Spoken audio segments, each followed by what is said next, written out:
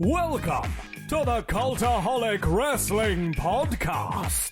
If you like a lot of wrestling on YouTube, join our cult. Hello, welcome to this very fantastic and very special and important election episode of... No, we talk about that. It's the normal bollocks Cultaholic Wrestling Are we Podcast. not? Are we not talking about the election? That's not going to do anyone any favours, is it? It's American Independence Day as well, isn't it? Ah, 4th of July. I didn't vote for them. Lads, that was yesterday, actually. Obviously this goes out Friday Friday now. yeah. That's why we're sat here, because we're getting down on Friday.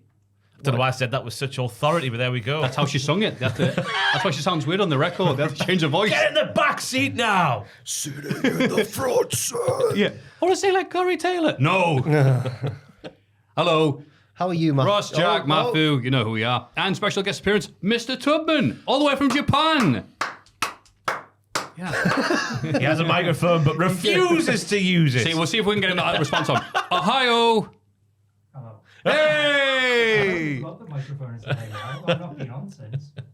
There's It's nice to be back. a big Joel hole in the back of the studio today. Joel's gone back to Ponte Carlo to watch some music. He's going to see a band with a cool name. So I can't remember who it was. That'd be a good name for a band nowadays. Band with wouldn't a cool it? name. The band with the cool name. It would. Let's start it. Let's be the band with the cool name. Sweet. Yeah. I'll do the testing. 1, 2, 1, 2. News. What? Wrestling That news. was a fantastic Wow. segue. That was None such of a these- quick band. How dare you already be lying to me face, Ross? Wow. Oh, my word. So something that happened last week, mid-podcast, Yeah. very surprising to get that. Usually the curse of the podcast does this, but Mr. Djack saying, well, I wasn't released. They didn't fire me. They just didn't renew my contract. I'm done. I don't have 90 days. So he's already had a appearance at Blitzkrieg. It's a nice name for a company. Wrestling. And he said this, and I had a lovely listen to the Twitch stream, him and the Eminem talking to him. Yeah, That's right, the famous rapper. Mason Mansoir. Yes, thank you. And he said something that I hadn't realised. WWE don't actually announce the releases anymore. They just let Sean Ross Sapp do it. And apparently that's how talent finds out. So there was a bit of confusion about whether this still happens or not in the quote I read. But he was like, Right. it at least used to happen very recently. I'm not sure if it does every time now. Right. But he said, as long as it still happens, I'll be firmly against it. He called it a disgusting business practice. I never thought about that. You just assume someone's telling them. But it's like, some of these people they're gone, well, let's just cut the middleman. Yeah, just follow Sean Ross Sapp on Twitter and he'll tell you. Some of them found That's out shocking, that. via the news, yeah. Yeah. Yeah. It's not very good.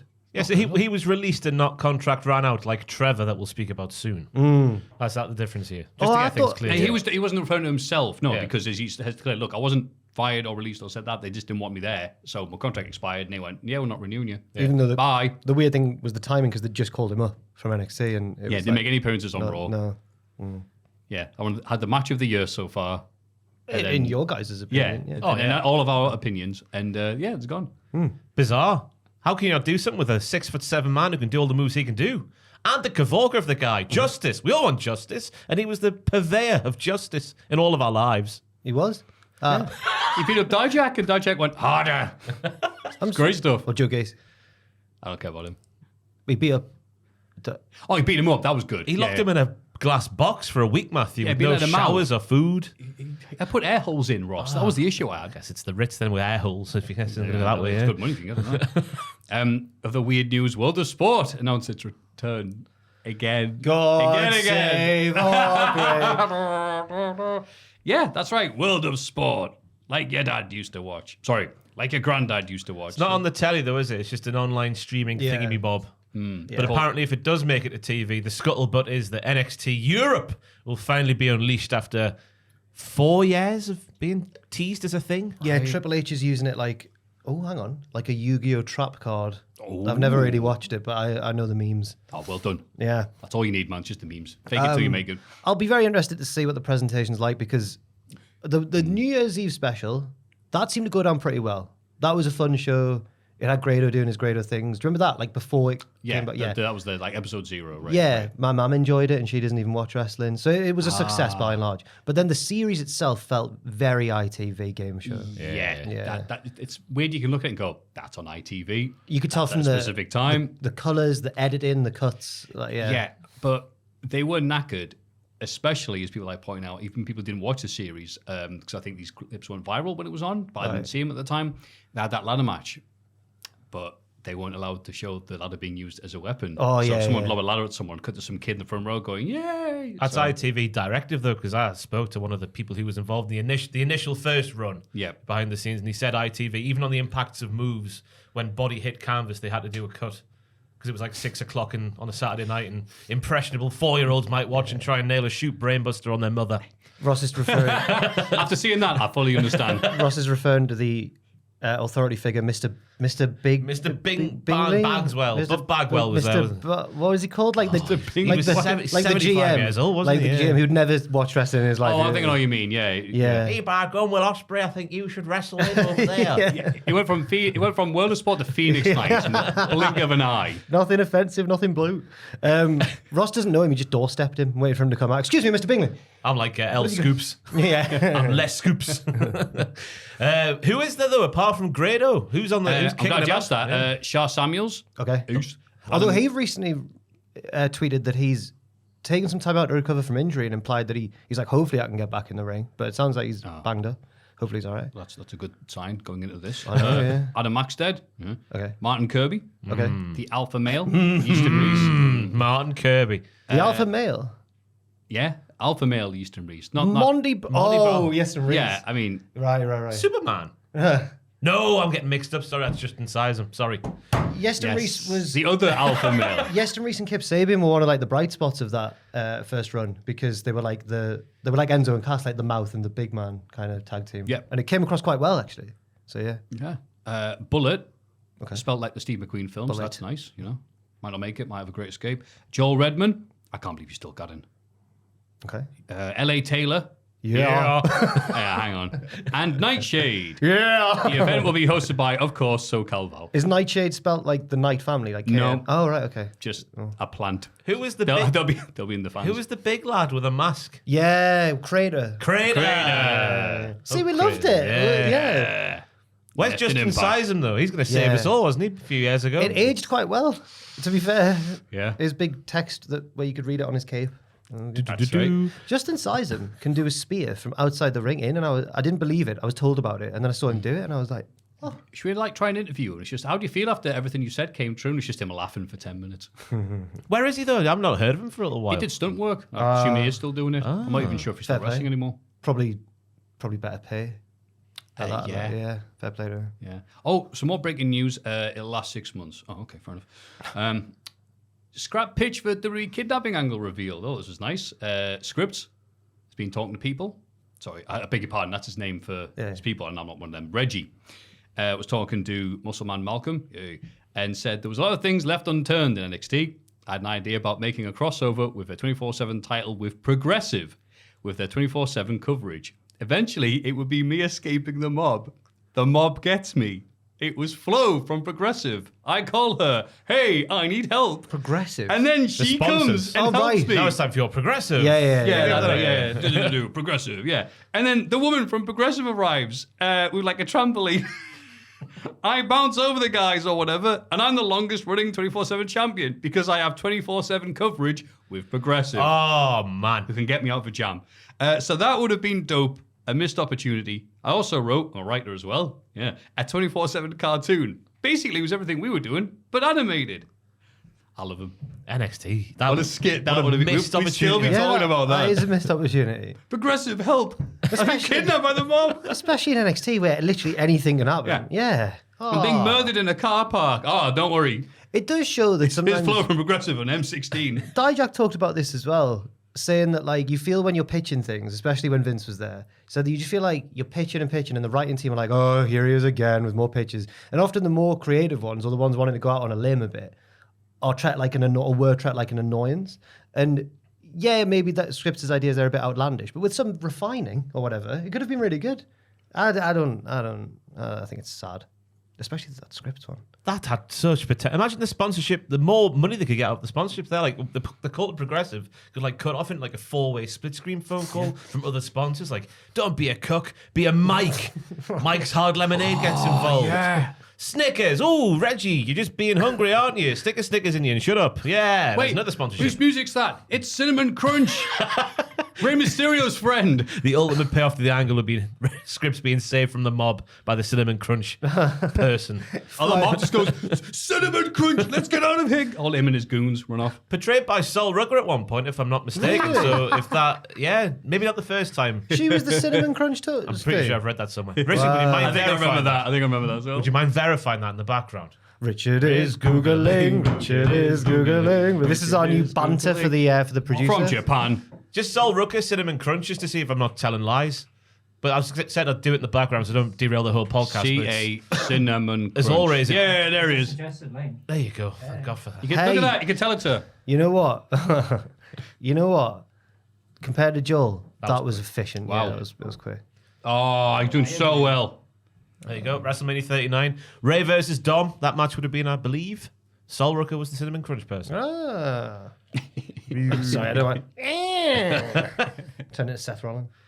Can I imagine that? Sol Rucker dressed like that, saving Reggie from the mob. That's Prime 2.0. What a. Oh. We used to be a country, a real country. But yeah, that was the news. No, it wasn't.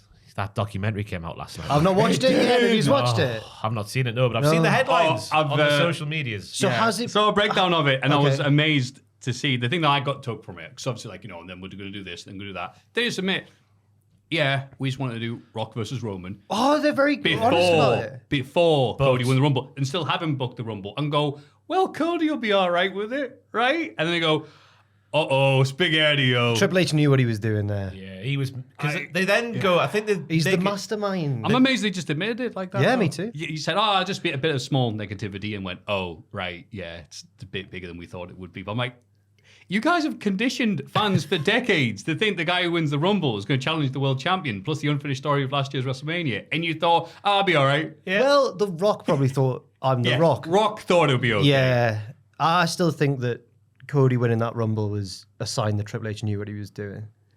Because why It's wouldn't he good just idea, why wouldn't he just isn't it? not have Cody win the Rumble? I don't know. Oh, Punk did get injured in the middle of it, I suppose. He would have been That was just going to be the Seth Rollins match. right. They said in there. But she's fascinated. The minute goes, yeah, we thought this, and then what? This is a horrible idea. I isn't need to it? watch it because the trailer got me all really hyped. It was so Netflix. Him walking down corridors and that in his suit. Triple H, I mean. He sits on a plane, yeah. Yeah, looking out the window with the little, the little. Yeah. Well, this is a really busy business. And, I want more of that. So hopefully Twitter hasn't lied. It was there. I just saw the headlines on Twitter this morning. I've not That's all actually you seen need, it. really, isn't it? Well, sometimes, yeah. Can't wait to watch it. Yeah, sorry, the breakdown going, I'm not going to watch this. It looks over it. Oh, okay. They go, yeah. And then they go, well, we pivoted towards this. If they're more honest than I thought, then fair enough. Wow. Yeah. Well, wow. They were this close to ruining that Mania. Oh, yeah. So crazy. Yeah, Yeah? it was Also, England is still in it. England's doing it. Yeah, we got Switzerland who look pretty good, which is annoying. Well, that flag's a big plus.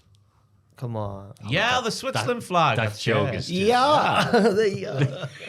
Basel. Good one, Maffew. Yeah. No, yeah, I'm not optimistic, but if the thing is, if we now win the Euros somehow, which is very unlikely, people will still then go, yeah, but he got lucky, didn't he? Because now he did. Yeah. And he deserves a knighthood and all that, But even I towards the end of the Slovakia match was losing faith a touch. We didn't deserve to win, but we did. To bring it back to wrestling. Oh, yeah. During that match, Go on. Gareth Southgate must have been on DoorDash while watching that, or not watching that game, because the obvious things that should have been done hours before. He still thought there was a goal in the game with the team he had out, and there was. So, That's the luck, though, isn't it? Didn't deserve it. Right for the wrong reasons. How can you yeah. leave Trent on the bench when Walker's that high for the whole second half? Jesus Christ. I thought Walker was a speeding bullet, but he was getting beaten all the time. He was. He had a bad game as well. 3-5-2 in the next one, do you think? Yes, big Konza. Esri Konza. Tony and Kane, I reckon, up front. And it almost was wrestling because the evil foreign manager got involved near the end. Declan Rice called him a I know. bald pussy. He went, my flies run done. Yeah, no, that was weird. Yeah. Right, I got a football. Yeah. Soccer, yeah, wrestling. Wrestling. Yeah. That was the news.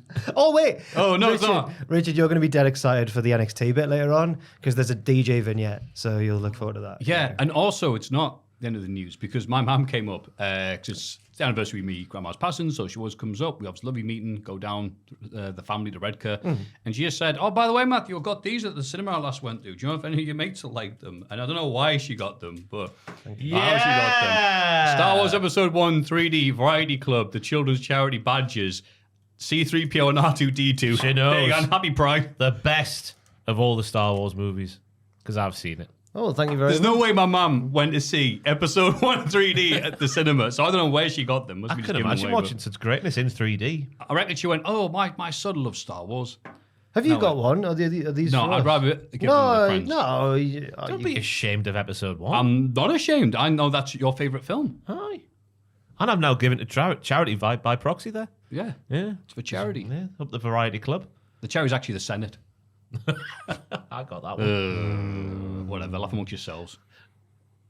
That was the news. Everybody get excited for the Cultaholic Hall of Fame. The prestigious Hall of Fame. Oh, no. In condescending order from last week, Jeff Hardy's cover of "I Believe in Joe Hendry," if you can call it that, 13%. Your music. Amazingly, box. amazingly, the very polite bear wanders into 5 homes, takes food from freezer, 19%. So, I can't believe that was I higher can't remember than which Joe Hendry. username it was, but one of mine and Owen's lovely Twitch viewers last night on the stream said, "Oh no, they were called like podcast community group or something." And they went, "Hi Jack, just us here from the podcast community group. We've come together and decided that Maffew shouldn't be outsourcing his Hall of Fame picks to his Twitch followers." That's true. That is true. How dare it? Second place.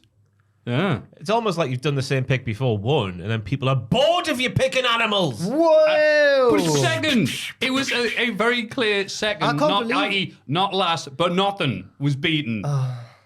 This entry. Jack the Jobber assaulting, in capital letters, Scottish Gary, 69%. What's the picture going to be? Just the freeze frame of that moment, or what? They'll have to be. You giving it the right hook? Do you know this? I don't actually. Oh, Richard, you don't even know the half. Have you of seen Brawl for All? 'Cause it's a bit like that. it. Is it just this wholesome young lad and a little trilby hat? Is it a trilby hat? Oh, it's a straw I couldn't see a hat. trophy hat from the dialysis thing. Yeah, I know. What? I damaged his kidneys, did I? I'm so hard. Absolutely, Jay. Whatever you say, mate. Whatever you say. We're friends, right? That's how hard he hit the floor. He took a full back bump off you, shoving him in the chest. In the video I did with the fans outside the Hydro after Clash at the Castle. Oh, I know what you mean. All right, okay. It's called the Hydra because he pumped him.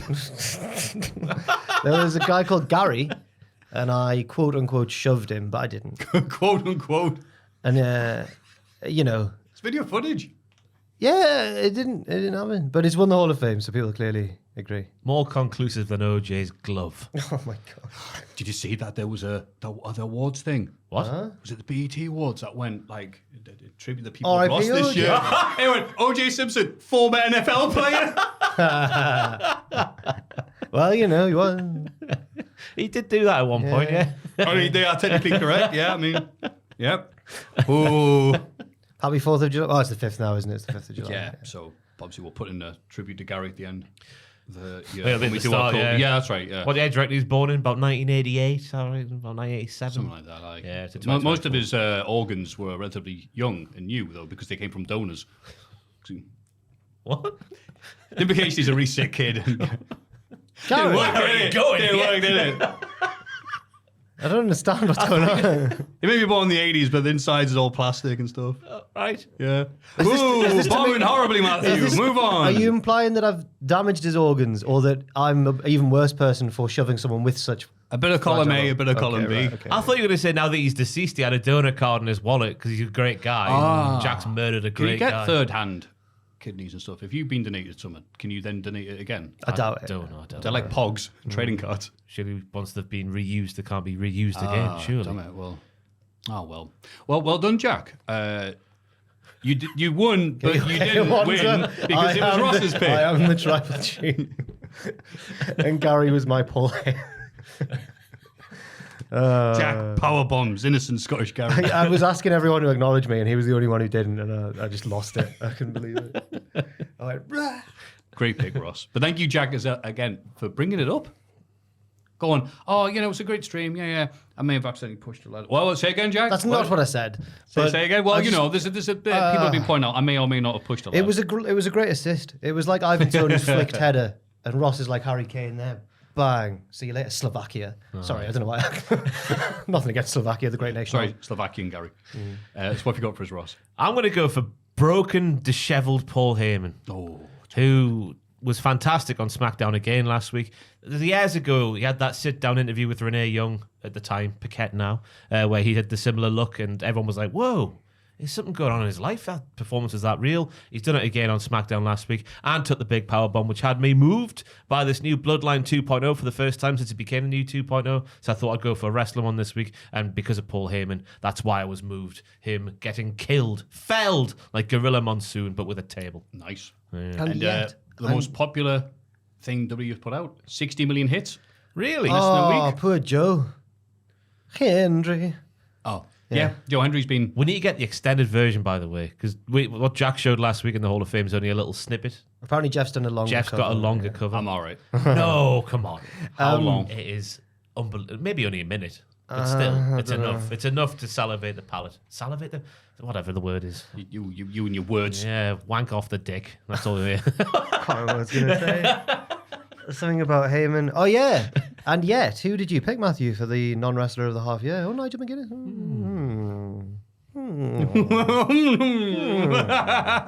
Not that, Of course. although Nigel had a great moment at Forbidden Door. So, He did, yeah. He had many, but yes. Yes. But yeah, Heyman pulling in a shift again for the 4,000th time of his career. But yeah. He never really takes bumps, though. No. So that I was trying rare. to think the last time he took a bump. It was was it SummerSlam? Roman versus Lesnar. I Right. think he took a similar-ish announce table bump, I think. I swear he took an F5 at one point. Really? Yeah. Oh, in his younger days. Yeah. I remember seeing Cornette react to a clip of Heyman at a house show, like squaring up to some kids in the front row, and then Roman's got to hold him back and stuff. It was proper like old school Bobby Heenan-y type. Yeah. And Cornette's just laughing, going like, he wouldn't get in a real fight if he had licked cow off a so that's was a my really good Cornette. That's my Cornette. So apparently Heyman doesn't do physical stuff very often, and yet bloody hell, it was effective. Yeah. The powerbomb was terrifying. Well, he slid off that table, didn't he, did, with yeah. his suit? Yeah. He landed on his head and neck. Like, oh no. Paul Heyman, no. But now the pressure's on the Bloodline 2.0 because they've not got Paul as the foil now. He's not going to be on TV for a while. Yeah, they have to book their own flights. I'm Horrible wondering that it's going to be completely late for like. So where at the Bloodline? Are they not interfering? Oh, okay. We'll have a nice quiet SmackDown. Show up at the very last minute, going sorry. I'm wondering if Jacob can talk, because now that he's shown up. This Oh, is he when can Heyman's- talk. Well, then, I've seen the promos. Yeah, and this is when Heyman's gone. Maybe. yeah. That was lovely. Good pick. Good pick, Cheers, Ross. wrestling fans. Now, even though the Cultaholic creative group, whatever they call themselves, Oh, yes. Oh, you've done it again. You've outsourced You've again. outsourced it to a Twitch follower. even though they don't like it, I got sent. No, wait. I got sent this by a bunch of people, so just to appease the people who are sending me it. Okay. Day after day. We all get sent stuff each week, and I just ignore them. If you You send say me, that. if you send You me a say message that. on Instagram in the requests folder, because when you have a business account, you get like the separate requests folder. If you message me, I've seen it, but I've just not replied. So thank you for the message. I'm just lazy. Yeah, you are. It's terrible. But can you please show us the picture, Tubman, of the many... No, it is not Cinnamon Suns. Yes! Maffew went to a wedding 2 weeks ago. And would you believe it? Also, coincidentally, DJ Qualls, who I used to look like before my mum cut my fringe off this week because I let her, and she's made me look a bit odd. I look a bit like, apparently. DJ Qualls reveals he's engaged to the guy from Supernatural, Ty Olson, who I don't know because I don't watch Supernatural. We're going to be old men together. Well, I am DJ Qualls. I was at a wedding and I am an old man. So people are saying, well done, Maffew. Congrats to your doppelganger getting married. You did look like him at one point. Yeah, but now I don't. You even do have that hat as well, don't you? I do have that hat, yes. Yeah. DJ Qualls is the protagonist in the music video for Simple Plan's I'm Just a Kid. I didn't see that one. Which one was I'm that? just a kid and life is a nightmare. Oh, there we go. Yeah. Oh, God. Ooh. Yeah, I was in the wrong Oh, key I there. was not a fan of Simple Plan. Ooh. It's an all right song. What's new, Scooby-Doo? They're coming after you. Oh, God. No, good. They do a song with Sean Paul. That's just as how, well. that's just Summer, what, really? Summer Paradise. How does that go? It's all like ska and like ding, ding, ding. Yeah. Well, not ska, like reggae. Okay, and he's yeah. still singing like Summer Paradise with you. Yeah, it's some of the. It's really good. It's like Sean Paul just going sex on the beach. It's really- Okay, you turn me around. Yeah, I like That's a Simple great Plan now. Thank you. collaboration, yeah, between two titans in their respective field. Absolutely. Simple Planet, him. Sean John Paul, Pierce's the brother. Pope himself.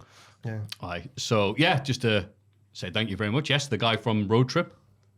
No, DJ not Tom Green. I've never seen Road Trip. Watched him as a kid.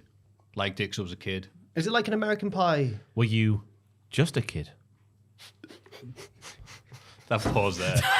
Well done. Yeah. I'm Sorry. gonna call you Paul's Heyman. Yeah, it was a film where they go from... Sean Paul Heyman would be quite a thing to see.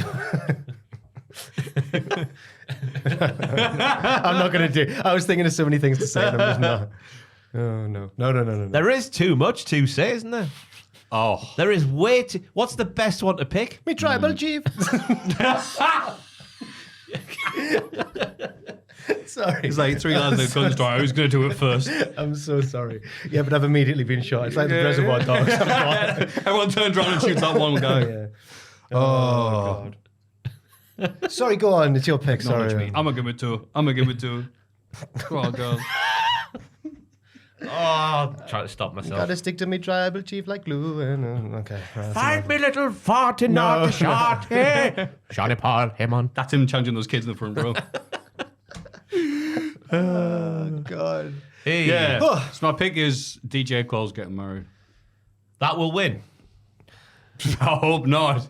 That's a good one. This is less a pick, more of a public service announcement. Congratulations to DJ Qualls. Yeah, congrats, yeah. DJ Qualls. I'll follow you on Twitter. You don't follow me back. Why would you?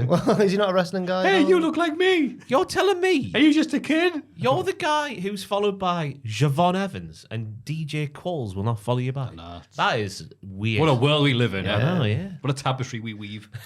Anyway, Jack, what have you got for us? Election night coverage. Obviously, it's really exciting. No matter what happened, like obviously I was disappointed in 2019, my own personal political beliefs and everything, and I thought this is going to be bad, and it was. The Tories extended their majority at the time. But regardless of how the result shakes out, and this year I'm quite, not apathetic because I'm still going to vote tonight, but like Labour are going to win, Keir Starmer's going to become the new Prime Minister, and I'm going to be like, that's the lesser of two evils really, isn't it? Like, I'm not too jazzed about the result, but the coverage itself is... Oh, it's so exciting. As we were saying before the podcast, the graphics, the CGI Houses of Parliament, Jeremy Vine getting lost in a bar chart. It's unbelievable, Maffew. You're right. It's the, when you have the guests round and they go, oh, go get the special chairs and glasses. Like, this is what it feels like when it's got the CGI department for covering these things. I looked through all the different channels who were doing it and all the different presenters, and I've settled on which one I'm going to watch. Channel 4, Krishnan. You can't go wrong with Krishnan. He's also got the two lads from that podcast you were talking Alistair about. Campbell and Rory Tory. Rory the Tory. From The Rest is Politics. We all know Alistair Campbell. I know, Rory yeah, Stewart, yeah. I think his second name is. Rory Stewart? the Tory. And it's got some other guests in that. I think one of them is going to be Anne Widdecombe. I couldn't believe they were dragging her out. Oh. I know, yeah. Oh, wow. She can't do a long stint. still surely. alive. I know, yeah. After that Strictly routine. What a shame. But I thought I was going to sit at home and watch it. But going out? until I fall asleep. The Grove have got it on. Oh my God. It's going to be a party. Oh, really? With the DJ playing? So I'm tempted. If I can find anyone to go with. Till 9 a.m. No, till 2. They're closing at 2. So there'll be like 3 seats announced. But just to see what an election coverage party is like, I'm going to go down the Grove. I met the pizza man there. Oh, he's great. Tony, lovely guy. Yeah. The only one who could ever reach me was the son of a pizza man. Yeah, he'd be great. The pizzas they do there are nice. I'm just giving the Grove some free promo. But no, election night coverage. It's just It's second. It's literally brass eye at this point. If you look at this graph, Have something and else this graph, and to- correlate it with this graph. Have something else to do in the background because obviously the action doesn't come thick and fast until later on. There's also the secondary Tyne-Wear derby, which constituency is going to be the first ones because we're always the fastest up here somehow. I don't want to vote in a constituency that counts the votes really fast. It's such a broken system. It sounds bad, doesn't it? Yeah. I want to know my votes counted. No. Normally I just use a pen to poke my polling card. Well, they do have the little private booth. That's why they say don't look. Right? I gotta know. That's one way to spoil a ballot. Anyway. Hey! But no, election night coverage, it's exciting in the same way that the World Cup or the Olympics are. Hey. It's very interestingly put. It's a weird pick for Hall of Fame. God, DJ Cole's married might actually win. Yeah, me, Fraser, and Aiden have all created our fantasy general election teams on the website where you can make a fantasy football team out of. What? Yeah, they cost. Each one costs. So if one's got like a massive 30,000 seat vote majority in their seat, they cost 30,000 of your 100,000 budget. If they've got a small majority, then so you got to balance between the surefire winners and then the ones, and you can only have, you've got your defenders are the ones incumbent, your attacking players are the ones going for a seat, and if they win a seat, you win. They get the majority they end up with plus the previous majority.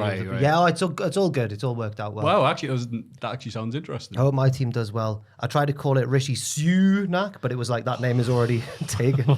So then I went for Ed Miliband. So. What's the point? It's all. They're all liars, anyways. You might as well laugh. Yeah, exactly. Wow. We'll move on from liars on his obsessed with the self-image to wrestling very soon. But yeah, wow, 3 weird picks this week. No, Ross's was pretty good. Ross, what have you got? Mine was dishevelled Paul Heyman. Dishevelled Paul Heyman. Wow, that's not winning in a wrestling podcast.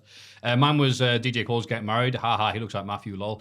And Jack's is the election night coverage. Oh, yeah. God, that is going to suck next week when we go. Did we really put that? Oh, no. Yeah. And we see how further we can bury this country.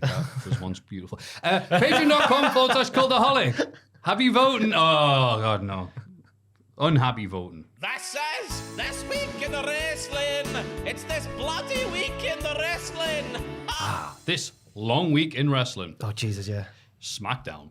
The Bloodline arrive backstage without Jacob Fatu. Paul Heyman asks where Jacob is. Solo doesn't answer. No, it's not very nice. They head the ring, but we see Cody, Owens, and Orton arrive on the Tron. They head to the stage and brawl with the Bloodline. Kevin Owens climbs in the crowd and puts Tangaloa through a table with a big swan. This is how SmackDown starts. Madison Square Garden. We've got the bit for the new Don't Try This at Home promo where Kevin Owens lands right on my tailbone. Does it look like he landed right on my tailbone? It looked nasty, yeah. It was angled back in the day, wasn't it? I think I landed right on my tailbone. I think it was Sounded angled. just like Giles Brand with whatever he's called for some reason. Hello, I'm Kurt Angle. I landed right on my tailbone. It's very serious. Is that in the match with Shane? Yeah. Belly down the ramp. Out of my tailbone. Dislocated my right shoulder. Didn't he also win King of the Ring that year, or at least get to the final? He wrestled like 4 matches on that show. He got the finals and lost to Edge.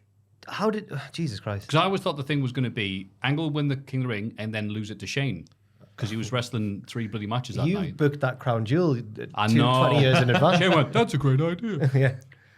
That was news. Mercedes Moné was seen talking with Shane McMahon. With people's eyes, saw this, apparently. Yeah. People's eyes. And someone was like, hark now here, doth angel sing. And apparently AEW was mentioned during that conversation. Yippee! Yeah, shut up. No, what could he bring? Oh, the Elite can't find a 5th man as well. Oh, my God. Oh, shit. No. Nick Aldis leads a team of security to the ring and the heels leave. Security try to get the babyfaces to leave too, but they all get beaten down. Aldis storms to the back. The faces got a promo about how cool and good at wrestling they are. I mean, it's true. They're confident of winning at Money in the Bank. Cody says he thought he already finished the Bloodline at WrestleMania. He calls Solo a seat filler. He's got a big ass. Aldis brings the fuzz down to the ring, and the babyfaces are escorted away. What a segment to start off SmackDown. Hot and heavy action to start. Anything, and I mean anything, can happen in the World Wrestling Federation. The camera shot where the lads rocked up was fantastic, I thought. The silly little blonde security guard was going to be my Hall of Fame pick initially. What was he doing good in the business for himself? The one who got RKO'd? Yeah, I'm glad he got shoot RKO'd. That was Facade.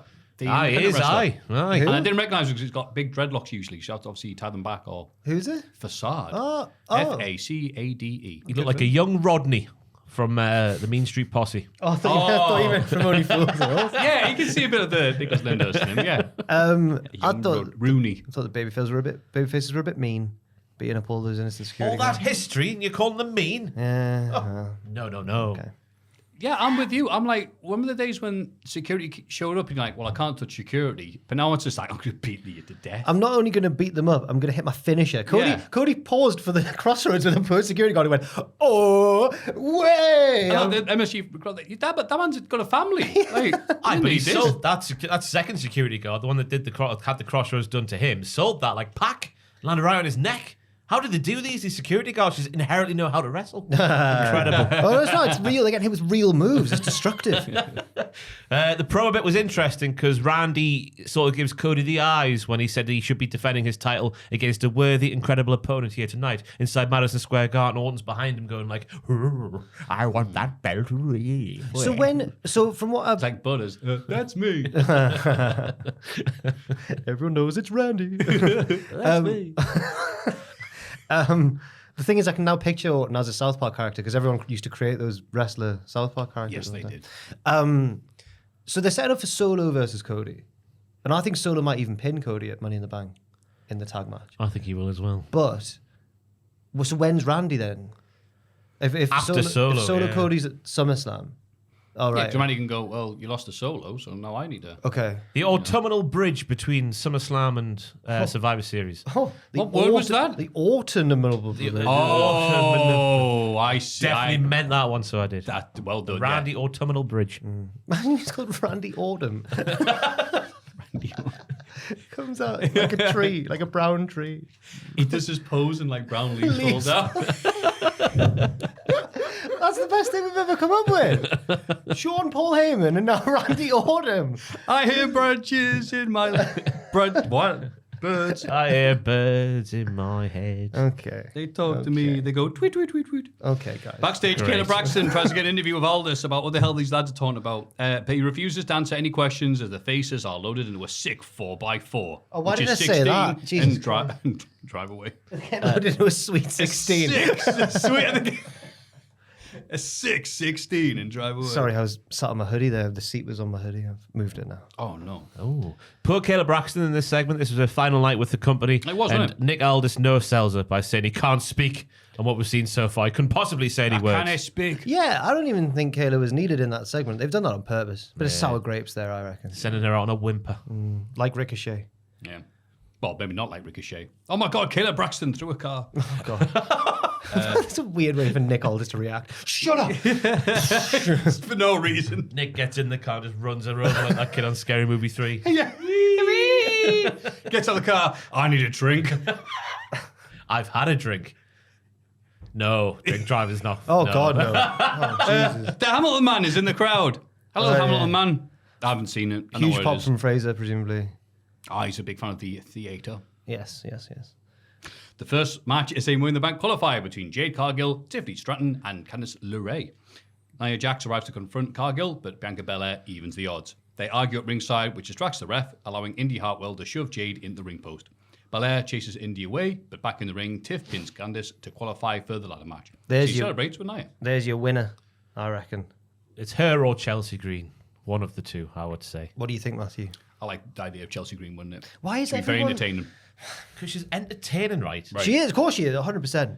But she's got something. She's a star. And I think I've She's been gorgeous. on the on the pitches video. I said this, Tiffany and Ross and Andrew both went, Chelsea Green. You've now gone Chelsea Green. Where's all this groundswell of Chelsea Green? Not that it's a bad thing, but I feel like my Tiffany shouts are going unheralded. I'm just one of those weirdos who watches the show every week and go, she's good. It's amazing amount of people you talk to online, they say something completely ridiculous. Goes, oh yeah, not everyone watches wrestling and comments on it. Yeah. No, but I just think Tiffany will win, probably. And should, actually. Because she's got the thing with Nia now as well. What's going to happen there? Ooh. Is Nia going to help her win? Yes, probably, yeah. Sickening. Well, he'll It's a nice way of getting out of Money in the Bank. Someone having that briefcase of the champ. It's like, oh, just destroy. You help someone win the Money in the Bank briefcase and then injure them straight away. And then whenever they come out the hospital, I'm cured. Just immediately injure them so they can never cash in. Just keeps that going until a year, and you're like, yay. Yeah. Yeah, That'd be a good storyline. Yeah, all makes sense. Yeah. Yeah. That's why I don't book. 0 put for Candice. So that means she's taking the L for someone else. And I put, wow, someone distracted someone in the match, enabling someone else to get the win. Well, I'm glad they kept the variety up during these qualifiers. Yeah. It's the exact same stuff we've seen last week. Candice, the little bits of heel work she was doing in the ring were good, but as you say, she got no reaction for any of it, so that was a bit of a shame. Tiffany did very little to dispel the rumours by ganging up on Jade like that.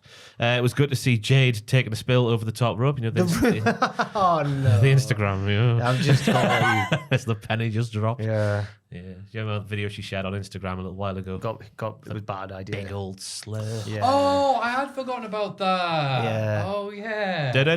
I'd like to retract my statement that she's definitely winning. Oh, yeah. No, she probably still will win, I reckon. She probably does, yeah. It was good to see Jade wiped out for the finish because I thought having her in the ladder match would be a bad idea because she's just going to get upstaged by your Io Skies and your Zoe Starks and other people like that. And I thought I've written down here, that finish was brilliant. Okay. The knees up from the lion salt from Candice and Tiffy running in to a BME perfectly, but on the run. Oh, she's good. God, you paint such a beautiful picture Aye. She is great. on your big bridge. They slotted together like IKEA. I finished that with. Oh. I hate IKEA furniture. It'll work if your rappers do it in a tune, but when you just say it as a sentence, it doesn't quite have the same aplomb. A slot together like a key. It's like when John Cena's like, "I'll brush your teeth like Colgate" or something. That line, whatever that line. Wash was your back mouth out or something. Yeah. Works when it's in a I'll tune. brush your teeth like Colgate. I'll I'll tie your laces up on your shoes. I'll make sure you look good for work. Is knock your shell off a Mario reference? Knock your shell off. All I can think of is Koopas. I assumed it was either that or you are slow, therefore like a turtle. Oh. Yeah. You never see me wear the next man's sweater. Okay. That was a good lyric. Because why would you wear the next man's sweater? In 8 Mile. Get your own sweater. That's the hip hop and happening fashion. Is that your second-hand stores? Bet that guy behind the camera were there. Bet you've been to your speaking of second-hand the stores. hottest man in Cultaholic. Do you go to Alright, second-hand why stores? does he do this to us, Ross? He always says all the editors and that are the hottest men in Colorado. They are. Oh, you said That's everyone's fine. great. So Oh, and he's diplomatic as well. You take him home to your mum, What's he wouldn't you? said? He said, I love you guys. Thanks. I love the way you take the piss out of us every I week. do love a good second-hand store. I There went you them a go. lot when I was away in Tokyo. They're great over there. Fantastic. Oh, you went to Japan? Oh yeah, Isn't there Great. a That was whole nice. district there of charity shops, basically? It's not charity shops. It's more just like normal shops that Oh, are right. selling second-hand clothes. Okay. Yeah, it's Actually, no, called come to Shields think Road. of it- Come to think of it, I didn't see that many like charity shops. Well, You came back Interesting. swagged out, though, to be fair. oh yeah, All I the think the majority of stuff I'm wearing is stuff that I bought when I was away. There you go. Yeah. A fashionable Lovely. man wearing the next man's sweater. Or the previous man's sweater. Some man's sweater. In 8 Mile, Eminem's character is obviously called B Rabbit because he's fast. And in one of the rippity raps at the end of 8 Mile, he says, I'm a rabbit, this is a turtle race. But as we know, the turtle or the tortoise beat the hare in the race. Yeah. So the judges of that rap battle should really have noted that down. Yeah, it really has, like, Homer going. It was like David versus Goliath, only this time David won. Yeah. So where we at now? Oh, no, wait. Maybe the other guy says it to B Rabbit. Oh, I've not seen it for years. That would make more sense, wouldn't Yeah, it? would And then Eminem goes, ha ha, idiot. Backstage, Bailey and Naomi talk about how annoying Tiffany is. Naomi says if she wins the briefcase, she might have to cash in on Bailey. The champ says she's still cheering Naomi on. Ugh. Blair Davenport interrupts and says it doesn't matter because Naomi isn't winning tonight. She says Bailey's days are numbered. Yeah, she's got a calendar. I did the same promo last week, so that's a shame. I put Blair trying to be more normal isn't working. It's working more than her using long words for no reason. That's your gimmick this week. Is it? Oh, Randy Autumnal. Yeah. I'm glad you said it again. Autumnal. That is good, that. I wasn't too you've got to progress it somehow and find somewhere for Blair Davenport to be, so that's fair enough. But they really are, maybe it's a swerve later on, they're really doing the whole, Bailey and Naomi are such good friends. And I'm like, I don't want to see them be good friends. I want to see them fight. Yep. But we'll see. Yep. Mission asked Nick Aldis for a match against Nia, and he says he'll see what he can do. What? It's literally a job. Yeah. He's not as good as Ava, is he? Where he knew what was coming up on Tuesday night, where she was going that's to right. get eaten by Miss Parker. And Miss Parker's chairs. The Street Profits and B-Fab arrive and want to get their hands on the Bloodline. But Aldis says there's been too much chaos tonight already. Pretty Deadly interrupt with a pitch for Pretty Deadly, the musical. Yes, boy. And Fraser obviously loves that bit. The Street Profits aren't amused and want a match tonight. I like how B-Fab thought that calling the Backstreet Boys was an insult. That's like Yeah, a really good thing to say about somebody. haha, those really successful lads. Those heartthrobs from the golden generation of music. Haha, look at these attractive bastards. There's another music-based backstage segment on NXT that I can't wait to talk about, where one genre of music is now officially heel and one is babyface. Yeah. Oh, yeah, I remember now, yeah. Also, I put Pretty Deadly against the Pride. Hell yeah. Nick Aldis said gay rights. Okay. Backstage, Heyman asks Solo where Jacob is again. Solo says he's taken Heyman's advice. Jacob is too dangerous, so he isn't here. Solo says Heyman will officially become his wise man tonight. Oh, I don't think he will. Yeah, so Paul's gagging to be the wise man, but Solo's not quite letting him. But Solo still wants him to be the wise man. Also, we thought at this stage. It must be Roman's wise man. He is Roman's wise man. Yeah. And Solo's going, well, now you're my wise man. Or will become tonight. And Paul's like, that's not how that works. He should have said that. He should have I read your wise man's contract. He should have run away. I can't believe I took him for his face value here, Solo. Saying Jacob You Fatu believed wasn't him? there. Yeah, I couldn't believe it. You think Solo was going to take Paul Heyman in a contract reading thing? Yeah, he wears a suit. Paul's made an entire career out of not paying or doing what he's supposed to be doing in the contract. The next match is a Money in the Bank qualifier between Logan Paul, LA Knight, and God, who's losing this? I can't tell. Santos Escobar. We see New York Knicks star Jalen Brunson in the crowd. Jalen Brunson. Yeah. Brunson Burner. Everyone loves him. Let me be your disco flame. Burn, baby, burn. Yes. That was a song back in the day. That's what flame the references. That's what the Knicks walk out to these days. That's right, yes.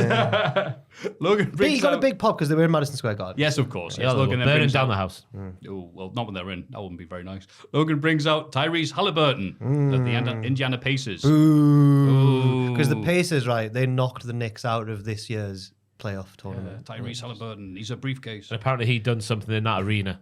He beat the Knicks. Yeah. Logan Paul needs some. It's like when someone. it's like when they brought Jermaine Defoe in the Metro Radio Arena. Sorry, the Metro Radio Arena. We know you, man. I'm at the Telly West. Of course.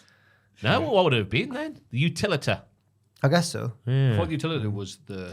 Metro Radio, Yeah. and then Telly West before the Metro. Yeah. And now it's called, is it still the Utilita? It's still the utility until, I don't know, maybe a week's time. So yeah, it was one of those things where I'm sure the live crowd got really into it. But They they did, really bloody yeah. did. They had to censor some bits of the crowd. and you know what, the lads as well, those two basketball stars didn't corpse. They didn't like. They seemed up for it. Like they seemed, you know. Yeah, I was going to say, they were very professional. Yeah. They did this. They did their spots, I guess. They weren't And, Jeremy Piven. They didn't LeVar Ball it, did they? Oh God, Remember Richard. That's his favorite segment of all Richard time. Tubman loves that segment. Yeah, he does. Wow. Beat his Beat that. Yeah. racial slur ass. Yeah. And then Moxley comes out and goes, "What the f- is that?" During his entrance, he just says it into the camera. Logan can't put Knight away, so Halliburton fetches a pair of brass knucks, but Brunson stops him. You made him sound like a fish there. Halliburton. Yes. Knight wins with a roll-up on Logan. Logan and Halliburton surround Knight after the bell, but Brunson forces them to back off with a steel chair. Logan's quite tall, isn't he? You know, he's tall as that basketball man. Bloody hell! It's not like when Rodman was like towering over the NWO. Apart from Nash, Of course. Nash excluded. Of course. Are basketball players getting smaller like wrestlers then? I think these two might not be in particularly tall positions. They're still taller than the average person, comfortably, but not for the NBA. Smaller than the average Yeah, LeBron James's son has been drafted by the same team that LeBron James is currently on, but apparently he's not actually that good. It's like really nepotism. Yeah, Wow. I'm Bronny disgusted. Bronny James is now. What, they don't have an NXT, they can GM. They've got a G League. It's called. Yeah. They've, NXT's painting two particular superstars as the LeBron and the Michael Jordan. I of wrestling. couldn't believe that. It's subliminal I messaging and can't it's wait working. to talk about. It's not subliminal. It was subliminal. super liminal. It was. Yeah, you're the opposite. It's Yeah. really bloody obvious. It's a little dab mid-sentence. If you pick up on it, you're like, oh my Yeah, gosh. some of you might not have quite noticed. Some of you didn't take film media at school, but don't worry, we're here for you. Just imagine you just sitting there, just reading a book, maybe while NXT's on in the background. If you're not fully invested like we are, just hear Michael Jordan. Whoa! Yeah. Kalani Jordan is Michael. It was Jordan. subtle. It was very subtle. Whoa! Sol Rooker is LeBron James. Goats, baby. Anyway, if you're not interested in this match, don't worry. It had, yes, someone distracted someone else for the finish. So Yeah, the wrestler without a chance could get It in was getting a again. bit. Yeah. But one thing I really enjoyed was after LA Knight had done the roll up and the referee counted 3, he did a cool walk away. He did like a strut. He was like, "Yeah, I've pinned him, whatever." I was like, "Oh, LA Knight, you've got the Kavorka." Yeah. We're allowed to say it in the case of LA Knight. Of course we are. Of course we are, yeah. Boston invented that term. At least this He did. match, though, was hot thanks to Logan Paul making a rare appearance and the Yanks are put there. By the way, Logan Paul's last defense of the title, WrestleMania XL Night 2, 2 months ago. Oh. 3 title defenses since November 2023. If there's just any saying, heel who just can get saying. away with not defending the belt in storyline ways, it's Logan Paul. He was at the Tetris World Championship. He was playing Tetris. He was trying to sue CoffeeZilla.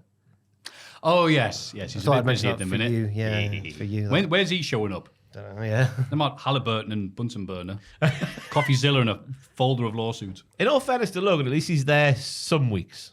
At least 2 a month, I'd say, since then. Doing skits on the show and stuff like that. Yeah. Just in his defense, he has a lovely arm-wrenching gut bomb thing as well. He does, yes. Which is a fantastic Well, that's more defense than he's put in for his belt, so well done. It's nice to see Ellen Knight cheat against the man who has cheated thousands of fans out of money in the past, allegedly. That's good. So keep that up. This Yes. Money in the Bank season. That's right. Meltzer Billy is Mitchell now- of wrestling. Meltzer has now confirmed his opinion that Logan's the best celebrity wrestler of all time, which is hard to argue with now, I suppose.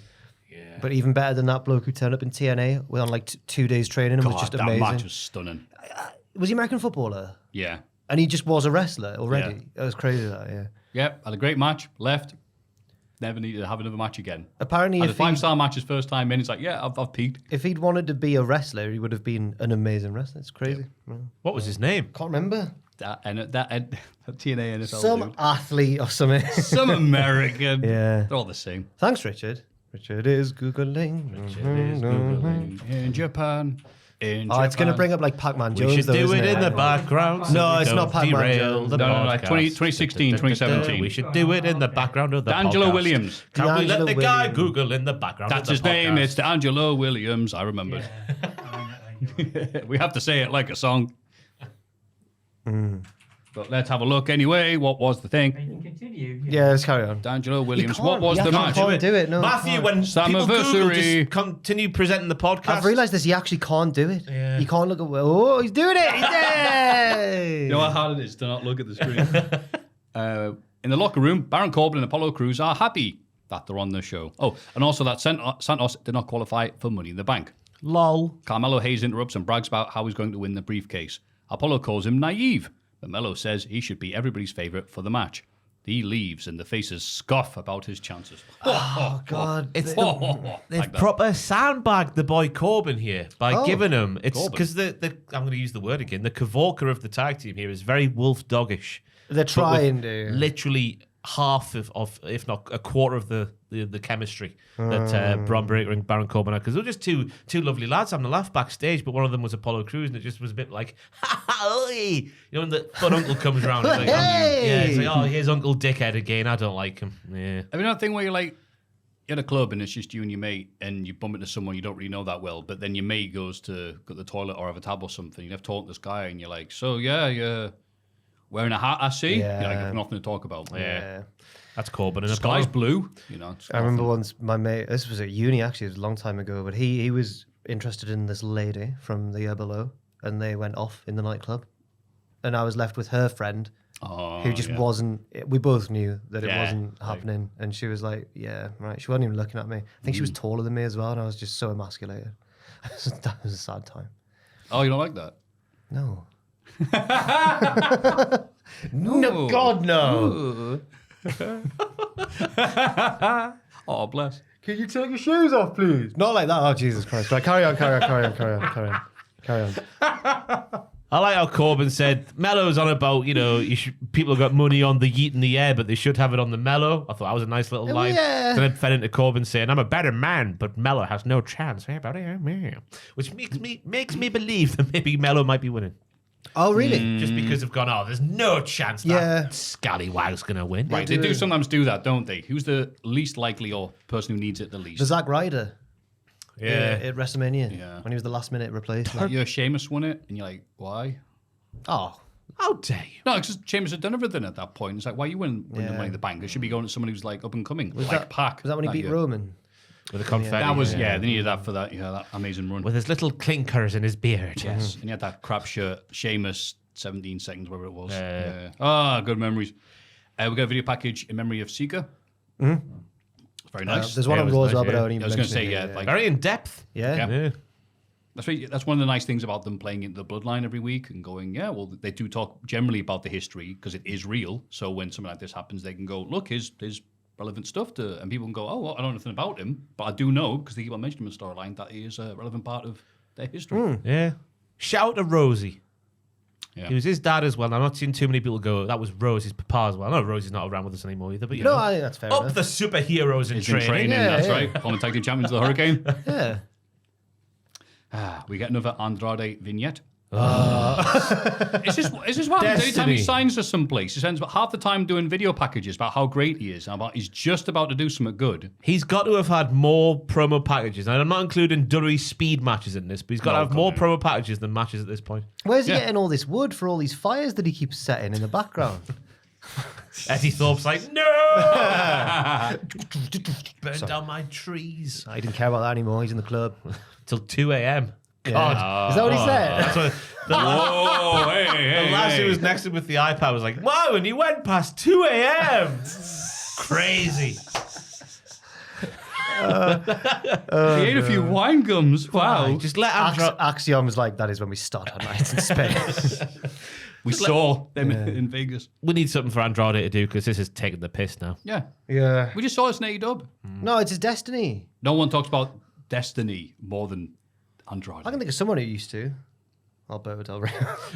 Hey, look at this. Naomi wins a qualifying match against Indy Hartwell and Blair Davenport thanks to an attack on Indy by Jay Cargill. Hey, look, guys, it's the same finish again. But Again. at least it bled into the match that happened earlier because Indy sent Jade into the post. Yeah. So it was a tit for Without tit. the middle one with LA Knight, I would have found this more acceptable, I think, because they played into each other. But it was. And were these the only matches on the show, actually? Yes. Yeah. Wow. This is Triple H's MSG. dream. No wrestling, all story. Yeah. I did feel bad for Indy though, because not only was the main story of this match Blair and Naomi because of the promos before, but then they gave her a jobber entrance as well. Yeah, she was in She the ring. stood in the ring at the start, but then at least she got a couple of power moves in there. But as I say, just the main story was Naomi and Blair doing things to one another. Yep. Naomi looked great, but it just felt like a bunch of moves just to get the finish. Yeah. And what does this mean for Blair? She's been bragging. I'm going to win. You're not going to win, Naomi. And now she's lost. We heard her. She was going, things can only get I was going to better. say, she's going to have to pass it over to Brown. You're guaranteed to hear that tonight, by the way. Yeah. You know, look at you. DIY are interviewed ahead of their tag title match. Austin Theory interrupts, but Gargano again tells him that Waller is just using him. Waller attacks the challengers from behind, but Theory drags him away. So what are we thinking? Oh, sorry, that sounded really serious. Are we thinking that DIY will lose and Theory and Waller will continue to crack, or is this the breaking point now? Are DIY I going think to the be first thing you said. DIY going to be the tag team champions? Yeah, because Theory's a massive twunky idiot. We He learned is a here. twunk, yeah. Because he didn't realise. Oh, people loved that bit from They last did, week's yeah. I know. Well, it's a hot topic of discussion. I'll say. When does a twink stop being a twink and become a twunk? Yeah. I would argue that Theory's a twunk because of the girth of his arms. Yeah. That would be such a good name for a tag team, though. Twink Death. I think amongst other big wrestlers, Theory still looks like a twink, but next to your average man, I think he's a twunk, yeah. Oh, yeah. Yeah, say it to his face. Interesting discussion, that. Depending on what company you keep. Depends where Next you are. time you had those press conferences, hey, Triple H, thank you for inviting us here. Is Austin Theory a twink or a twunk? Well, I've never been to one. All right, we'll send Tom then. Too scared. So we sent Fraser, and he didn't wilt under the glare of CM Punk. I would have done. But Fraser managed to keep it together. Yeah. You asked him about like music. I was and stuff. outside. Pushing. What do you think of Wicked at the West End? You know, he'd be asking all the good questions. But Theory, I don't know how Theory doesn't understand what's happening to him in the storyline. It's obvious what's going on. It looked like he was registering it a few weeks ago, but now he's just going, I didn't know what you were doing. Yeah, it's quite apparent. It's quite He's obvious. in now. denial. Okay. Watch out for the crocodiles. You're in Egypt. Ooh. Another Sterling segment I put from the only two tag teams on SmackDown. Profits. One of which is doing a breakup angle, and the others could be doing one at any time. Oh, the Street Profits? Yeah, Yeah, pretty Bloodline. deadly. Yeah, it wasn't a very serious comment. Oh, right, okay. They're the only ones that have been featured in the last few weeks. This is a wrestling podcast, Matthew, so get serious. Oh, God, yeah, I Put do your serious apologise. trousers on. Uh-oh. The Bloodline head to the ring. Solo interrupts Heyman's usual introduction and brings out Jacob Fat 2. Oh, but he said he And- wasn't Lazy wasn't here. He's a liar. Can't believe it. And what an entrance that man has. It's for a Death Rebel theme, it's top tier. Yeah. And there's not many of them that they've made. It's red as well, like his hair. Good. Yep. I like the pyros used. Yep. I've never seen flames used so in time with the beat of a music. Is that the first Inferno match where every bump they went Oh, God, yeah. clothesline, And every bump. chokehold? The flames are getting higher. I don't know if they were, but it was nice. It seemed like So, it. yeah. And I put Heyman looking how I feel every day. Oh, Likewise. Solo tells the crowd to acknowledge him, which offends Heyman. Each member of the Bloodline acknowledges Solo, apart from Heyman, even Jacob. Solo wants Heyman to put Roman's lei around his neck. Heyman acknowledges that Solo is not his tribal chief, and the crowd goes akka. The pop was unbelievable. It was Solo really hits him with a Samoan spike, and Jacob Fatu goes up top for a diving headbutt. They drag Heyman out the ring, and they powerbomb him through the announce table. Solo crowns himself tribal chief to end the show. What a segment. The biggest question of them all, though, where did they get Roman's Ula Fala to give it the right? Well, Solo did tell Paul that Roman's not coming back, so he must have assaulted him somewhere. Is he killed him? He might have done. He wears gloves. He does wear gloves. So what? I saw a screenshot where it looked like he's doing the old Bray Wyatt hurt and heel thingy, where he's looking at his hands with the gloves on, hurt and heel. Ah. Oh. Yeah. I doubt that He's was a heel and he's hurting people. Yeah, I mean, I doubt that was intentional from Solo, surely. But yeah, where did he get the Ula Fala? That's what I want to know. Yeah. Yes. And I just it's wrestling, isn't it? Like nowhere else would you get a line. Oh, that's yeah, like, it's not a lei. Sorry, I put lei in the notes, but that's a Hawaiian thing, isn't it? Ula Fala. Yes. That's what I thought you meant. Yeah, it's different, isn't it? Right. Yeah. Lei in America is a crisp. I thought a lei. yeah. I thought leis are more like flowery, aren't they? That's Yeah. definitely a Hawaiian thing. Yeah, you're right. Okay. Aye. Sorry, everyone. Sorry to you. That was it. That was the subtle hint. It's like, here you go. What's this? Because I did like at the start of the segment where he does the acknowledge me thing to Solo, but Paul is the only one who doesn't do it. So you're like, oh, what's going to happen here? Then we go, what-ish? Anticipation was growing all the way through the promo, and then fair play to Paul for taking that bump, which has been nominated for the Hall of Fame if you do skip that segment. I do think that it's. Why? I think it's one of the best. Ooh, but we had all the build up to WrestleMania. But no, I still think it's one of the best like non-wrestling segments of the year. I was amazed how amazing the pop was for it, because I thought like, oh, here we go, it's going to happen. But the crowd were just so into it. Like, you got doing something right when it's like, yeah, I thought we were going to be doing this. And the crowd's like, yeah, we know it's going to happen, but wow, all the same. Testament to Heyman, that I think. Because Absolutely. he has made himself, like, just the line with Punk as well the week before. He's like, take me with you. But yeah, and fair play for Heyman and going through that, because it really did take the... It's like when... we always go back to it, don't we? The Gorilla Monsoon getting felled by Vader back in the day. Just Crazy tugging on the old heartstrings. I think it sets up a nice return for Heyman and Roman, potentially at the same time as well, which I would compare to Undertaker and Paul Bear at WrestleMania. Ooh. So Heyman does the old speech over the speakers in the arena first. And then Bing bong. My trouble, Chief. Solo Sikoa, your car needs to be removed from the car park. You are parked illegally. Also, it is on fire. Bing bong. You know what I mean? Like Heyman cuts a promo and out they come for Do you think that'll be at SummerSlam? No, that's too soon for me. As I was saying to Andy yesterday, because Andy pitched a return for Roman Reigns. I think we need a bit more of Bloodline 2.0 being bastards before Roman comes back and sorts them out. But assuming that Solo loses to Cody at SummerSlam. Yeah. I see Solo beating Cody, and then he's like, yeah, I What? won. And then Roman music plays. What? No? Solo beating Cody. For the Cody belt. said in the news this week on The Pulse that he thinks he'll probably face The Rock next year for the belt. Well, you better beat Solo quick. Well, fair enough. I think Solo will He's pin not him. beating The Rock. Solo will pin him this weekend, but then Cody will beat him, surely. Okay. And then faces Orton. Then we get a Survivor Series. Then it's Rumble season. I think Orton Jackie. versus Cody is really bad for Me? Cody. Do you? Just because it's like, yeah, we like you, Cody. Oh, it's going to be a big split. Yeah, but if Orton Ah, you're turns right. heel, though. People love Orton still. I don't see people booing Orton. I don't see people booing Cody either, though. Nah. Imagine if... No, they'll boo Cody. No. Yeah. That's Cody Rhodes. Overexposure, man. They'll do anybody. Yeah. But Randy turned... I don't see it anymore. Yeah, but Randy will do some despicable acts, won't he, to make people boo. And people will cheer anyway. Do you reckon? Like kicking He's going to Brandy have to, off. like, murder people on TV. And even then, the crowd will be like, they deserved it. He'll RKO Mama Rhodes. Mama Rhodes. Oh, my God. You can't okay, be that putting might- that out there. Sorry. Can't you take a bump? She can batter AJ Styles. Oh, yeah. Yeah. No, he might go to like punt kicker and then Cody has to or something like that. Push her off a ledge so she can take a safe, like a Rey Mysterio bump off the headquarters that time. I'm picturing Stands that. on a couch. I'm picturing that now, and in my mind, a default facial expression hasn't changed on her way down. It's just care. a JPEG. Woo! She's a hard as balls lady. She didn't care. Yeah. Yeah, that'll work. AEW Collision. Orange Cassidy and Big Tom Ishii I helped you out there. Big Well, Tom no, I Ishii. thought I'd help you there. That's his name. Win the opening tag match against TMDK. I've stolen that from. I'm not the only person. Some people online call him Big Tom. Big Tom. I put an odd match that was just kind of there. Watching Ishii have to keep up because his head is sinking lower into his collarbone was a bit sad. I know. Now, this is interesting because I thought Ishii was moving. When he walked out on Dynamite, the previous Dynamite, I thought, oh my God, he literally looks like he's made of stone. Yeah. Stone pin ball. Yeah. He's very rigid. But then once he got wrestling here, he sort of loosened up. Like the Tin Man made of stone. I thought Tin Man, before the oil. Robbie Eagles is very indie. Crowd so quiet you could hear the crowd yell "Retribution" at Haste because they couldn't remember which one he was. Yeah.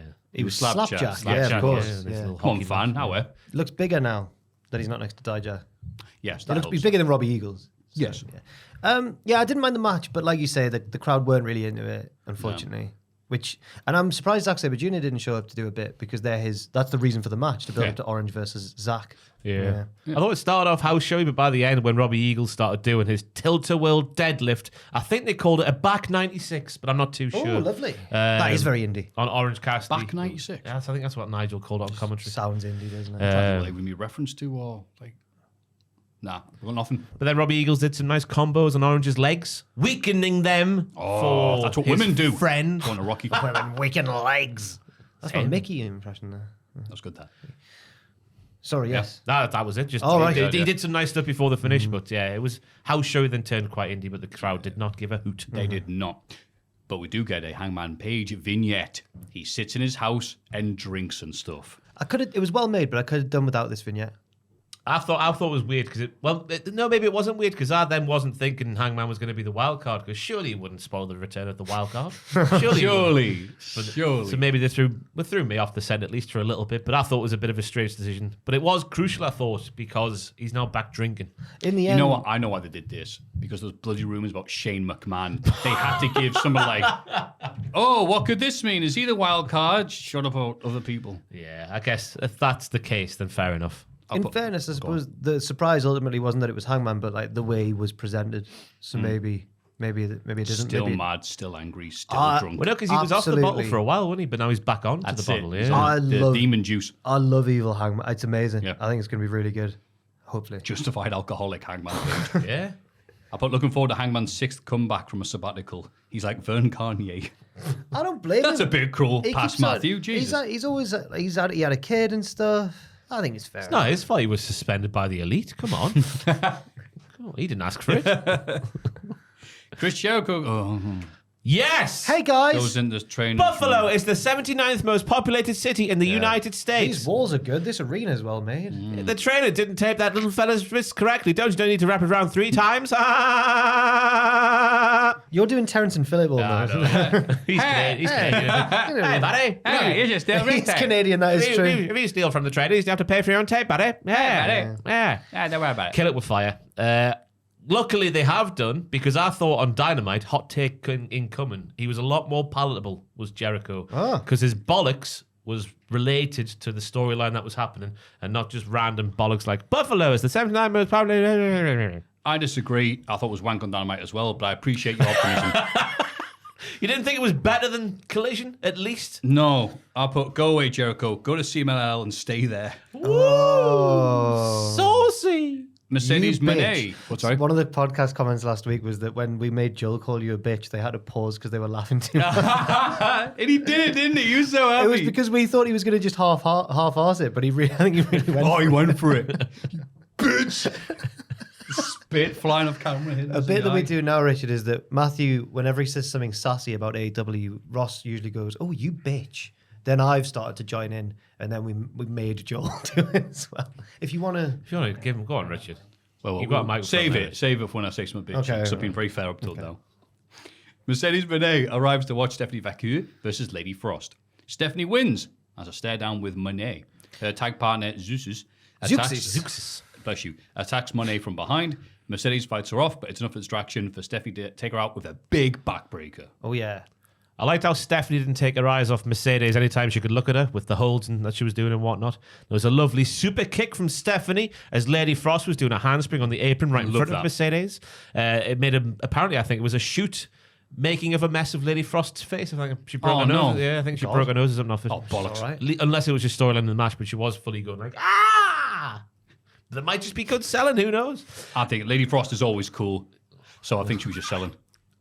Oh, yeah. Yeah. The handspring cannonball from Frost with a smashed face was class, and I just thought it was just two very good wrestlers having a very good wrestling match here. This was my first Stephanie Vacour match from start to finish, and I was very impressed. Yeah, she's you did a King of the Castle reference the other day as well. King of the Castle. Yeah. This was like a precursor to what everyone learning that Stephanie Vacour is really good. Myself included. I sounded really high and mighty there. I didn't know either. But yeah, more to come. Yeah, it's definitely looked really good here. I'm with Jack. And I was happy to see some actual proper angle of the video package versus video package. So, yeah, good stuff here. Lovely backbreaker as well for the finish. With Frost's neck. A touch of frost on the... No, shut up, Ross. Terrible. That was good, No, though. it's all right. Big backbreaker on the neck. Neck breaker. When does a backbreaker become a neck breaker? If it's intended to be a backbreaker, About but... there. About the neck area. So you can't hit one on Ishii.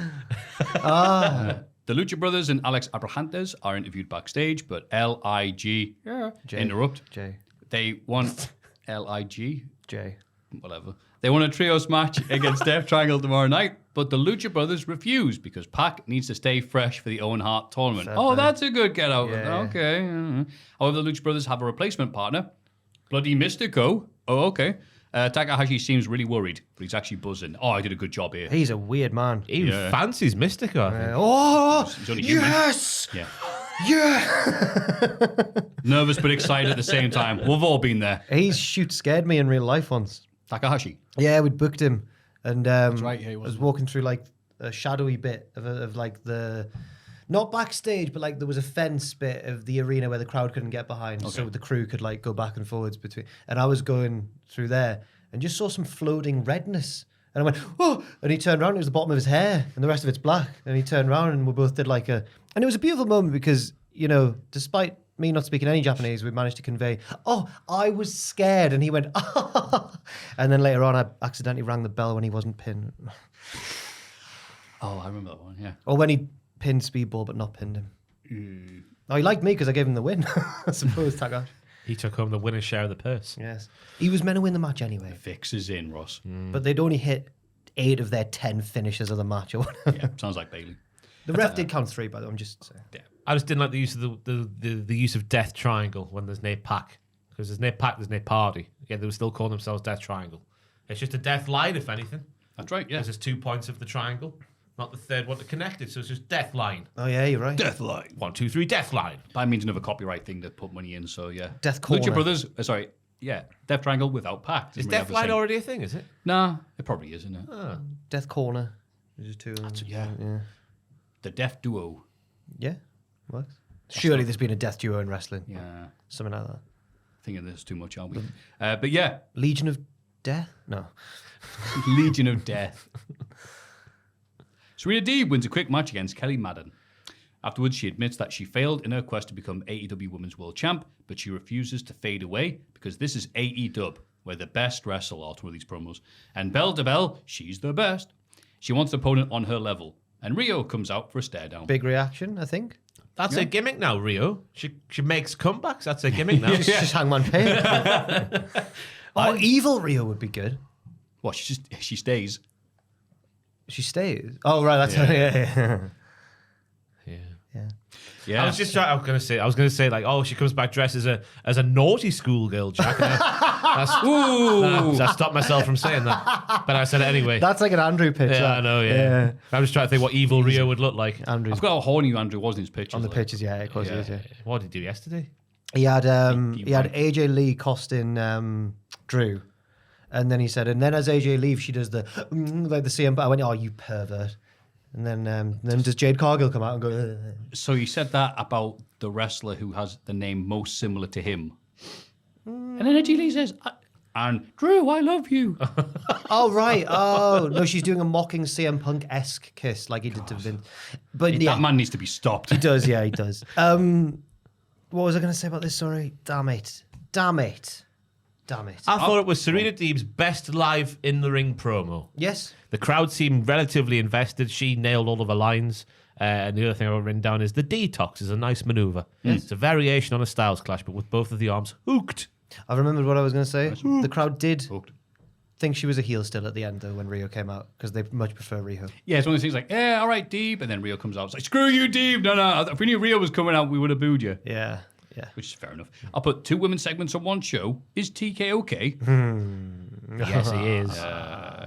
Or is someone else in charge by proxy in storyline? But in kayfabe, I guess we could say they're in charge as well. Ooh. Wait, the You said evil, that in one breath. the evil Bucks book more women's wrestling. No, That's evil by AEW standards. their friend does.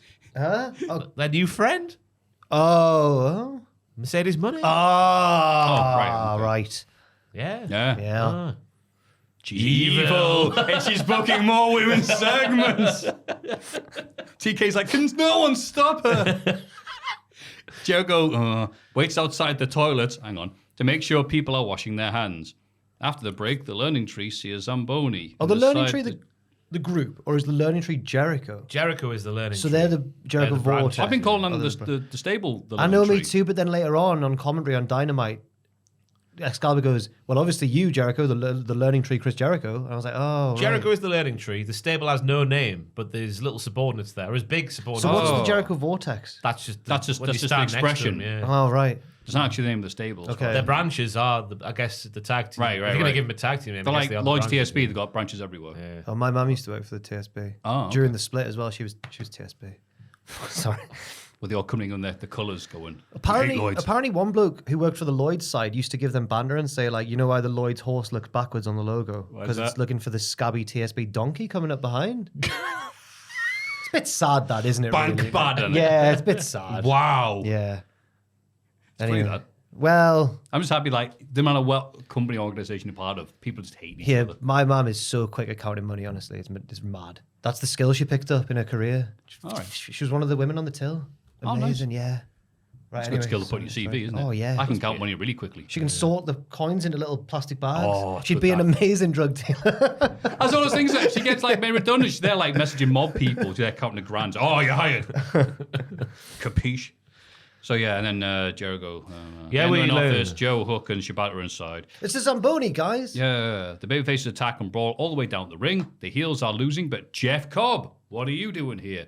Runs in and cleans house. He stands tall with the Learning Tree, which is there, the stable. I know, I The didn't mean Learning it. Tree. Sorry, I know I've made a mistake. I think you put more thought in that than AEW have. Maybe. Yeah, Brian Keith's injured. They needed a replacement.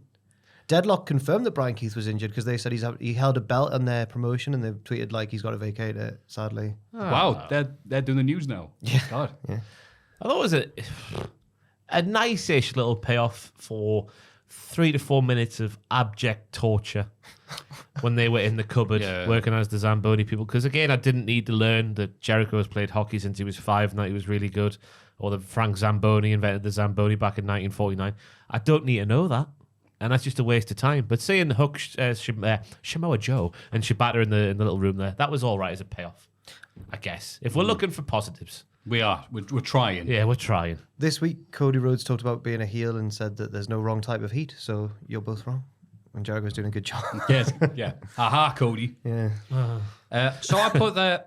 So are we getting the 6-man, or is it Jericho versus Suzuki? Because that video package they did on Dynamite I know. last week was like, I just want to face you, and so I know that people thought we're getting Jericho Suzuki, and then that didn't happen. I guess it'll be Oh, that was him just saying no. I don't. Wembley. No, God, no. Wrestle Dynasty. Ah, We've not got it yet, but yeah. Oh, The that's a one long time to wait, that, though, isn't it? Yeah. I'll be all right. They could do it at Wembley as You well. want to see but- Suzuki eat the learning tree? Yeah. No. All the branches, the leaves, the roots. No? No. Fair enough. We get a Zack Sabre Jr. video package where he vows to beat Orange Cassidy at the Forbidden Door. An irritable OC is interviewed backstage and said Zack is the best technical wrestler in the world. And he's not even here tonight. Clearly has no respect for his opponent. Zack immediately arrives and says, I do have respect. So you were wrong then, Cassidy. Yeah. But taunts him until Orange grabs his collar. Zach said he's already won and walks off. Oh, Oh, there, darling, my little princess. Oh, you mad, mate? Are you mad? You're all out of ideas, darling. I've watched all your matches. Now I've worked you 8. At this point, I thought I'd won in the predictions because I predicted Orange Cassidy to win. And after this promo, I was like, well, surely they've set up Orange Cassidy debuting something new that he's never done before to defeat a guy who's worked him out. It didn't go that way, and Tom's now the champion. But I had a little moment of just like thinking, oh, yeah, I've done a good thing here. But no, it didn't. It was a good promo, though, I thought, back and forth there. I like, because Orange has got obviously the insecurity of I'm not as good as My best world is falling apart, he says at the start. Yeah, and then, Zach arrives, goes, you got no friends, mate. You got no friends. And says, I've already won. Ha, ha, ha. But it was nice seeing an angle here for him, though, that wasn't just guys showing up and saying that he has a Japanese friend. so Cassidy, his world's falling apart because Trent turned heel and now Statlander as well, I guess. Yep. And Yeah. Chuck's out. retired. Okay, Chuck's right. dead. Okay, right. Yep. That makes sense then. That's fair enough. I have no problem. He's got no access to Sue anymore either for a lift. Yeah. He's got an Uber everywhere now. Yeah. Yeah. Sorry, makes flags That's sense. it. He's sticking. Hejicero wins a singles match against Kevin Blackwood. Hejicero. And I went, that's what Hejicero's offense is supposed to look like. Thanks, Blackwood. Poor Danny Magic. Man, that match was brutal. I love Danny Magic, but moron, as the Italians say. Good God. Yeah, I've not watched much Kevin Blackwood, but I always see him mentioned as doing good things on the indies in America. Because he looks hot. He's got a great look. He's distinctive and everything, yeah. Yep. Mention of Kevin Blackwood, so Tom give us a nice history lesson on Richard Blackwood for Of course. a good 5 minutes on the stream on Sunday Richard night. Blackwood. Radio man. Oh, yeah. Back in the day. Yeah. The Mad Scientist bomb is a delightful maneuver by Hejicero. really The hammerlock spinny backbreaker thing he does. And the nice submission with both arms locked backwards, which he also does to MJF at the pay-per-view. Yep. I call it the Rings of go. Saturn. But Yeah. it may not be exactly that, but I'm going to call it anyway because no one watches this. Going to know more. He's got great feet for a big man. If he was a footballer, he can do that step-up knee in the corner that I think's really nice. He's a wizard. Yep. He's an alchemist. I googled Hejicero alchemy. Is that what it means? Is it? I remember either- this last time. there Yeah, was a because his few- Titantron was all... I remember that now. There was a few descriptions it gave, and they were all like wizard, warlock, alchemist, man of change or something. He's a wizard. He's a wizard. There's a great bar in Eldon Square. The Alchemist. Yeah. You have to be rich to go there, but Yeah, it's worth going once, just Once, to see yeah. all the Yeah, smoke everyone. and stuff like that. It's nice. Bubbles and that. Oof. And see a completely bored staff doing all these things, and you're going, wow, that's amazing. I've seen it 10,000 times, mate. I don't care. My final note on this little match here was MJF wouldn't dare appear on Collision, would he? He was announced for the opening segment of Collision this week. MJF. Because I was a bit weirded out, shocked, surprised, tickled that he wasn't there. I'm glad you mentioned that because I loved Dynamite this week, but that bit right at the end took me out of it a little bit, a tiny bit. Which bit in particular? They've just all gone, they've all run out and gone, I can't believe MJF's done this horrible thing. Then it flashes up, MJF will open Collision. I'm like, why? You should suspend him. Yeah, that's not a bad point, actually. But overall, I really like Dynamite. Not sure about Collision yet. I can't remember. Right. This was a good match. There wasn't any build to the MJF thing. It's like, there's a match on pay-per-view, and you're like, yeah, I'm wrestling him. Why is that? Because we couldn't get Rush. Yeah. okay. It was a filler pay-per-view match, wasn't it? I think there's a reason to have him at the pay-per-view, I think, Yeah. just to set up the Osprey thing a bit more. Yeah. Yeah. I think that's why it was put on. And it was in Long Island. And it was Of course. Where we at? The Patriarchy are interviewed backstage. Christian says they've been the backbone of AEW and will get the recognition they deserve when they become the Trios champions. The Bang Bang Gang interrupt, and Jay White can't tell Killswitch and Shay Wayne apart. Which one's the dinosaur and which one's the Y? He also mocks Nick Wayne, saying it's a shame the mother had to drink during her pregnancy. Jay accuses Christian of trying to use him to reignite his career, but it won't work. Guns up! Christian never actually responds. He just glares menacingly, which is the good use of him. I know the bar's not high, but that was by far and away Jay White's best promo in AEW. Also, The line in as well where he says, what kind of a father says I quit? You're trying to rebuild yourself for your new wife and your dinosaur. you wife and your dinosaur. But it makes total sense, wrestling. But yeah, as I said, the bar wasn't high, but that was his best promo by a mile. Yeah. I've seen people online saying, oh, how are we going to do heel versus heel? The Bang Bang Gang are not heel. They can float. Yeah. Depending on who they're facing, can't they? Yeah. That should be good, though. Sorry. That No, I match look should forward be, to it, yeah. I mean, it also looks like Jay White's going to be facing Hangman in the tournament the way it's... So he'll have to be faced there as well, probably. He is. He's doing it on... Is it this week's Collision? Is it? Is it Rampage? Although, Hangman is my hero. Just the way. Sorry, that sounded so earnest. By the way, lads, Heyman's my hero. That's my hero. So I'll be cheering for him. Yeah. Can I have? That was so cute. I might buy a cameo from him. Hi, Jack. Thank you. Glug, glug, glug. Danny Garcia wins the Battle of Buffalo against, sadly not a real Buffalo, but actually the Butcher. They share a moment of respect afterwards and walk up the ramp together. Aww. The Butcher looks in good shape still, which is nice to see. Yeah. The best looking wrestling for my money still he has. I don't know why I said that sentence in the weird order, but I did. It was just a nice big ding-dong with two local boys. Much more of a brawl than Daniel Garcia's been having in recent times. The Butcher looking very nimble on his feet as well, like a little whizzle-wazzle behind to do a thing. I've written down he was moving like Rey Mysterio, which is a complete lie. There was a big Mysterio this year, sure. There was a big lariat and a really snug-looking pile driver for the win for Dan, which was a good finish to a match that exceeded expectation. Yeah, it was a good match. Yeah, I thought the crowd reacted to this, which was nice. Butcher has looked the best here than he has in a long time. Can't remember the last time he got this much of a position on the crowd, so it's probably not going to happen again. Down, innit? Yeah, Garcia fought from underneath, and as a result got a lovely pop upon winning with that brutal pile driver. So hell yeah, Garcia. He's challenging the international champ next week. Which, okay, fine. Yeah. Or as far as we knew at this point, the world champion as well. He might have been. It might well be. Hurrah. And speaking of which, Will Osprey is interviewed backstage, but Don Callis and the family interrupt. Don can't wait to help Osprey win, but Will says he can do this on his own. Callis agrees. Osprey asks Cal Fletcher to watch his back tonight, and they leave together. With Osprey out the picture, Roosh arrives and places a hand on Don's shoulder. What does it mean? What's that about then? The past few minutes, I've forgotten that it's not real. Hangman is my hero. Yeah. What's going on? Roosh can't join them. But Roosh had his own lads. Yeah, he did. But he hasn't got his lads anymore, I don't think. Oh, yeah, he was teaching them how to be heels down in Mexico. He was holding them captive, wasn't he? He was, yeah. It was tough love. Yeah, they're still there. So it looks like he's probably forgotten them. Yeah. And now he's trying to get back, into a different family. Unless he's doing a Santos Escobar thing and he's offering to merge his family with Don's family, maybe. I hope not. Remember the AHFO days? Yeah. I sadly do. But I also remember the excellent corporate ministry days. No, I don't remember them really. Too young. You weren't alive. I was alive. Oh, sorry. Backstage, Jack Perry refuses to compete in a scheduled match tonight. Christopher Daniels arrives and asks if tells Perry, if you don't wrestle tonight, you'll be removed from the TNT ladder match. Fair enough. And Jack Perry Makes goes, sense, okay, maybe I will wrestle then. Yeah. Makes sense, because it is a bit of a weird match to book before a match like the ladder match at the pay-per-view the night before.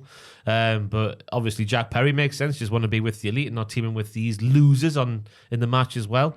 And Daniel laying that low down makes sense as well. Yeah. Yeah. It's fine. No issues with this. Yeah. Fans chant CM Punk. I know. That big build. That ice hockey player everyone loves. I said it really well, didn't CM Punk. That'll be the next thing. Look, that's who you mean, right? Oh, God. Then, very strangely, Hikaru Shida advances in the Owen Hart tournament, likes to win over Little D. Little D. Oh, yeah, just to help you out.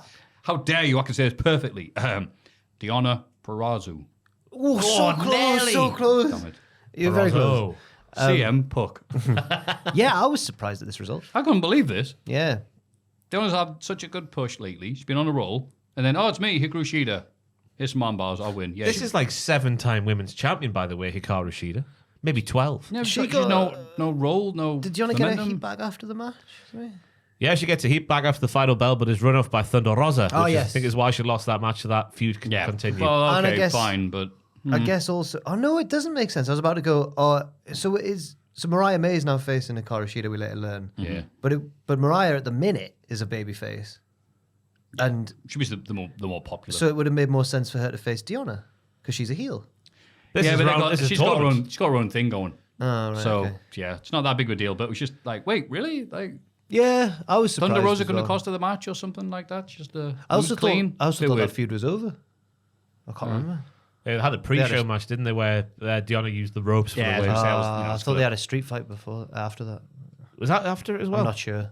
Must have left a hell of an Cage match, impression on all of Richard. us. in the background. Cage match in the Maffew background. stops what he's doing. Look at the screen. But I thought Shida, her performance had a lot more of the aura/Riz compared to than when she first arrived in AEW. She had just all sorts of little things in between the moves that I picked up on there that she's much improved at. The arm of Shida was the story of the match here, and there was a nice pinning reversal out of the Falcon Arrow pin from Deonna before one final shearer from Alan Sheeder for the win. Thank you for that. Yeah, I did appreciate the variety in offense. Yeah. Compared to the other matches in the card. And I put, oh my God, 3 women's segments. Yeah, Oh my yeah. God. Monet, she's gone crazy. Oh, Here he That is. last match was a no DQ match. That's the one you were thinking of. That's the one, yeah. And After the 15th of pre-show. June. Who won? Who did win? I can't remember. They don't put the winners on. You got to click on it, I think. Cash mache. Click on like the show. Oh, the actual show itself. Yeah, and then you find it Oh, on the show. yeah. Yeah. I've used cage match before. Deonna won. Okay, do you want to Oh, okay. So, all right. By referee. So she's won the feud already. She's won 2 matches. It's a Jericho feud for Thunder Rosa. She's lost the match already, but a consolation goal, and because she wins the most recent match, that means she'll win the feud. Cheers, Richard. Another Jericho feud continued that I thought was over later on this week as well. Oh, goody. Yes. We get another Jeff Jarrett video package about wanting to win the Owen Hart tournament because obviously his relationship with Owen and all that other stuff. Very well done. Oh, yeah. Beautiful. And you're thinking, they're not going to put this on just for Jeff Jarrett to lose in his match, right? Right? This is when I started to not believe, because they only had his Healy friends go like, oh, he was such a good friend of Owens. If they had random people who weren't part of the stable going, oh, he was such a good friend, I thought, oh, we're going balls deep now. That's a good point. But the fact they just had Satnam, Jay, and Sonjay, I thought, oh, we're not going to do it, are we? But they're never going to do it. After they put the stipulation in for Wembley, they were never going to do it anyway, were they? No. No. It's a shame. He Which is a just- shame. he But he got us believing. I think he just cut too good a vignette or like a promo. Yeah. All right, Jeff, no need to go too hard on this. I got you. He single-handedly defeated Tom Campbell by doing that. Tom stopped all that stuff now. There you Yeah. go. Yeah. So at least Jericho's won one battle. Damn it. So the match isn't happening at Wembley then? Tom and Jeff. Yeah. Yeah, I guess. Well, who knows? Damn it. There's loads of matches on AEW pay-per-view, so they might. There'll be room for Tom. Yeah. It'll be the night before at South Wrestling. There were 5 pre-show matches at Forbidden Door. North goes south. Oh, that might be a real company name. I didn't even think about that. The South Side, definitely. South Wrestling. But all the colours are inverted. So anyway. Tony Storm walks on broken glass, recites a very Shakespearean speech about how great she is, because I can't believe it didn't vote for like best character or whatever for the culties. She's up there. She's up there. Although one line I've written down is, keep pro wrestling mediocre, men. You said it. I was, after the imagery, the powerful imagery of walking on broken glass and bare feet, I was just lost. I didn't register a single word that she said, but I was captivated all the way through. One of those promos, like an acid trip. Ooh, this type of acid feels nice. Wow, we're at this side already. That was... Is that your experience on acid? Yes. That was great. Where do you do it? Oh, yeah, okay. Hey, the team of Takeshita, Jack Perry, and El Fantasmo beat Mark Briscoe, Danny Martin, and Leo Rush, with Takeshita getting the pinfall on Martin. Everybody brawls over the TNT belt after the match, and Mark Briscoe ends things with a big swanton from the outside the ring, because we've got to remind people it's a ladder match at Forbidden Door. Yeah. Yes. I like Jack Perry's role in the match because he tagged himself out straight away because he's not interested in this at all. He fulfilled the obligation to be out there, but then he ran away. That was good healing. But then he got back in there, and because he wants to win a share of the purse. So I don't know what I felt about it, really. I guess it was good. My note at the time was, so Perry's winning there. Well, I thought it was Dante winning because he got pinned, and sometimes I'm like, oh, but then I realized him and Leo. If there's 2 wrestlers in a ladder match, you might feud soon, and you don't want to pick one of them as the winner because it. Yeah, because it's some vignettes before, not vignettes, sorry, promos backstage. Yeah. But I didn't mind it. Yeah. A very Ron Sill, I would have thought, but that's your gimmick, so I don't want to say it. Oh, well, no, I'm not going to. I'm going to save it for later, Maffew. Just Leo Rush was fantastic in the match. Takeshita with a brutal-looking knee for the win. And, yeah, Perry was probably, his role was done well because he attacked his partners after the bell because they were fighting less than a day after this match took place. Yeah. Keeping the heat. The heat. Yeah, like we're suffering from right now. It's a bit hot in here, isn't it? Yeah, so take off all your clothes. Prince Nana hosts the yeah. weigh-in between Will Osprey and Swerve Strickland. I hope they have worked the scales this time, I thought. Oh, God. After the big What show. an amazing segment that was. Osprey arrives with Fletcher while Swerve brings out various hip-hop men. I know. They both weigh in. Osprey cuts an intense promo on Swerve and says he's on another level. Swerve says he's a businessman while Osprey's a bum. How about he offer Will's wife a contract? They start to shuffle. The shuffle.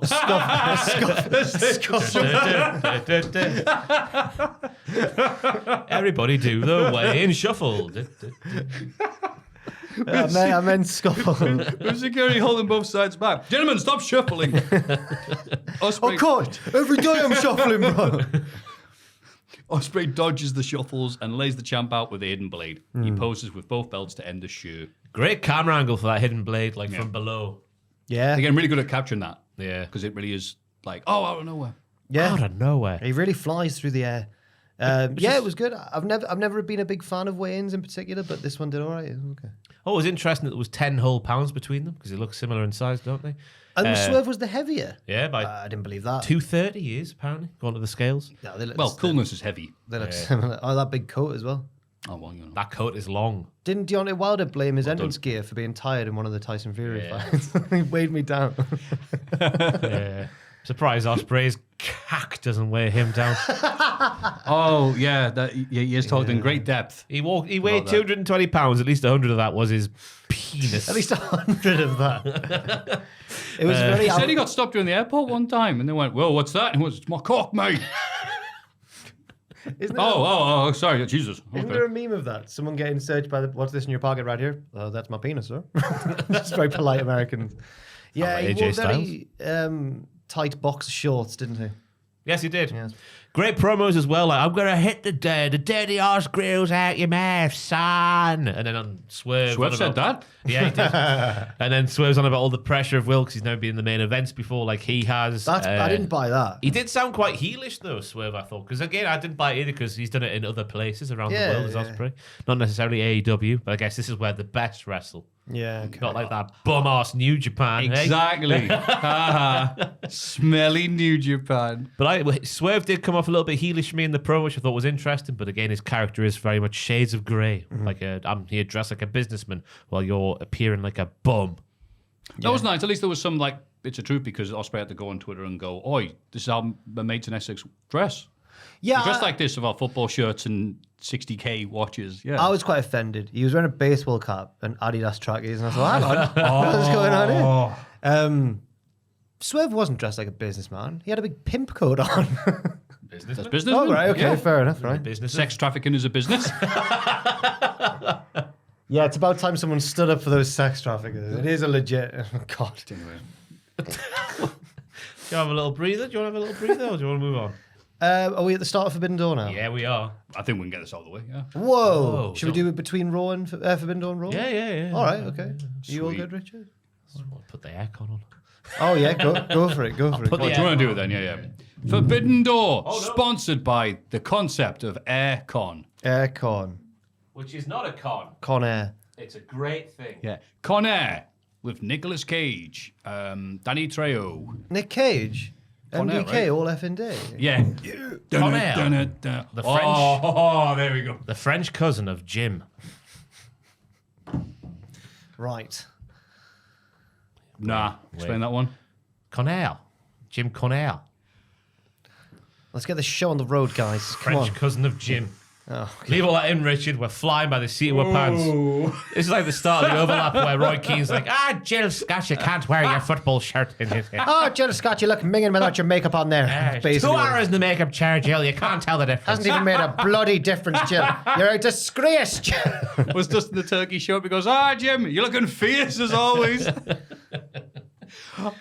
Hometown boy, MJF defeats Hechicero in the main show. No. Whoa, where are we? I beg your pardon, I've skipped to the pre-show. 5. I tried. People at home. We need to talk Pre-show. about Serpentico right now. Carl Fletcher annihilates Serpentico. I didn't say that. I'm putting it. Bloody hell. It was dominant. He was only a little lad. He didn't have to end the match the way he did, but he did it anyway because he's an arsehole. The Sami Zayn brainbuster. The brainbuster did. Yes. The delayed brainbuster on the top turnbuckle. Cha. Cha! I was shocked when I saw Serpentico because I didn't know that match was announced. And I wasn't. didn't know what I was watching. We were joking about it in here, watching it for my What Happened That video, and we were all going, oh my God, 14 matches tonight, can't believe it, lads. Anyway, Jeff Jarrett comes on the screen and goes, that's right, 15 matches. And we're like, what? Yeah. We'll get out of the way. It's the same criticism we have at every single AEW pay-per-view. It's like, yeah, it was kind of long, like. It's all right when they're once every quarter, but when they're going to be once every month, come on. Capiche, man? What's up? Yeah. Malachi Black and Brody King win a 4-way match against Kyle O'Reilly and Tomohiro Ishii, Roddy Strong, and Gabe Kidd and Private Party. Yes. You, what you look at? You, No, he's not him. He's not him. He's Midlands, isn't he? I can't do that. I can't. He's got a bit of a hybrid accent now, hasn't he? Because he's been hanging out with the Americans, so it's like, His accent's just loud. oh me, oh, And, I drive my combine harvester. no. I was because me and Tom had to predict this on the fly, and I was sitting there trying to make a case for another team than the House of Black, and I couldn't. So it was a foregone conclusion from the very start. I thought Brody King and Ishii's offense was nice until Ishii nearly killed Brody King with that. I don't know why he went for a delayed brainbuster, but he sort of just Undertakered and Goldberg's Brody King. I didn't see why people were getting crazy about that. I thought the joke was they hit. Kyle O'Reilly hit the super kick, then he hit the brainbuster. That's the Red Dragon finish. He nearly murdered him. But he nearly murdered him. He dropped him Dropped on his his head. Whatever. The height difference is so it's big fake. between them that Ishii couldn't do it. It's just like, what? This is why I look like this? Like, this is how we take them in Japan. Well, that's not how we'd say them in. Oh, I don't know where Brody's from. Hell, I don't know. But luckily, I got straight back up to Brody King, so he wasn't hurt. Yeah, at all. wrestling's fake. Other than that, PP had a nice couple of big moves over the top rope, and then Kyle and Roddy was another moment where I noted down where they had a little like Little moment Yeah. across the top rope. But apart And from then Gabe that, got involved instead and went, I can chop way harder than you, mate. And then they both chopped Ishii, and he just went, right. Look, if I was with the Undisputed Kingdom, I'd be mad, like Gabe Kidd as well. Like, I don't- I've made a I mistake don't here, mate. understand. They've not explained why he's with them, I don't think, unless I've missed something. I think it's just for this as well. It's I think like it part of was just, AEW. It's just right. Forbidden Door. We'll get that one modern lad from New Japan, along with all the other lads from 2017. bit of cross promotion, yeah. There were too many other Very things. cross. He was bloody furious, mate. I often think, and I don't know if it's just a sign of a good heel, maybe. Maybe this is how people felt about, like, Bruiser Brody back in the day, right? But I sometimes watch Gabe Kidd now and think, oh, he doesn't realize it's scripted now. He's legitimately angry. But that's good. That's the mark of a good That's what he's heel, going I for, suppose. mate. He'd be very fair flattered enough. by that. Okay, fair enough then. Fair He'd enough. yell, I appreciate you, Jack, really loudly. Okay. Once you get that cameo. But why did you pick Hangman over me? I was saying that to Tom the other day. It's like when people say that about Eddie Kingston, like he doesn't know that it's real. Sorry, that it's fake. The wrestling's not real, but he feels. Yeah, I agree with Jack. Is what I'm trying to say. That's good. He is a bit terrifying though, Gabe Kidd. We knew him as just a little young lad. Yeah, that's weird to me. If I didn't know him from Adam, I'd be like, whatever. But because you were like nice and sweet. Yeah. Rosy cheeks. Using the expression. Richard, get a picture Yeah. of the 2016 Gabriel Kid. Because there'll be people listening that won't believe us here. Using the expression, I don't know. Hello, if- Mr. Matthew and Mr. Jack and Mr. Ross. How are Using the you? expression, I don't know him from Adam. I understand what you mean, but people, Three or four along there, Richard. but people, That's the one. but people will think that Adam Pacitti was the booker of because I don't know him. If I didn't know him from Adam getting him in the thing. But look at him there. Yeah. Wow, Adam, you're looking great. Oh, I'm Gabe Kidd. Oh, sorry, Paul. So originally there was going to be, you know how I was like Damo's manager at the start, and like You were great at him. thank you. So the story was Hendry and Damo were fighting over who gets me as his manager for some reason. I don't know why. You were the draws. And originally the plan was that it would be a sequence of me looking for a wrestler to manage, and there'd be three, and the last one would be like Hendry or Damo. The first two were going to be Gabe Kidd. He was the first. He was my like, beginner Pokemon, and then Noam Dar, and then Damo and Hendry. Yeah. But in the end, it got all cut down, and it was just. But imagine me and Gabe, 20-odd-year-old me, and 19-year-old Gabe, or however old he was. Yeah. Shagging on stuff. It would have been. And you in the Heyman role of, I'll take you more to be wing. Yeah, I'll show you how to be a real twink. Sorry, no, I don't. For God's sake. Gabe's not a twink now, though. He is a certified twunk. Oh, yeah. Yeah. An angry twunk. He really is. Yeah.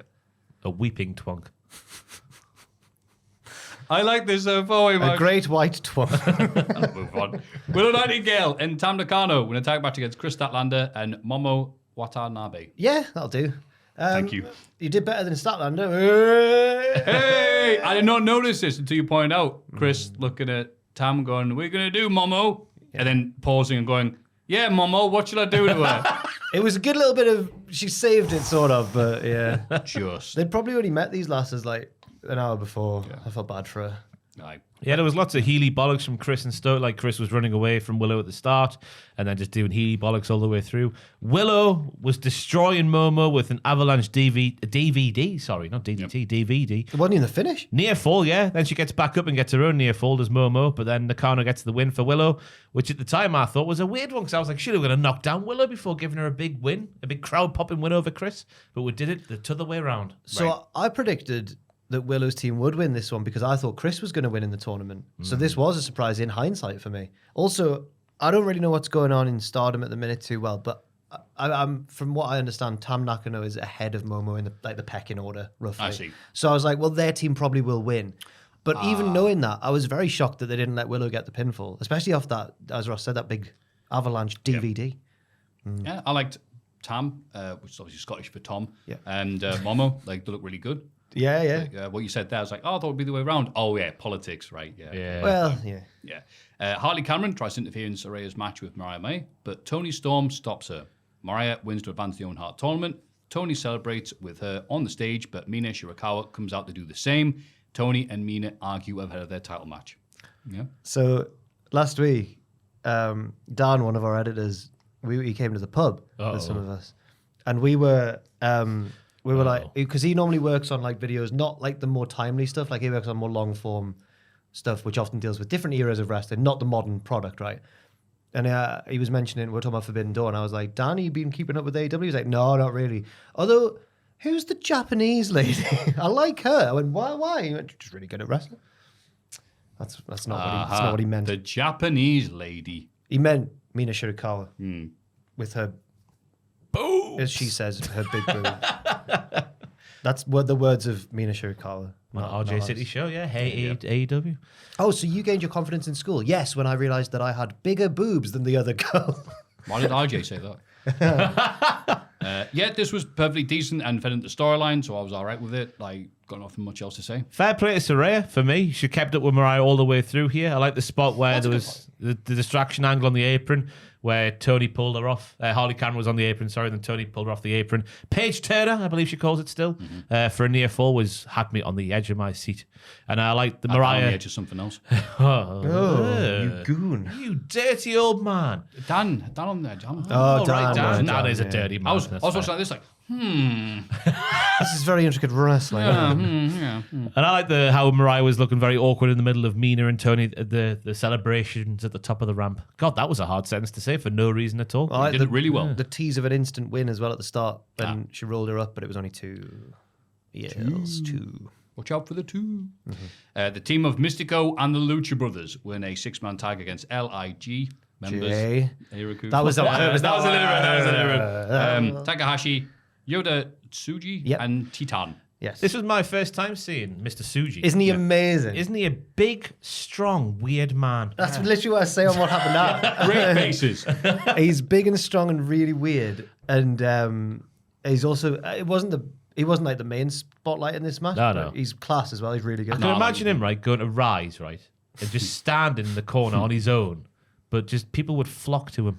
Oh, people not flock away. No, they would flock to him just because he has an aura about him. Even though he's a bit creepy. Creepy smile, though. Yeah, but I reckon he looks, when certain people look better when the lights are turned off. What a cornetism. I'm one of them. Better with the light on. I'm one of them. What a cornet is So you know what I mean, though? He's just You know how some people, I bet they was the let off. his big frame and his long hair. I reckon I'd flock to him in the midst of a nightclub. I'd flock to him. Absolutely. Take me in your arms, Mr. Man. So they brought, you know how they're pushing this new thing and you put, like, you know how they every decade or whatever, it's the new Three Musketeers, it's the new Chono and Muta and the other one. Hashimoto. Well done. Thank you. To other one. No. But in this case, the three are what? Tsuji, Shota Umino, Moxley's little lad, and who's the Gabe third kid one? of the. Oh, wait. Ren Narita. But Tsuji's, at the minute where they all are, Tsuji's really clear of them all. Right. And he's like 30, I think, anyway. Wow. He's not like a young lion. What a child. Breaking news. Oh, God, Angel no. Garza has re-signed with WWE for another 3 years. Oh. Come on. But. That was a bit of news. Him and about- Berto were, Berto did a tweet saying, sadly, we're not in the Mexico tour coming up. People thought, and you say, we've got Ray, we don't need anybody else. Well, no, because there's a danger of incest. That's why there's no... That's why they haven't taken them back to Mexico. That's because they're the shagging cousins, everyone. Just Yes. to clear They that would Yeah, like for to- people who don't keep up with the podcast every week. Fawn over their uncle.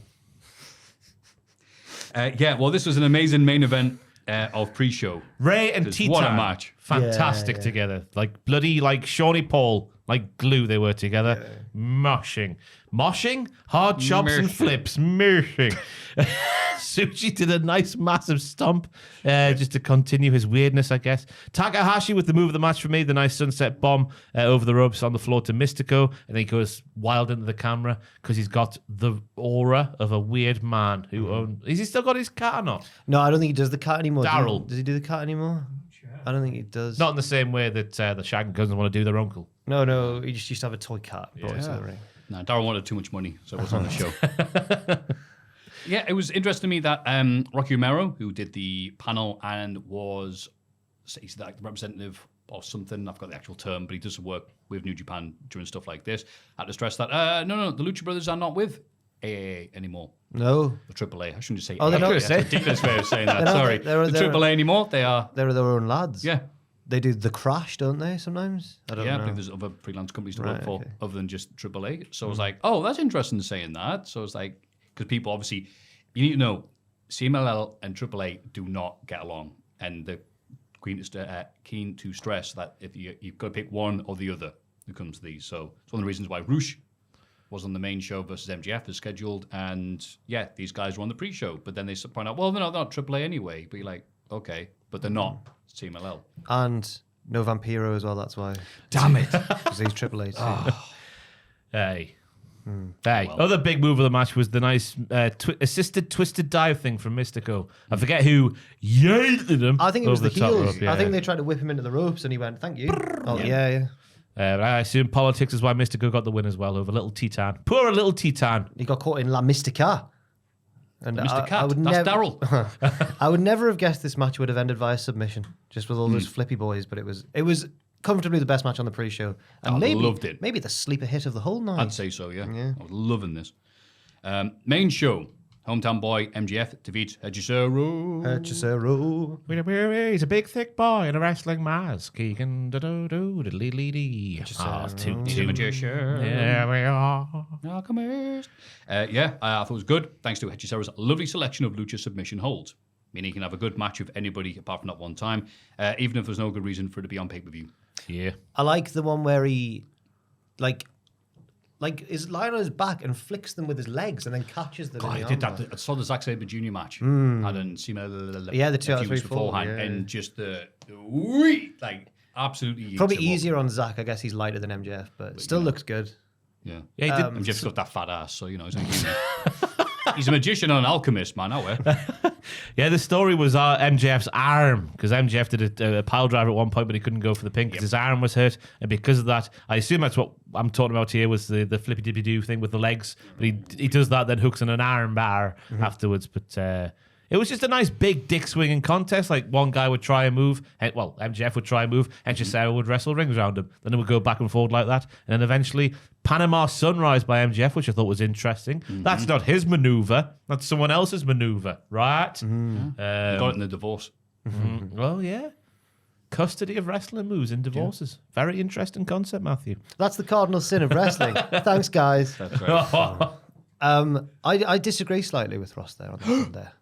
I think that Hechicero was a little bit magged off by MJF in this match. Made to look like a little bit of a fooly boy. You think so? It was in Long Island, so I understand, and it was opening the main show and everything. But MJF's like strutting and throwing him over in the timekeeper's area and being the man, and then only got hindered because of his damn arm and his. Oh no, I guess Hechicero worked the arm, Yeah.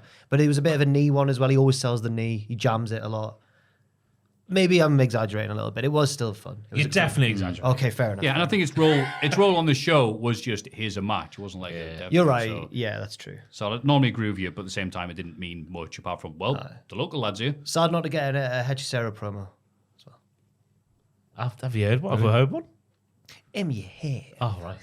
That was the way that week. Oh, yeah. missed I that one. think I remember. I've only heard Jack's impersonation, so by proxy, that's how I actually think Hechicero sounds. It's gonna be really disappointing when we hear him talk. It's like, oh, All right, mate. Hechicero. As we were watching this match, Luke, one of our editors, was like, I've never watched a full HSR match. I'm excited to see it. I've heard he's really good. And I was like, oh, just you wait.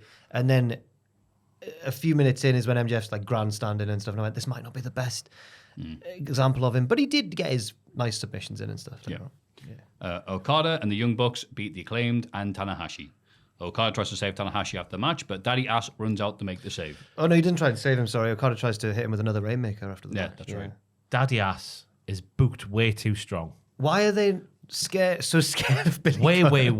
way too strong. Sting wasn't booked this strong. That's why I've been saying for a while, like, there's a Sting-shaped hole in the roster and Billy Gunn's going, I'm the guy. But you're not the guy, Billy. You're a nice guy. You're not Sting. But you're someone of the level of Sting now. Come on. He's bigger. Now. I know, yeah. King of the Ring final. Or did he win it? He won. He won of the Ring. 99, yeah. Kiss my royal ass. Pee-wee. And then he had the match with The Rock at SummerSlam. It was a kiss my ass match, and Billy Gunn had a big fat woman. Then It wasn't even that big, really. I know, it's not big by 99 standards. So, Poor lass. Yeah, she'd be like a Yoda Tsuchi, in the club. You'd be like, she looks all right. I really enjoyed Max Caster's rap at the start of this match, Just the bit at the end where he descended to saying bitch a lot because he was in an uncontrolled rage. And Okada says bitch all the time as well.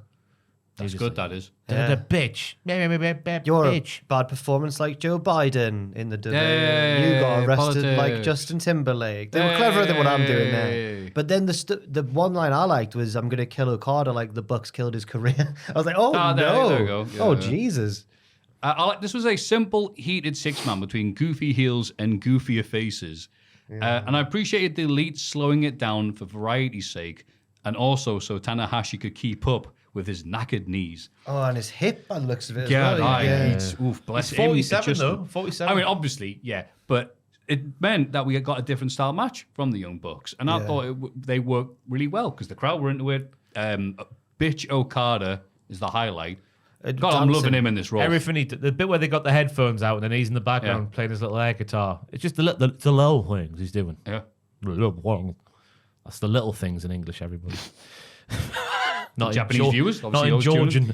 Did Billy not even have like a chair or anything when he ran out? No, just his arms. And he He's got these guns. all the Elite ran Billy away. the Gun, they call him backstage. And he chased off the entire top heel stable by himself. Yep.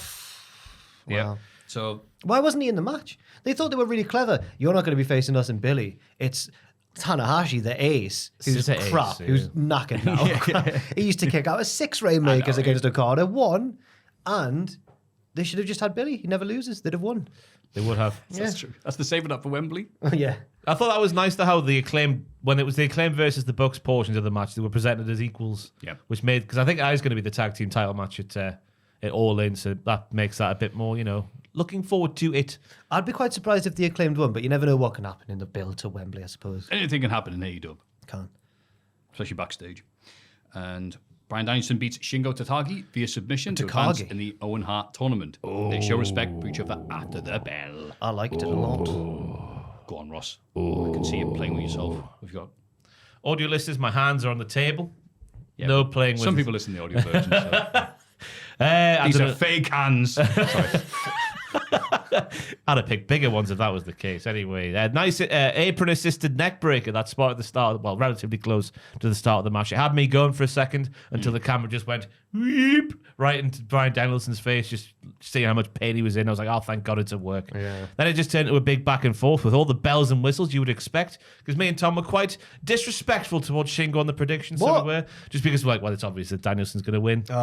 We weren't saying like he's a bad wrestler, just saying, oh, it's obvious that Danielson's going to win. And a lot of people take that as disrespect. I wasn't so convinced just How dare you because disrespect Shingo? I wasn't so convinced just because Brian loves to lose matches, so, and Shingo's one of the strongest booked guys in New Japan, so I thought maybe, Yeah. but I wouldn't have predicted him just because I thought he's not going to be back in America for another Owen Hart match. You got lots of moves in as well. A superplex, the massive lariat, and then, I don't know what's that. The pumping bomber. The pumping bomber. That's what he called it. Oh, I know. Yeah, he does. and the made in Japan got him near falls. And there was a nice big lariat, whatever bomber, countered into a label lock, which he got out of. A big knee, he got out of it. It looked like he ran out of all of his options to beat this man. Then it was the ending spot was well done, I thought, as well. He goes for the triangle. Then there was a big power move out the triangle, but it stays locked on. And then 2 submissions later, and it's over. So it looked like he exhausted all his options to Danielson, but he didn't. Yeah. Yeah, I really liked it for the style that it was doing, which is Danielson's now going, no, I can't just have banger after banger after banger. My body's literally falling apart. They're doing these vignettes on TV, and I'm going, no, I'm not going to be that like Dream Machine man anymore. I'm that guy who's knackered, pulled in a shift. So then Shingo's like, all right, cool, I'm just going to break your neck then. And so, yeah, it's very believable. Watching every move then Shingo was doing, you'd be like, oh, God, here we go. Like, a superplex, people are going, oh, nah, I don't like that. Yeah, because he's just the way he was selling. That's fantastic, that. So even, obviously, yeah, I'm with you. I'm like, Shingo's not winning this, but I'm really enjoying watching this. And just to make, everything Danielson's doing to go, no, he could be, I'm completely done, me. And only just get those desperation submissions at the end. Yeah. Nah, I like the style it was going for. And it's probably like, well, they could be going later on. And, but yeah, just Danielson until he retires.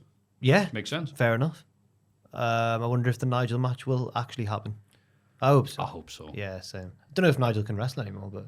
Yeah, but he's going to wait for Danielson to be at his absolute weakest. Like Bane in Nightfall with Batman. Right. Imagine. how would they do that? Yeah. Ooh. But Danielson comes out and goes, I can't do anything to that. Then Ned's like, yeah, this is it, finally. And then as soon as they shake hands, Danielson's like, you know what? I think my neck's all right now. Because it is shaping up for a Hangman versus Danielson final of the Owen. And then I'd take either of them in the big title match of Swerve, to be fair. It's got to be Hangman, hasn't it? It's got to be Hangman. He is my hero, so I've got to go for Hangman as well. Obviously. It's so sad being a CM Punk and Hangman Page fan. Because Punk was mean to him, wasn't he? Yeah, Hangman said that one thing Of in all promo the that things- no one noticed and wasn't dealt with. I've been on Punk's just side. simmered until he I've been on exploded. Punk's side with most of it, but I can't condone that one. It was So very great. I love how petty that man is. Tony Storm beats Mina Shirakawa to retain the AEW Women's World Championship. The pair reluctantly shake shake hands afterwards. Morame urges them to hug it out, and they do. They all have a kissy-wissy. Nigel McGuinness tearfully applauds at the announce table. That was really It looked real, like real tears. Man. Shoot tears. He's a magician. That was The man so pitches good. arrow. What are we saying, Ross? I was a little bit surprised that Mariah May didn't get involved in the actual sort of match itself, like helping one or the other to win the match. But I thought that on the flip side of things, elongated this like storyline feud, whatever it's going to be, quite nicely. Because I assume Mariah May is still going to be the one to challenge Tony Storm at Wembley. Tony survived lots of finishes in there. Storm 0 for the win, and then Mina got lots in. To be fair, I thought it was This a is good the most match. I've seen of Mina, I think. Yeah, she was much better than I thought. Her lovely, I don't know if this is correct, the pinning glorious collection pin. It was like her mousetrap, wasn't it? Yeah, very good maneuver. There was a DDT off the top. Well, top. Oh, the Glamorous Collection Mina, I think it was called. Is that the pin? One of them. I looked in the middle of the thing while I'm writing my notes for what happened. I went on her not Wikipedia anymore, whatever I know what the you mean, moves. yeah. And all her finishes were called like the something Mina, the Glamorous whatever Mina, and I was like, oh bollocks! It was a nightmare. I actually got a DDT, I think, off Brett's rub, followed by an impaler for a near fall. It started off with bollocks, as all the Tony Storm matches do, but then it just sort of developed into a ding-dong battle to end them all, with a great entrance as well for Tony, with the Statue of Liberty. What a queen, some would say. That's right. I've got nothing else. I just agree with Ross. His points. Yeah, I've got nothing else that ruined that lovely description. It wasn't lovely. I'm bumbling all my words this How week. dare you? You're a lovely bumbler. It's always fun watching Tony Storm. He's at her best against credible opponents, and the Mina Shikara Miami bizarre love triangle complements the action and the crowd's into it. Yeah, cool. 10 out of 10, no notes. Fair. Zack Sabre Jr. then beats Orange Cassidy. He hands Cassidy his sunglasses back after the match in a show of respect.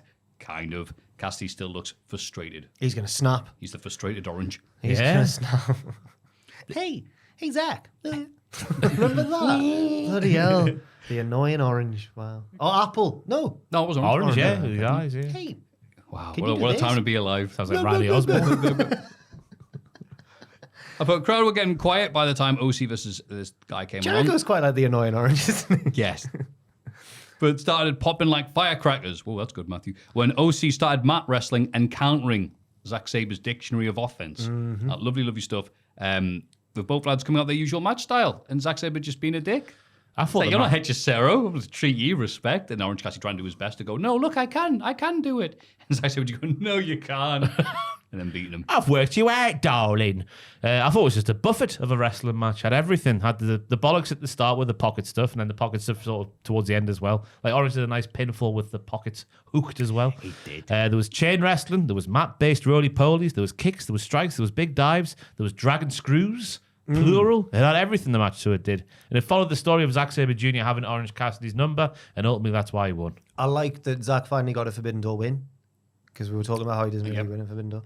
And I liked Orange's more ruthless side, like when Zack rolled to the outside for a breather, but Orange just dived on him instead. He was like, I'm not letting him have a rest. And then Zack having to, because he started off not taking him seriously at all, and then by the end he had to really actually try to be him. That was it. I like that. It was like that, this isn't even my final form, Orange Cassidy. You go, oh, well done. You can match me the amateur. Yeah, well, He's like Fridge Freezer, isn't he, from Dragon Ball Z? Fridge Freezer? That's his name. Yeah. Yeah, it keeps evolving. Thank you. John, I really like this. Yeah. Nice to see Zack after the show as well, saying, if anyone, what was his quote in the press conference? He's like, if anyone thinks Orange Cassidy's bad at the wrestling, they're a flipping muppet or something. Okay. Yeah. But he would say that he beat him. Like I say, he's rubbish, you made it. You're bloody rubbish. That's out of kayfabe, though, isn't it? Surely. Kayfabe? Did you work for Fightful? Probably. Despite interference from Brian Keith, the team of Hook, Joe, and Shibata beat Jericho, Big Bill, and Jeff Cobb. Hook pins Jericho after a Judas effect. He stole the move. Strong grapple A and B. That's how you do it. Taz applauding afterwards as well. Ah, he's so happy. That could have been. He was 4'9" high, and tall, He's and proud of happy his- and proud. Proud of his son, who he sees Massive. twice a year. It's the one where Jericho was like, Taz, can you have a word with Hook for me? And he's like, I don't know where he does his own thing. Nice. That could have been a meme, but there was someone in the way that ruined the camera shot a little bit. I forget who it was, but it was prime meme. Because I've never seen Taz smile like that before. He was beaming, so he was the miserable bastard. But I felt nothing in the early goings of this matchup here, mainly because Jericho's there. Even though Hook and Shibata both did the Samoa Joe walking away spot to a Jericho high dive, that was nice. But then when Jeff Cobb and Samoa Joe got in there, I'll say it for the second week in a row, I got a Cobb on. No, I couldn't remember you saying that. It was year. great. All right, okay. Those two big boys sat there at home, corn on the cob in Right, hand. yeah. KFC as well. Great stuff. All the bells and whistles towards the end of the match. Do you have the and- gravy on the corn on the cob? No, I can't eat the gravy anymore after seeing that Channel 4 program. I can't do it. What Channel 4 program? Basically, like how KFC makes what they make, and it's like they get to the gravy bit, and they show you how you make the gravy. And ever since I've seen that, it won't bother some. But ever since I've seen how they make the gravy, I can't consume the gravy. But what? No. What's one thing they put in it? I don't want to ruin the gravy for me.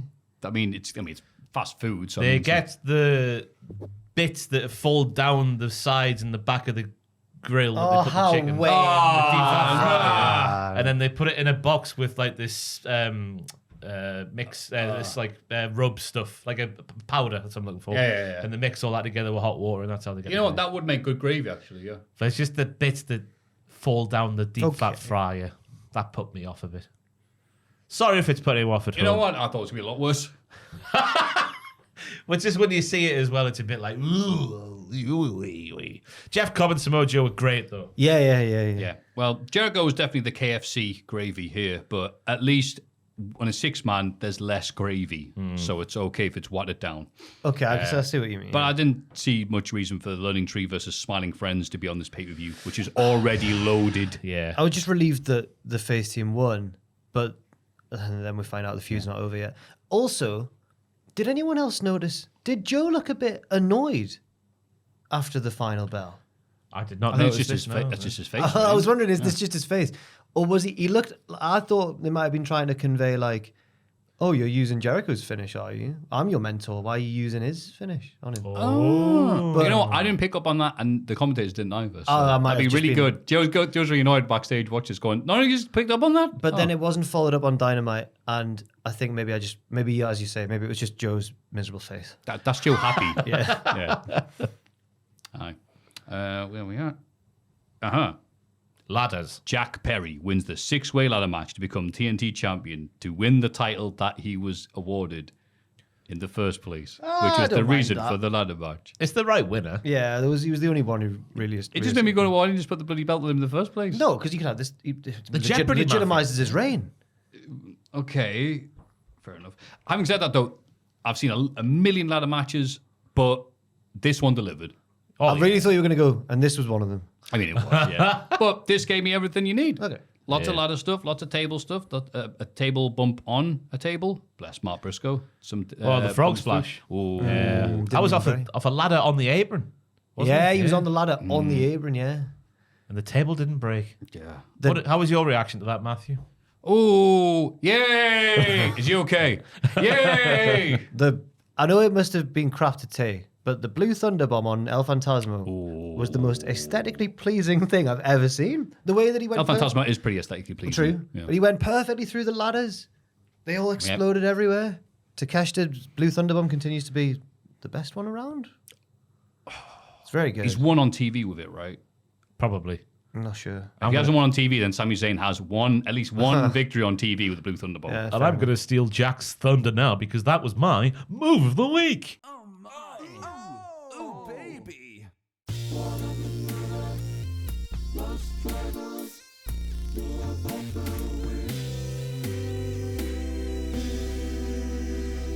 So you put the jingle in, Richard.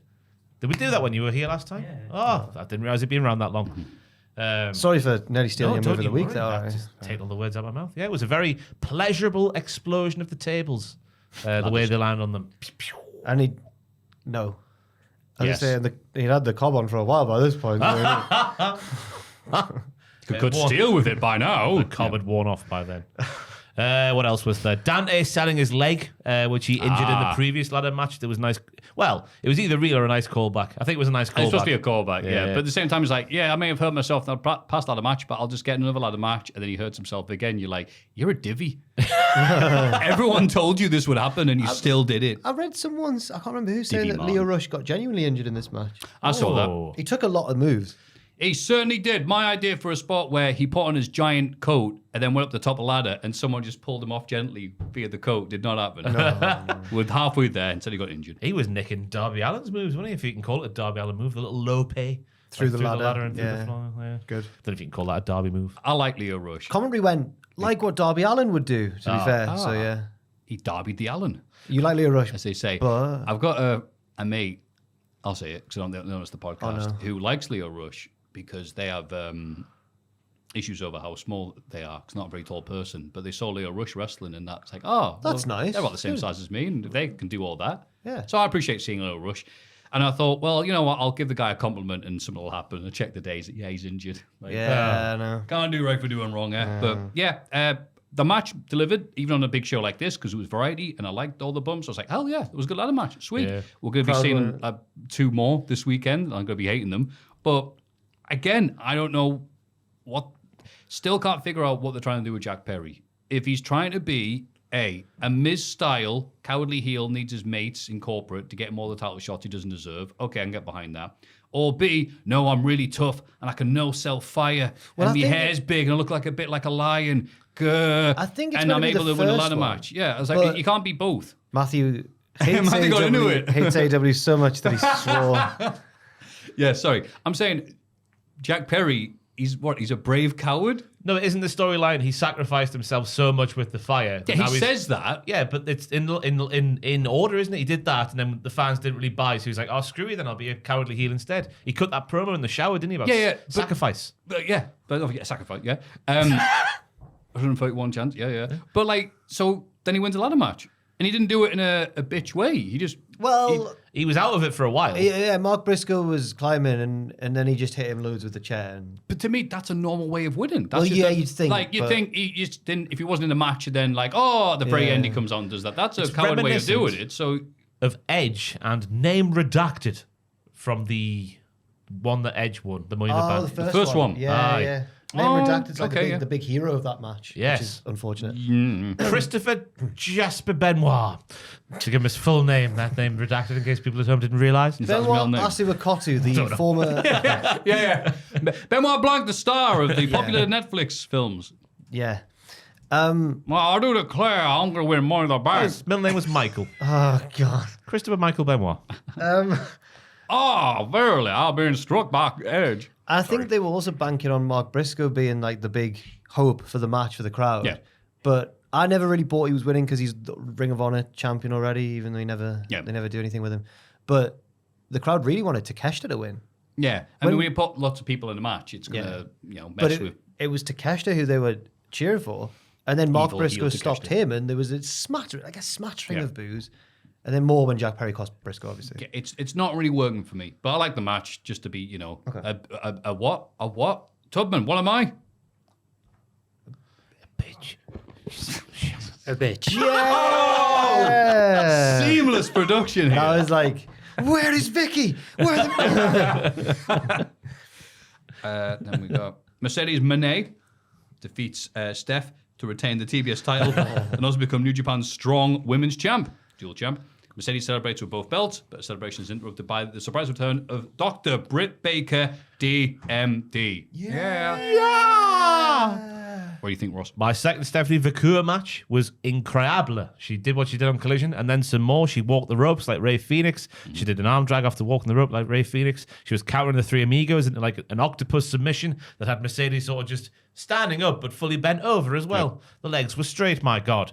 There was a nice back and forth bit that almost resulted in Steph's finish happening, but it didn't quite happen. And then the crowd fully turned on Monet, which the commentators then said was because she was from Boston. And I was like, no, it's not commentators. How dare you say that? That's a load of pish. It was, yeah. Yeah, F the Red Sox. F the Celtics and then F the Red Sox. And it was good to see Mercedes lap it up, like, because I think she was definitely heel in the end. By the end of the Willow feud, she was definitely heel. But then she went a bit back the other way. And then in this match, she was forced to be the heel. But I'm glad she lapped it up. Yeah, I feel like she was a heel for the Willow feud. Yeah. But it was Statlander and Stokely who were the real heels. Yeah. So they still wanted her to be a face. By the end of this match, I was like, oh, God, I'm just sick of her being a face now. And it's magically, I prayed for this and it happened. So yeah, she's much better heel. Like, it's going to be good. And I like the match. I like Steph. She's great. Fully overshadowed Mercedes in the match, I thought. I'd say so, yeah. Crowd were not into Monet, which gave a weird atmosphere. The crowd were more into cheering Vicky and chanting that thing, which is a shame, as Steph looked brilliant out there in terms of the exchanges. I was just like, okay, I'm really into this now. Wasn't some little things that weren't 100% smooth, but I'm all right with that. And yeah, then Mercedes Moné won, like, all right, fair enough then. And then, crazy pop for Britt Baker. Yeah. And more on that later on, we get to Dynamite. I can't believe it's only been 10 months. Mercedes not been. Well, she said in the promo, didn't she? 10 months, yeah. It feels a lot longer. I think the matches that she had, maybe I'm misremembering, but I think the matches she had just before she left, she wasn't like a big role in the show. So it was like, oh yeah, sure. I can't remember wrestling at last year's Wembley, but I can remember we weren't booked, Ross. I can remember her entrance, but I can't remember actually what she did. Was she in the four-way? Maybe. With Tony and yeah. Where the hometown hero won. Yes. We all cried. They are cancelling you. I don't know. So, it's a shame that in her biggest performance for an English-speaking audience, Steph's lost her belt. So that's a shame. Yeah. Hopefully they use them. That means she'll go to CMLL and get some matches there. I hope they bring her in. I thought she was fantastic. Yeah. She gets the little things as well, like I mentioned on Collision with always looking at Mercedes. I know it seems like a really simple thing to point out, but I know a lot of the ladies wouldn't do it, would they? The little storytelling bits and bobs. Like what stuff? Where she was just like in submission holds, locking, but Mercedes, this is on Collision. Oh, and she kept looking at her. The little things. Yeah. Very good. Before the next match, we get the announcement of another crossover event, Wrestle Dynasty, which will take place on January 5th, the day after Wrestle Kingdom. New Japan, AEW, Stardom, CMLL, and Ring of Honor. Yes, Ring of Honor's in there. They call themselves the lads. I'll watch it. Yeah, it'll be a good time for us. Then Naito beats John Moxley to win back the IWGP World Heavyweight Championship. Thank you, Jack, for summing up my thoughts. My two highlights was Moxley's New Japan theme being heard. Yeah. I think it's better than Wild Thing as a tune for John Moxley to enter the ring. No, I was scratching my back, but then Ross, I agreed with Ross's point, so I went, ooh. And there was a nice Frankensteiner attempt from Naito that was reversed into a big powerbomb off Brett's rope by Moxley. That was it. Yeah. That's my two highlights. Yeah, it's just the pay-per-view, again, was running long. Come on, we're only human beings, we're not robots just yet. But I just thought it was all right. Naito didn't seem arsed. Maybe I don't know them that well. Maybe he's just not the Naito of old. But He's not the Naito of old. He was starting to... The start of the match, I saw it as like a mini Christian Randy Orton thing, where he's trying to wind Moxley up, and he keeps spitting at him and doing his taunt and stuff, and Moxley's getting really angry, and I thought, this is going to lead to him somehow outwitting a furious Moxley. But it didn't end like that. It just ended with their finishing moves. Yeah, it was just, there was just no build to it, other than, well, he's defending the title against a Japanese wrestler. It's like, wow, a forbidden door. Wow, that's astonishing, that. And then Naito won the title back, and I'm like, okay. It was like a logistical maneuver rather than a good main event wrestling match. Yeah. Because apparently Naito's in the G1 and Moxley's not. And the champion's always in the G1. So it felt like they went, oh, we should probably have the belt back now, lads. I didn't seem he was going to have it for a very long time anyway, Moxley, so...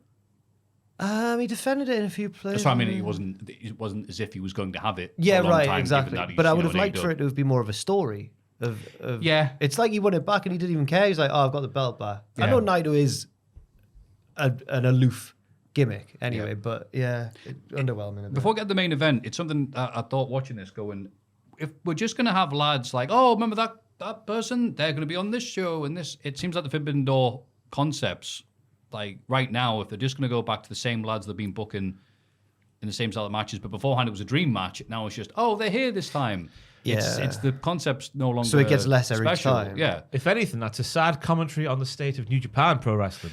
If they're not creating new stars, what are AEW meant to do? What was the newest star on the show? Gabe Kidd. Gabe, yeah. And they gave him nothing. Suji. Okay, yeah. Mystico, that young whippersnapper. I don't know. Yeah, Suji. Okay. Yeah.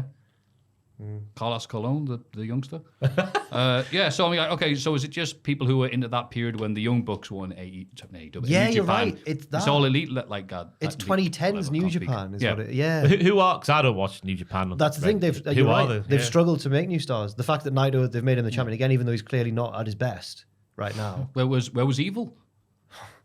No, not That was a joke. Yeah, they've not replaced. Why not evil? People? Oh, God, just learn by people online. They hate him. He's a heel now, and he's got a stable and interferes and all that. Is that the one that Jack Perry was affiliated with or not? House of Torture? Yeah. Yes. Oh. Dijack's favourite stable. People liked Evil better when he was in LIJ. Definitely. No, they've not. I think they have got a problem. They've not really created any new stars.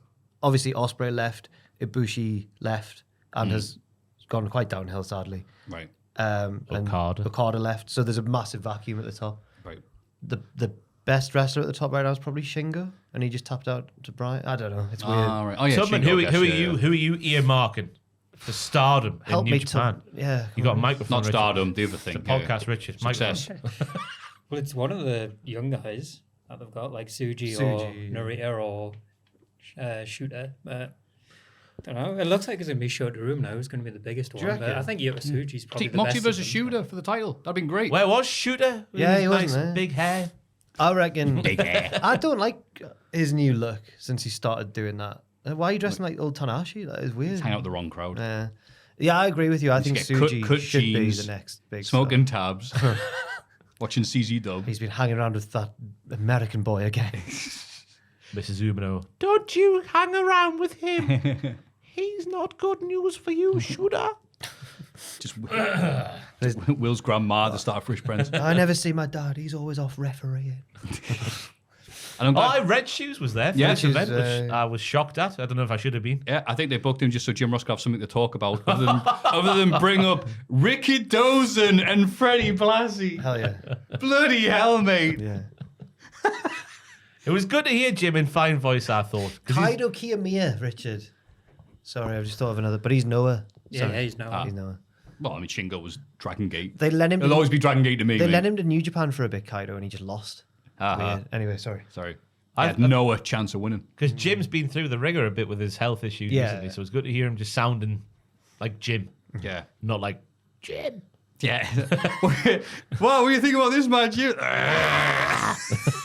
Great point, mate. Bloody hell. And Love so, the yes, Jim. but then that's his criticism for the stuff involving the interpromotional stuff. So some of it worked, some of it didn't, but it was like, oh, okay, these aren't that massive stars. Didn't matter, because the main event had nothing to do with that. It was Swerve versus Will. Ref gets taken out during the title defense. Callis hands Osprey a screwdriver. not the drink. So Prince Nana shoves him over. Osprey threatens Nana with another drink, but has a change of heart. Swerve ultimately wins to retain the AEW World title. He consoles Osprey after the bell, and Carl Fletcher comes out to check on a stablemate. Oh, wow. And he kisses him on the back of the shoulder as they walk through the back the curtain. Oh, that's very intimate, isn't I it? know, yeah. It's not like a football celebration kiss on the forehead. This was like a consolation, like, you'll be okay, Will. Wow. I'm here for you. I'm your boyfriend, Kyle Fletcher. I will be your lover. Which really got built upon on Dynamite, actually. What do you think of the match, Ross? I was really shocked at how Will got pinned. But then you go back and you look at the Don Callis interference. Because I don't know, I felt like it was too soon for Osprey to be in a match like this. But then after the show, the news comes out. I forget who reported it. Probably Fightful. It was Fightful. I know what you've been talking about. Saying that Will wanted to make sure that Swerve didn't feel like a transitional champion just because he's going to take the title at Wembley, which I don't think is going to happen now. I think he's going to have the match against MJF. So in that respect, it really does legitimize or solidify Swerve as a proper main eventer, beating someone like Will the way he did as well. Because I thought the finish after the Don Callis interference was very dramatic, but in a good way. The way that he hit so many finishes did Swerve on Will that Will was so knackered that he couldn't do his own finish. And the way that Swerve, my pick for the biggest aura of the year in the Culties, the half-year Culties. It's not very The way he caught him and then like set him up for one final house call or whatever it was he did at the end there was very, very Big good. pressure. It was the house call, then a JML driver. The big pressure. The big pressure. Call it the big Before getting to that, that news story about like Osprey wanting to do this. I love the fact that Osprey's not even trying to hide the fact that he's the one giving all the news to all the outlets. Well, You see, back in the day, at least attempt to hide it. it was I can't remember who it was, one of your cool Twitter friends. I love that you think they're all the cool. Retweeted that. They really get a kick out of that. Retweeted that story just with a gif of someone going. But no, it does make Swerve look really good. Although I did notice, didn't Osprey get a visual pinfall in? So I'll put you over, but The ref was down. I do need to get the pinfall first. No, it was obviously a really good match. I still preferred Osprey Bryan and Osprey Takeshita, but it was a big pay-per-view main event, and they found a unique way of involving the Don Callis stuff without having totally spoil the finish of the match. Like, you didn't get screwed yet. Right, and he kept kicking out stuff. Yeah. That was a nice finish for the Don Callis stuff because Will was like, stay backstage, bruv. And Don didn't. And they followed up on that on Dynamite. But I like the story as well of like their friends. I know until Will took the belt for the second time, but they are pals. Otherwise, Swerve would have killed a man.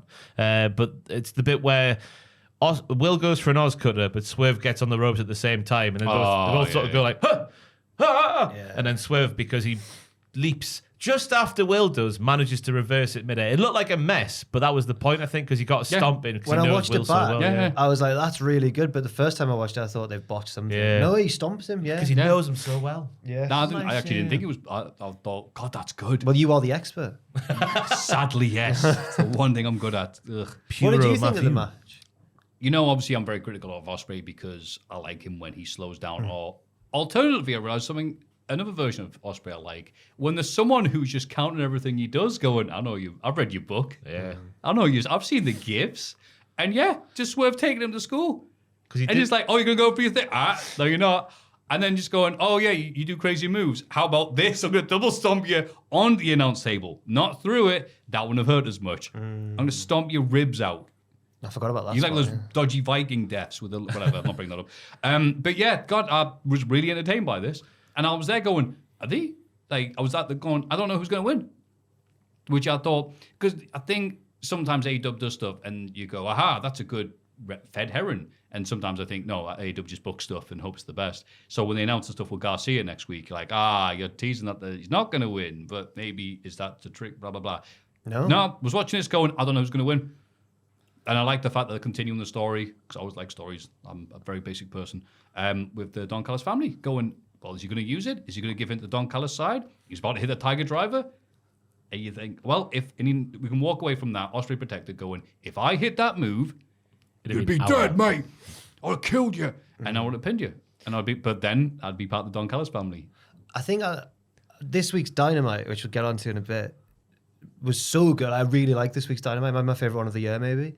And it's made me look back on Forbidden Door more positively because in the build-up to Forbidden Door, we were all saying, like, it just feels like matches thrown together. Yep. But coming out of it, they've made the results really mean stuff. Like Osprey's heartbroken they didn't win, and everything is sort of maybe not like Moxley and Naito, but like a lot of stuff will have consequences. So consequences is the important thing. Well, why should I watch a show if nothing's going to come out of it? So a lot of it, because we're going back to CMML or New Japan, bye idiots. Yeah, you're like, all right, what was the point of that? But that was one thing that passed on. And I think most of them have been plenty of things to watch that were like, oh, that was good. But it feels like, when WWE go to Saudi Arabia and they have to go like, oh, let's just pretend some of these storylines are going to be, some of these things are going to affect things. Some of these things are going to push as big deals when they're not the rest of the time. This is their Saudi Arabia. It's their show where you go, all right, just get into it. Some of it, yeah. Some of it is, yeah. Some of it, yeah. To your point, though, on Osprey, I think you must watch the podcast, and clearly me and you have an influence on his wrestling, because this match here, I thought it was so effective. Because if he was getting countered by Swerve and no selling the counters, I think it gets lost. But the fact he sold the counters made it a lot more impactful. Exactly, Ross. Yeah, because me and you've been saying the no selling stuff 5 times a match doesn't have as much effect the 5th time. Yeah. Yeah.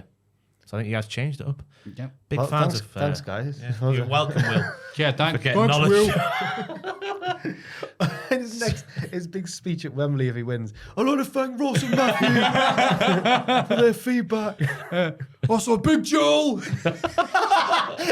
He knows all the law. Andrew's horny. Joel's the ladies' man. We love Joel. I can't believe we love you, Joel. I can't believe Joel is good. I can't believe I watched Tubman in Japan for 52 weeks. Didn't see him once. Oh God. Piers, I can't wait to see you in Japan. Now we're having the Forbidden Break. Monday Night Raw. Jey Uso opens the show with fans in the concourse and makes his entrance through the stands. Michael Cole is very excited. Jay says he's going to win the Money in the Bank ladder match, but Chad Gable interrupts. He says yeet isn't even a word, but miracle is, and he's a walking miracle after surviving the Wyatt attack and overcoming the disappointment of his family leaving him. He even qualified for the ladder match, so on Saturday, he's going to become Master in the Bank. In fact, the Wyatts should be after Jay. He's the one who stole the Fireflies and abandoned his family. Jay admits, I haven't got any beef with the Wyatts, but he did what Alpha Academy did and escaped from a manipulative scumbag like Chad. Gable attacks, but Jay gets the better of him, and Chad bails to the ramp. The lights go down, and Gable runs through the crowd, but keeps encountering Wyatt's 6 members. The Witch appears at ringside and gives Michael Cole another VHS tape. They're going to run out of camera angles soon. Then another new one this week where they went through the crowd on the concourse with Jay emerging out of the yeeple. I know, right? The people who yeet. It's like a bad episode of The Smurfs. But I like the camera angle and the way it was presented. But yeah, the yeet's getting lost on me a bit. But who am I? He's clearly very, very, very, very popular just based off crowd reactions alone. Yeah. And I reckon he probably is maybe just outside of Drew, the next favourite to win the men's, just so they can print all that sweet merch. Yeet in the bank. Michael Cole's secret handshake with Jay was fantastically awful. While he's with his phone in one hand. Yay! And then I like Jay going, hey, look, I told them they could have the Fireflies back. I don't want any of that. Yeah. Unk. He called Unk. I told Unk they could have the Fireflies. I like the thought of Jey Uso and Unk having a little talk where Unk's like, oh, man, that's my gimmick secret handshake with Unk. I liked, and I said Kurt Angle there, but Chad Gable coming out and just sounding like Kurt Angle. You know when Kurt Angle wrestled at WrestleMania 17 and he was cutting the promo about the Texas Yeehaws and their hats and whatnot.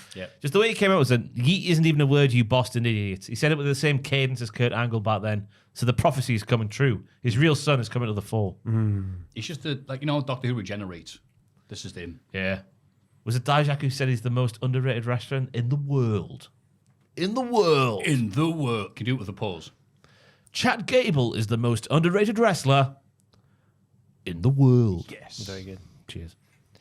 I agree with that. I agree with everything. He only did that because he was smoking and he physically couldn't get the words out. Really? Yeah. He did an interview. No way. Yeah.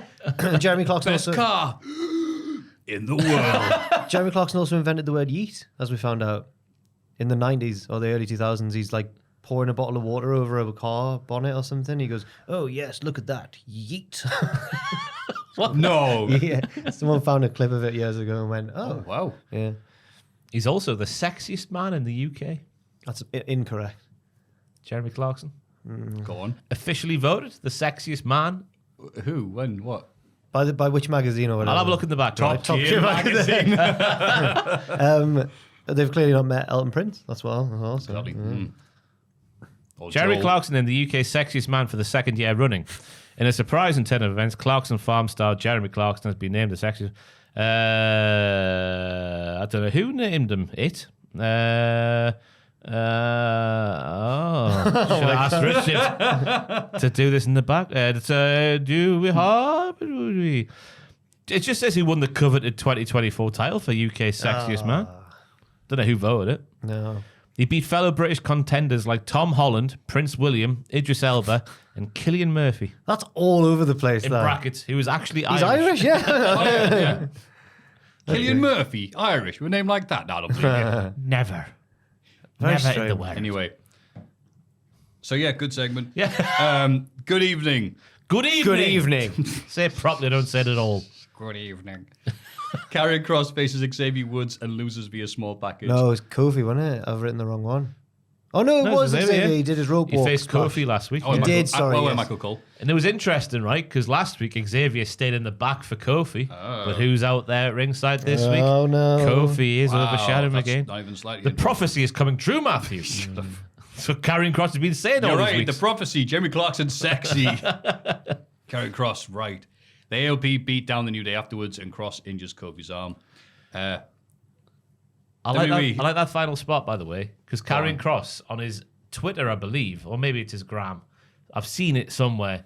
He does that same hold, but to a shoot baseball bat, and he snaps it. And he's like, Scarlett, look! Scarlett, look! And she comes running in. I'll send it to Richard if I can find it while you're analysing this That fantastic sounds like wrestling. really cool, then became really uncool very quickly. I saw the Matt Cardona. Mom, look what I did. Matt Cardona runs into the living room and goes, Chelsea, listen to my fantasy booking idea. And he reads this whole thing where she saves him from a beatdown and she's just lying on the sofa like, right. Okay. Can you talk about Ghostbusters again? Don't bring that up, please. Jesus. It's amazing. WWE has been very good overall in 2024. So it is funny how unover Kross still is. Wow, you're nasty about him. I'm watching with Good my evening. eyes and I'm listening with my ears. That's how did. most people tend to watch wrestling. He did lose to a man half his size with a roll-up. Yes. Oh, He's still got the most reactions so far of the feud, but it's just because of AOP. I'll send it to Richard. Okay. Oh, I can't wait.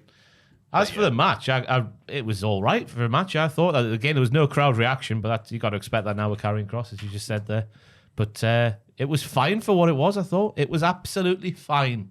I'm trying to see what else I've got written down. Marty Jannetty got a lot of strays from commentary in this match because the whole story is: does Xavier want to be the Marty or the Sean? Yeah, Sean's the Dun best. dun dun dun. Which is still, dun. as many people point out, it's such a harsh comparison. One of Yeah. the greatest wrestlers of all time, or the guy I used to tag with. Yeah. It's like, oh, yeah, okay.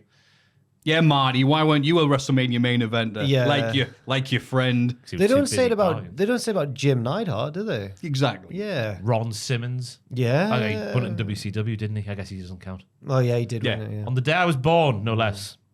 The corner spot where he sort of did was it a power bomb into the corner post on the floor? And he just dropped him like God, he landed on his head. an accordion. Yeah. You could tell it was scary because commentary went, whoa, for the bit they were menu in the ring post. Yeah. But then when he landed, they went, oh. Yeah. Oh. Like Ricochet against that truck. I thought Woods getting the win as well was the right thing to do with the story they tried to tell, because he's done something that Kofi Kingston couldn't do. But Kofi Kingston is still going to overshadow him. Of course. Do you think the breakup Because is still rubbish. No. Surely they'll come together after a little period of Right. to and fro. I don't want to see the New Day breakup. I'm sure No, everyone, I don't Yeah. want to see that. everyone in the world is the same. Everybody In the world. Can I get that? Good. It's like, smoke weed every day, pause, isn't it? Damian Priest talks to Dom outside the clubhouse. He asks if Dom has talked to Rhea Ripley recently. Dom says he has and everything's okay. Priest knows he's lying because he just talked to Rhea himself and she's furious. They enter the clubhouse and find Liv playing 2K with the rest of the lads. She leaves and Finn pulls Priest aside for a chat. He defends Liv for helping them win back the tag titles. He accuses Priest of disrespecting the rest of the group by saying he doesn't need them. Priest says he has faith in himself to beat Seth without any help. Finn says Priest has changed since he won the title. Whoa. Finn's getting fed up, like, isn't he? Yeah. Little Finny Finn. I was getting annoyed at Finn, but he had a point. Like heels do these days in Triple H's WWE. Yeah. Liv did help them win the tag titles back. And she brings them gifts. Like 2K, where Carlito gets to play as Priest, which makes him a great guy. Amazing.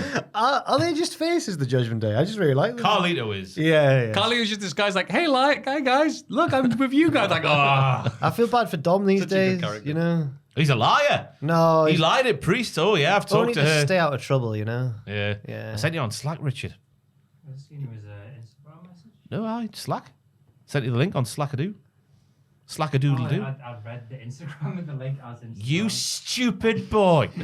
The moment's probably past now. If you want to play it, we can play it. It's still quite funny how he's like, hey, babe, Scarlett, look, I've broke a stick. But yeah, Dom lied about speaking to Rhea, and then Priest could whizzle-wazzle him because he actually has spoken to Rhea, and she is pissed. I guess she would be with her boyfriend. Dun, dun, dun. Yeah. Dun, She- dun, dun. Daddy. She's too distracted hanging out with her husband, but she's remembered that her boyfriend is cheating. Congratulations to Rhea and Buddy. No, yeah, they got married, yeah. Well done, buddy. She wore a black dress in the picture. Well, I saw. you'd expect nothing Dun, less dun, dun. from Rhea Ripley, would you? Yeah. Goth wedding. Isn't it a bad thing to do, though? Not wear white. Yeah. It's a very old tradition. Though. Yeah, if you care. Yeah, that's that like an sort of old wife's tale. The wedding I went to. need to wear white. All right. The wedding I went to last month, the bride didn't wear white, and no one cared. Yeah, the wedding I was at, obviously the DJ Cole's one. Yeah, they didn't wear white. Yeah. Xena Vega is interviewed backstage and says she doesn't want Dom's help to beat Liv. She isn't interested in chasing Dom. She wants to chase the Women's World Championship. Dirty, Oh yeah, remember that? The world title. Yeah. Dirty D, as she calls him. Don't chase the dirty D. It's like that Very wet leg, deliberate that word. wet leg song. Ooh, I went to school and I got the big D. I got the big D. I got the big D. But also, like, On the chaise long, all day long, all day long, all day long. it's like Sounds good, that. a double entendre. She didn't get the D grade, but she also the big dick. They also do the song Wet Dream. I was in your wet dream, driving in my car. Saw you. Jean Paul. Yeah, that's how it goes, The yeah. tune. Yeah, It's very nursery rhymish for a song about a wet dream. it's like Dice Clay. Itsy bitsy wet dream. Coming down the spine. Ah, boo. Hey. Hey. Capiche? Oh, All right, Charlie Dennis. Dom comes out the watch. Found it. Oh, it's a baseball bat. 12 hours later, we're here with Karrion Kross Minute breaking his hours back. later. We might need some sound, Richard. The speakers aren't on, I can see. Is this going to be another kerfuffle? I'd need to stop don't doing know it. how the It just white derails and the red podcast, doesn't it, all the time? It's on the front. Just need to twizzle that Oh knob. God, I've read this entire message that goes with that, and it's just boring. I don't know. We'll see, won't we? My fault. When Richard hits Karrion Kross play. on the podcast. It's a shoot baseball bat, as you can see. Why would you shoot a baseball bat? It could be a fake one. But look, he gets a towel. This is the movie did to Kofi Kingston, which resonated with me so strongly because it broke Kofi's arm. which Wow, is- they did it in front of a loud, live, raw crowd as well. That's why it's silent. Look, he gets the leg in there. Heave. Heave. Jesus. Whoa! Okay, that's cool. Babe, I broke the bat, babe. Babe, big the city.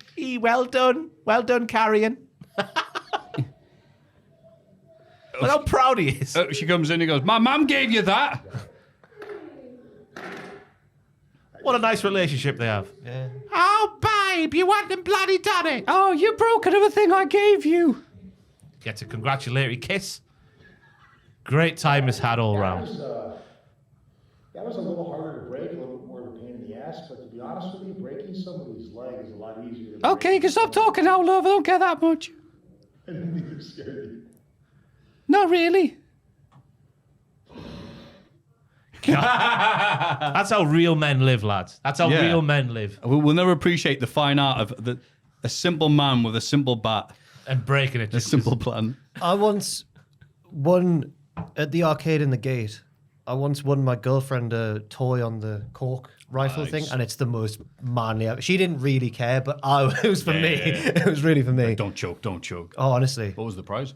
a big fluffy llama. Oh, hell yeah. Yeah, it's still in the house. That's Come what on. he tells her, but he actually saw a little boy around the corner with when he pushed the kid over. and I threatened him with the cork rifle. Give me that llama. Dom comes out to watch the women's title match, so Ray comes out too. They argue, and Ray pushes Dom over. So Liv takes him out with a baseball bat. I said baseball bat. Andrew Carrying Cross takes him out with a baseball slide. Zelina can't put Liv away, so Dom slides her a chair, but she uses it to knock him off the apron. Liv takes advantage of the distraction to retain her title. She's interviewed on the stage and dedicates her win to the most gorgeous man in WWE, Daddy Dominic the D. Jeremy Clarkson. I like Noam Dar. I think Noam Dar put on Twitter, Charlie Dempsey wants a word. The most gorgeous man in All right. Wow, okay. That is Dar Thank you, taking the piss, surely. Of course it is. I'm not saying Charlie Dempsey's a bad-looking bloke, but there's more. We've done a whole bracket. We did a whole handsome It's bracket. clear now in the performance centre he gets the piss taken out of him by the likes of Noam Dar. You can't take the piss out of Regal's son. You can if you know Noam Dar. Yeah, but haha, you're attractive. Dad, they're rinsing us again. I don't think they're saying that. I don't think you ugly bastard. I know. What about Charlie? I'm not saying he is. He's normal. Lads, secure lads, because Noam Dar's pretty nice on the eyes themselves. Like, Well, is he being mean there, Noam? nah. I think someone He's trying to say nice things about his friend. Noam saying that to Charlie Dempsey is mean in my opinion. I think so as well. That's shooting down. Yeah. I hadn't thought of it like that. If we're going on the not on the totem pole, in the tier list, Noam's a few tiers higher than Charlie Dempsey. In our expert opinion. Always comes down to men, doesn't it? Yeah, always. I'm looking forward to Charlie's twink era, though, on the subject. He's in his, I guess, a twink era now because he's a bit slender. But I imagine he's going to beef out like his dad. He's just sad twink at the minute. A sad twink with his deaf friend. Miles is looking good. Miles is a twink. Miles is, yeah. Ooh. Yeah. Ooh. Goodness me. I like Dom being out there for this match because he offered to help Zelina last week because he wants anyone to be champion. Then Liv. Dun, dun, dun. Yep. Liv doing the Three Amigos with Ray at ringside was fantastic. Then shaking her pecs in the direction of Dom was great poo-housery. Also good maneuvers with the reversing of the code red into a dull pile driver written down there. Because it went a dull pile driver. a dull thud. Is it a stump pile driver, do they call it? Or Potentially. like a short one? Yeah. It's made a dull thud on the mat. There was a nice spot as well where Dom and Ray are arguing on the outside. Ray pushes Dom. Liv baseball slides Dom, as you said there. Zelina nails a shoot 619 and a tornado DDT. Yes. Bum, bum, bum, bum. And it was only chapter 1 of the Dom and Ray thing tonight. Yeah. It really was. And it is just a comedy of errors with Dom going, no, sitcom Dom. No, I don't like her. Aha, you do like her. No, let me try and assist. Oh, no. The complete opposite to what I want happened. Is in the Tom would love this. The 40 Towers episode where Sybil thinks that Basil fancies the young Australian traveller girl. And then she's stretching next to the light switch and he reaches his hand round. It's really weird. But yeah, it's like that. I wasn't doing anything. Bacco can make jokes like that. Zelina is a great opponent for Liv because she's roughly the same height and size, so Liv's offense looks realistic by comparison. Liv is a giant ne's to Zelina Vega. Zelina Vega is the smallest grown lady I've ever seen in the flesh. In the world. She's the same as Liv if you count her massive weave. Okay, That thing was like venom. Yeah. It was huge. It's unbelievable seeing her at the because we interviewed her last year at the Money in the Bank press day thingy. Oh, you've seen her in person? Oh, so small. Pick her up, put her on the shelf. It's a good job her boyfriend's not a really scary or husband. Yeah. I think Husband, Yeah. So now you're definitely dead. Oh, thank you. That's it. Even with Dom and his, says Corey Graves, art bar style tash. Yeah, I know. Oh, did he? Yeah. Bloody Honestly, hell. I know that wasn't intended the way, but after last week, we'll comment on people going, is this in good taste? After we've got the real lawsuits, which are still happening, to bring up art bar. Wow. Yeah, hey, have a quick Google of him. Surely it's an Eddie Guerrero out of the two. Of course. Surely I it's know what they're Eddie going for, but I'm like, in an already questionable angle, I'm like, I know you didn't mean it like that, Corey, but ooh. Trying to help Vega and Ray, but this ruled, thanks to Dom, this had crazy heat. Hell yeah, top marks all around. One of my favourite Liv Morgan matches. I'd say. Because this whole thing's working very, very bloody Was it well. on the People like pictures? how silly it is and bit of sex. Was it on the Pitches video where we tried to do Liv's laugh? It Yeah, didn't go well.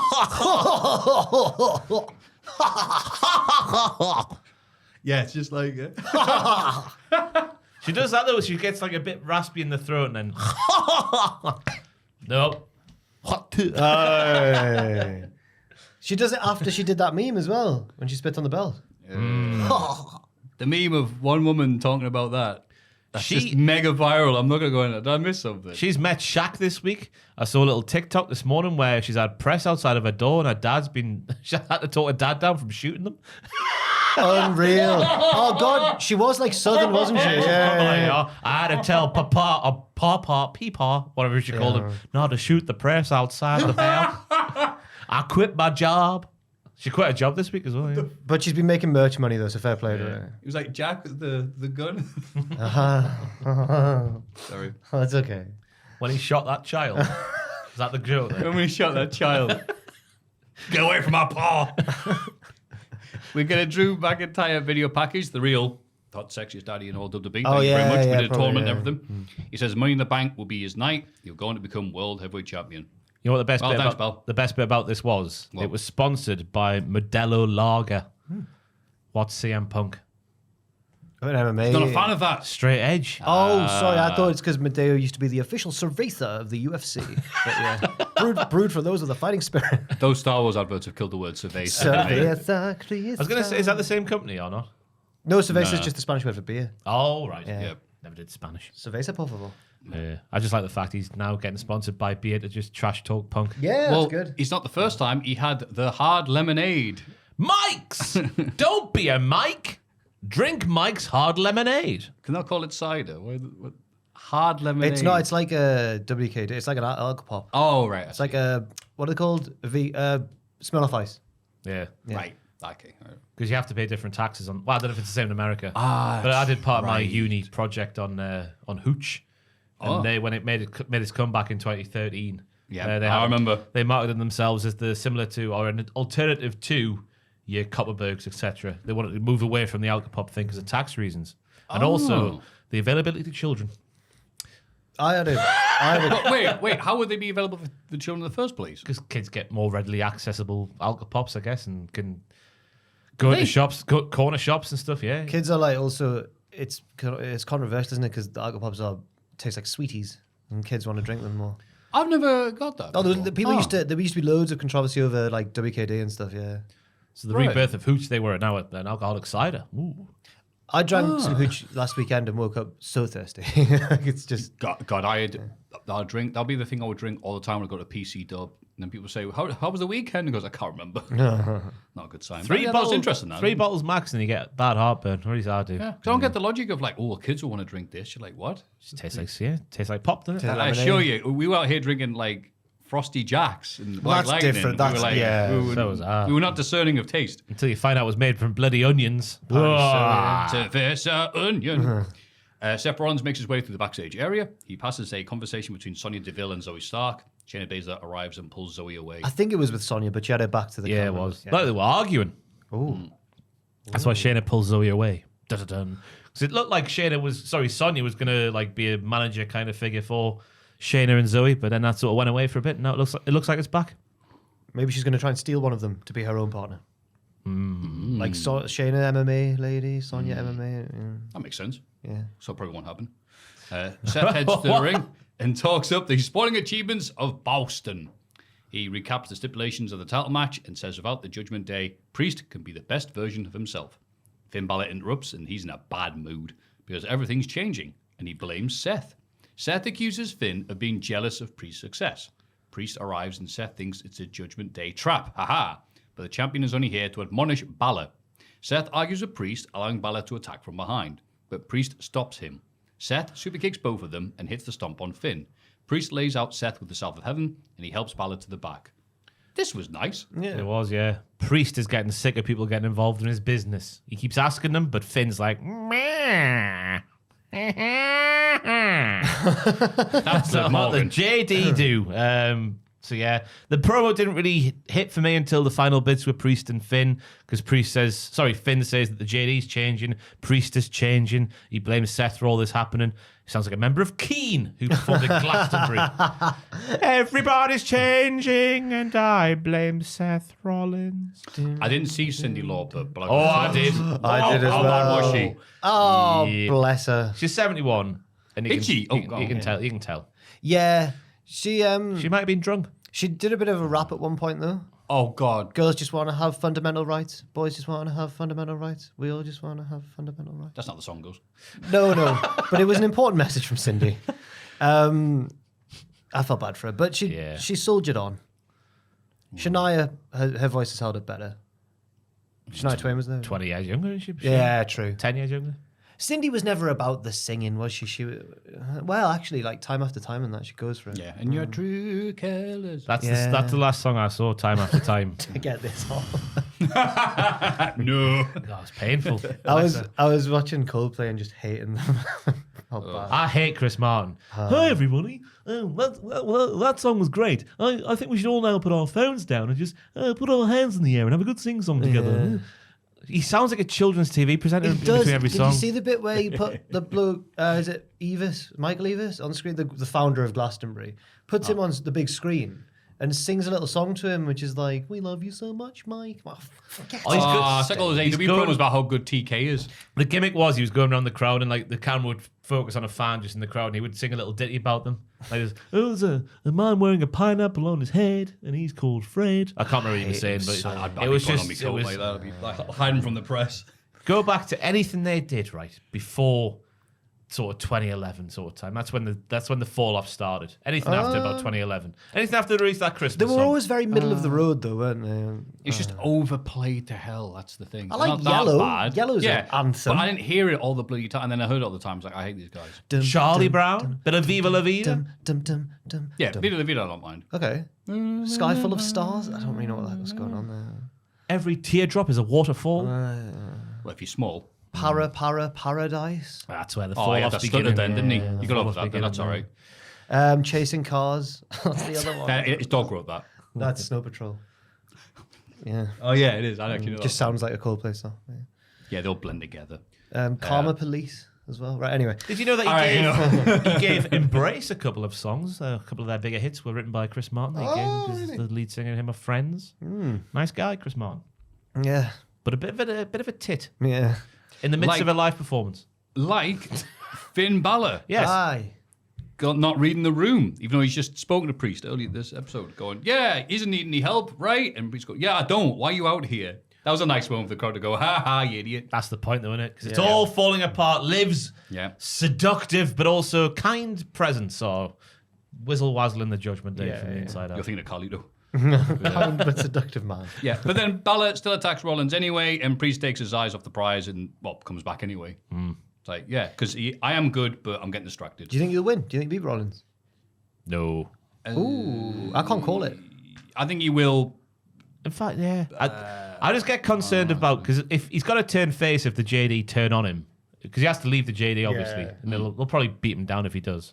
I don't know if I can see face Priest working now. Yeah. But he's displaying facish tendencies. Yeah. I can see Balor helping Priest win, and then afterwards they're like, yeah, okay, thanks. And then Balor beats him up and goes, I thought you said you need our help. You gibbon. There's a few Why don't you go ways tell the ref that I help you? They could go a few different ways. Yeah. Yeah.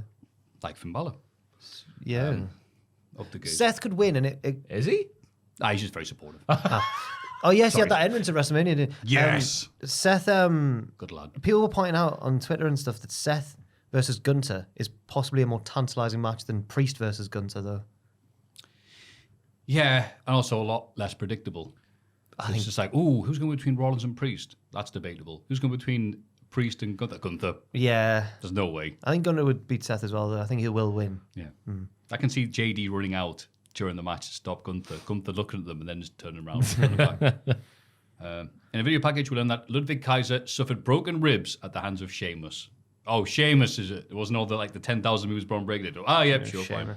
I think he hurt his arm in real life, but they made it the storyline. Of course. When he returns, he's going to end Old Pepper once and for all. Yeah. Good old Pepper. What a good twink he is. It's a good little promo. Like I believed every word he said. Yep. The story of the rise of the Kaiser, he said. He's really setting himself apart from just being Gunther's pal. Yep. Yeah. Up the Giovanni Vinci. Yeah, where's Vinci? Yeah, I don't know where he is. Get him as being a sexy model on SmackDown or NXT again. Who cares? Yeah, parking badly and cutting off people's tour buses. Yes. Vidi Vinci. Yeah. Vinci. What was it? I can't remember. Vinny Vinci. Vidi. I came, I saw, I conquered. Vidi Vinci. I came, and I came again. Yeah. Come. Backstage, Priest tells Balor he appreciates his help, but he really needs him to stay out the title match on Saturday. Balor says, yep. Yeah. And doesn't see Priest offer him a fist bump. I believe him.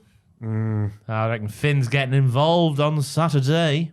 Yeah, me too. Finn's. Yeah, Priest is losing then. Yeah, Priest is. I think he might win anyway. Let's nail it in there. But if he wins, he's got to stay in the Judgment Day. He might leave anyway. I don't know. I'll be winning it. Balor costs him the title and goes, oh, good, you're crap now. You can be with the Judgment Day. Rollins becomes leader of the Judgment Day. Black and purple becomes a whole myriad of different colours. Yeah. Rollins joins. I love your fashion sense, lads. Damage Guitar tried to interfere in Dakota Kai's qualifying match against Ivy Nile and Zoe Stark, but Alba Fire and Isla Dawn attack them. Stark takes advantage of the distraction to get the win over Dakota. Couldn't help but laugh at this match finish because we had Dakota Kai over the weekend, basically in tears on Twitch, just begging for a chance to be like a solos, pushed as a solo. Was she on that? Basically, give us a chance, but just give us a chance. Basically, like welling up this, that, and the other. Really? It's like I'm sick of waiting. She's saying during her entrance during this Raw as well, and then she gets beaten by Zoe Stark. Nobody gives. So that's why I put, hey, there's a lot of action and fun. Graves saying lots of people are talking about Kai. I put, come on, man, Lamau. I didn't know about that. It's That's just what I was in reference to. Very passionate on Twitch going, I just want a chance. Just give us a chance. Come on. Well, you had your chance. Yeah, well, I don't know if she has yet. Ivy Nile looked good in this match, though, for me. She did a super kick roundhouse combo that kicked 2 lasses in one movement. Very, very good indeed. Is that the question mark kick? Yeah. Richard?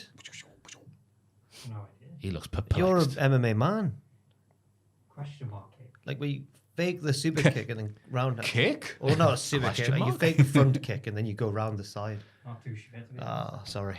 She did a double bulldog as well, and a double German did Ivy Nile. The chiropractor, punny, first and foremost, but a great move as well. Over the shoulders backbreaker.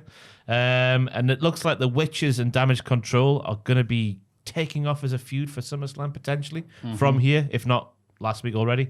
But yeah, it was weird to see that promo from Kai. It mentioned on commentary, heard saying that during her entrance, but then Zoe Stark being the one to win. Yeah. But then again, Zoe Stark in the ladder match is probably going to offer more than Dakota Kai because she can do more flips. Oh, but Dakota's light as a feather. She could fly. But no, with you already in the match, yeah. You're right, yeah. The Wyatt's VHS tape shows another conversation between Uncle Howdy and Bo Dallas. Bo talks about the group being discarded and how they've become a family. All right. But there are false prophets belittling their own families and they must pay for their sins. Chad Gable. Howdy asks if this is Bo's responsibility. He replies that this is the reckoning. His speech emerges with Howdy's and they eventually become interchangeable. The video ends with Bo fading away and Howdy sitting alone. It's good again. It's the right step to do. Just saying, like, what you doing? Like, is it you? Is it your responsibility? This is it. And then I like the editing towards the end as well, where what Bo is saying is what Howdy's saying, and what Howdy's saying is Bo is saying, showing the juxtaposition of the two men, but also showing they're one and the same. And yet Maffew wasn't a fan of another aspect of the editing of this video, as I saw on Twitter. I thought you said... I said I was. Oh, I thought you said, why are they pretending to be... Why are they making it purposefully crap? Because it'll just get reloaded. Sorry, I read like No, that. sorry. In this world of like making things as nice as possible, we've never gotten better definition we've ever had on TVs and screens and things like that. There's a lot of people, not just on this segment here, but like I know video content creators like Tiger Driver, and some of the people who can't write thing off the top of my head, but I'm really sorry, you know you are on X make the little the mixtapes, the VHS things. The fan cams and stuff like that on the TikTok. Yeah. They all love doing the VHS filter. And oftentimes doing a VHS filter is really hard because we saw that legendarily awful the Wyatts versus the New Day thing when they're like at that one place and you couldn't tell a thing that was happening except put these crap filters on. But this they try to make look as close to a VHS as they can within the realms of possibility because I imagine you can't just play a VHS tape on American TV. No, surely not. Yeah. So like they've got proper standards of practices about what can actually air on TV. So I watched a Red Dwarf DVD when they said, hey, we've finished the series. And they went, no, there's a thing here that you've done that we can't air it. And they went, okay, we'll get it fixed. Okay, it'll be 10K a second to get it fixed. Oh, wow. Bloody hell. Okay, and had to go around it a different way. So I like the fact that they did everything from the tracking lines, the little issues around there, the like audio hum you get with proper VHS. Like that people just like, yeah, we really like that. Yeah. Regress, reject. HD. Return to VHS. I want to see so I something like that most of all. I've seen again 4x3 as well. It's nice. on the editing as well, they kept like skipping a little bit of the sentence every time Howdy mentioned something to do with Bray. Yeah. Like when he says to Bo, do you honestly believe you? And it goes like, blip. Not like a Wyatt thing from back in the day, but it skips and it ends with the life and it like cuts out something in the middle. So I think it was meant to say, do you honestly believe you can bring Bray back to life or something maybe? I like how they just cutting any mention of him out like on purpose just so you try to fill in the gaps yourself. I actually took that. I mean, like, do you think you're supposed to be living Bray's life? Yeah. But I guess it's stuff like that to keep interpretation. Artists around the world seeing things in different ways. Yeah. But I thought Bo's performance was great. Like how vacant he was at the end compared to how like they put the voice thing on Howdy, but Bo's being vacant. He's there looking evil and weird and whatnot. It worked as a nice like juxtaposition kind of thing again. It is crazy that's like, yeah, okay, Bo is Uncle Howdy. We're doing all these bits, and I don't think they're that bad. I think the biggest issues I had last time we're doing this is one, they took forever to the main event of the shows, and they were like, ho ho ho ho ho ho ho ho ho, and guys having to go like that and cowering. Doing a little VHS thing, that's fine. That's fine. No one's having to sell a VHS unless Video Man shows up next week or whatever. Video Man. Well, this week's episode of The Wyatt Family, sponsored by Progressive Insurance. I think it was sponsored by Chris Jericho. Hi, guys. It sounded like you were doing that. Oh, no. But yeah, so far so good. Yeah. 3 weeks in, it's not regressed yet. Yeah. But we regress. In catering, Gable asks Otis for help with the Wyatts. He knows Otis probably hates him, but Otis denies this. He still won't help because it's Chad's problem, not his. That was nice, isn't it? No, I don't hate you. Otis is a liar, though. He hates Chad so much, right? At the start of the segment, if you notice, he's willing to walk away from 2 full plates of food. He hates Chad Gable, but he's telling Chad that he doesn't hate him. And people will speak very highly of the catering as well. So. It looked like nice food, to be fair. Gable says any of Alpha Academy could be next, and he'll have their back because Otis is still his number 1 guy. Maxine Tozawa arrives, so Chad leaves. We're fine. Will they help him? Will they not? They shouldn't. But I think they will. But they might. Only if there were 3 other people. Oh my could God. Turn to. Tozawa's going to die. He's going to get written off, isn't he? The Wyatts are going to destroy him. He'll valiantly try and save Chad and end up getting thrown into a fire or something. No, Tozawa! Sorry, I don't know. Sorry, lads. I don't know what's happening. Just his little blonde head. He's there. My 3rd favorite student is dead. We should write this feud. Liv Morgan tries to help Dom in his match with Ray. Dom gets inadvertently knocked on top of Liv. Core blimey, governor. Yeah. That one didn't hit for me. Well, they already did it. But she grabbed him by the hips. I know, but we've seen it before, haven't we? Yeah. They're repeating the spots, but the crowd are like, oh, get her done. Oh, God. You Americans are like. The match goes on and Zelina Vega attacks Liv at ringside. She trips Liv on the apron, which unbalances Dom on the top rope. Ray takes advantage to win the match. Ray will never put his son over. No yob. Liv follows Dom to the back, apologising. Ray is now as tall as he is wide, which I find incredible. Like Shaqiri. He's like one of those pit bulls that have been injected with steroids. Oh, God. As the lady I'll go and see at the hospital for my ears likes to call them, which I find confusing every time. Steroids. She gives me Betnovate for my ears. Uh-huh. And she's like, this is a steroid, so be careful. I'm like, why do you call it a steroid? It's called a steroid. Everyone else calls it steroid. There was a DT teacher at school who used to call it a PlayStation a Sony Ericsson PlayStation. Man. Second line, that would have been all Sony PlayStation. We had our history teacher was Irish, so she talked about the potato famine, about how the people there didn't have any food. And she kept on saying food, F-U-D-D, and I'm trying not to crease, and she sort of was laughing, goes, it wasn't funny. Like, they didn't have any food, they all starved. And they're like, I'm not laughing at that. I'm not that English. It was just the way you're saying it. Our English language teacher, this has been 2007, so like the peak of indie music over here in the UK, was reviewing an album by Kasabian. Kasabian. Oh no! She kept going Kasabian. Like Prince Caspian. A wide leg jeans and whatnot. Top from burns. And your guitar's up here. Shaved head. Not shaved, just long hair, puffy hair. Going, it's not Kasabian, miss. Miss, I think you'll find it. Mrs. Ogleville. Who lives at. Do you know why Kasabian are called Kasabian? Why? They are named after the Charles Manson family's getaway driver, Linda Kasabian. Wow. Genuinely, yeah. They were good at Glastonbury. Not the Tom. Yeah, he just did the Serge is singing, the didn't he? lead, yeah. And did you see when he lobbed David Seaman? Core blind. I remember Kasabian because they had the one Leeds festival, or the last Leeds festival I went to, their poster was the one that everyone kept on pissing on. Oh. Everyone just accepted that that's the thing we're pissing on. That's the we piss need poster. to piss. Oh, Yeah, around the piss sides of the poster. stage. Yeah. Oh, right. Like, come see this band. It's like people going, nah. Yeah, I'll piss on them. And your queue was near this poster, I assume?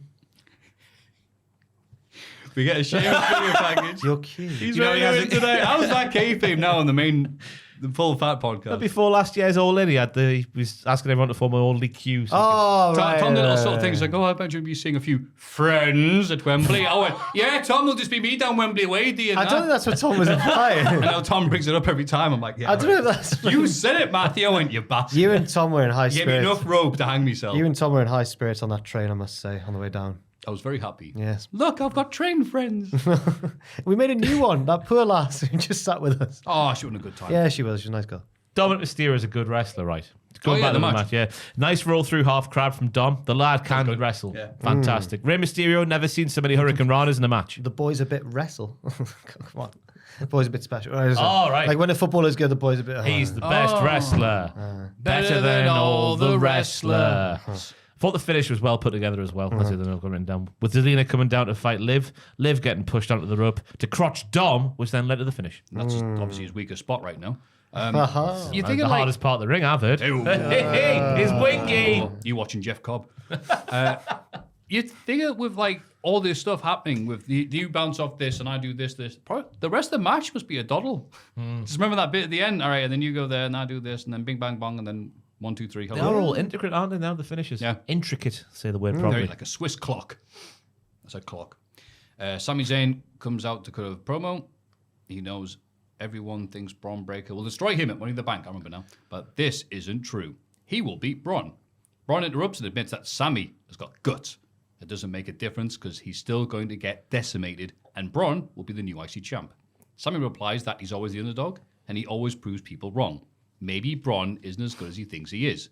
Braun goes to leave, but nails Sami with a surprise spear. He goes for another on the outside, but Sami avoids it, and Braun crashes in the ring steps. Back in the ring, he goes for the hell of a kick, but Braun hits another spear and stands tall with the belt. Oh, He did the thing though. He picked up the belt.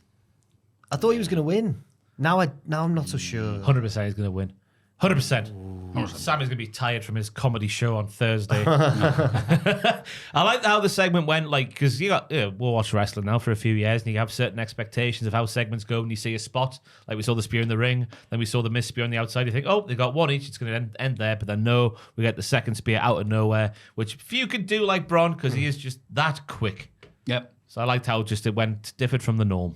Yeah. Yeah. Same. Yeah, it's like when you get really good at the games and you know just the right amount of running you need to do a running attack, but not enough so the CPU can actually get ready to counter. I've never been that good at the games, sadly. It's the first thing you learn, so I'm like, all right, cool. Running grapple, running grapple, How running do I grapple. If you're infuriate- struggling at the games, just go for the running grapples. Fair enough. Just before that promo as well, we had a promo about Sheamus where he said 15 years ago, last Sunday, was his debut for ECW. Yes. Against Oliver, I forget his name, Oliver Littleman. He goes like that, that's his little taunt. I watched a Sheamus video where he's going through his like most memorable matches, and that's the first one. And he says he gives him big credit. He goes, "That guy was smooth as anything. He was really good in the ring." Who was that? Oliver, he was small and bald. Yeah. Woo! Yeah. That it was ECW. Sorry, Sheamus had the weirdest run to begin with. So in ECW for about 6 weeks, had an whatever match feud even with Goldust. Then inexplicably won that battle royal that everyone thought Kofi Kingston was going to win to get a shot at Cena. Beat Cena for the title, and you're like, whoa, what? Who is this blokey? And he wasn't good. And he won the title again when he wasn't any good. And then as soon as he started getting really good, he was at King of the Ring level. Well, he made friends. So with, weird. He made friends with Triple H, didn't he? Yeah, quite clearly. Yeah. Oliver John. That's right. And who was he? Do you have any other names or gimmicks? Riley Osborne. Oh, sorry, I thought you had like Cage Match open. Sorry. You just knew that. Oh, Well, it right. said on Google local competitor, so I assume it was just. Oh, okay, maybe not then. Fair enough. So Sheamus had a bizarre career in WWE to say the least, but 15 years, you're like, wow. How do you know that off the top of your head? Sheamus' love Sheamus. ECW run. So I went back and watched all You of did a ECW on blog? Sci-Fi. Yeah, I did a blog, just watching Oh, them right. start. Because it was so weird, because at one point it was like really, really good. And a good training ground for some people. Like Zack Ryder, Miz and Morrison. They got the starts there again. CM Punk. CM Punk. I was going to say Yoshitatsu before I said CM Punk. How bad's that? And it's where Mark Henry got really good. The Matt Hardy feud. Got really good with that. And he just did everything he did with Matt Hardy, but just with Randy Orton and Christian later on. Oh, fair enough. Yeah. Boring facts. No, that was it's interesting. good, That was Yeah, good. but you're 15 years of Sheamus. We didn't even make How great is he? one knob joke there. That was really good. 15 years. That was my time away from the wrestling, like 08, 09, right, yeah. whenever 15 years ago was now. So yeah, it's strange. Strange how much life we've lived. Yeah, you said it, mate. It was 4x3 back then. But yeah, like the angle, like the setup there with Sammy and Brom doing stuff. You've said everything there. Let's move on. A disappointed Dakota Kai is interviewed backstage alongside the rest of Damage Qatar. She says Io is still going to win the briefcase. Lyra, surname, interrupts and says she'll win instead. The Cowie girls rush in and help Lyra attack the heels. They are separated by the officials. Yeah, the Cowie girls were so out of order here. It was a vicious assault. Yeah. It really was. I'm going to turn to Booker T now for a second because Lyra Valkyria was jacked. She was so jacked. Her arms. I thought Scott Steiner walked into the shot.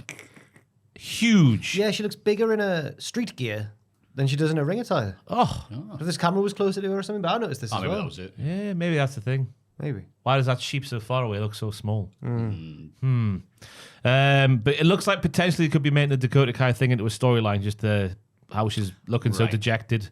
The question was like, does what happened to you affect Io? When it should be like, does it affect you? Maybe a groundswell could happen. And a second I think yes that's what they're move, hoping for, a right? Kai movement, Yeah. like a yes movement could happen. Kai.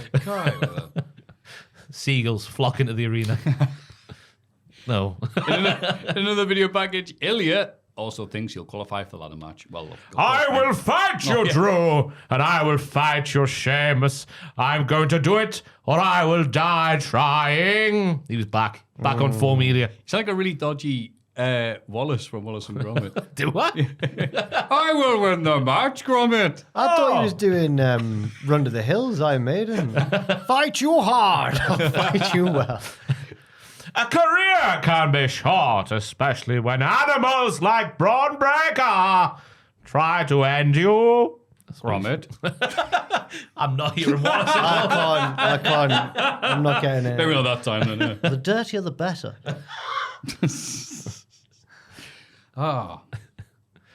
But they went and battered each other, didn't they? These three lads. They certainly bloody did. Drew wins a big old banger against Sheamus and Ilya to qualify for Money in the Bank. Afterwards, he says he won't just win the briefcase in Toronto, he'll leave us champ too. Well, why would you say that? Why would you reveal silly your plans? sod? Yeah, come on now, Drew. You evil Let's clans. light it up. Light it up, light it up, light it up. Oh, you think that AJ is going to cost him?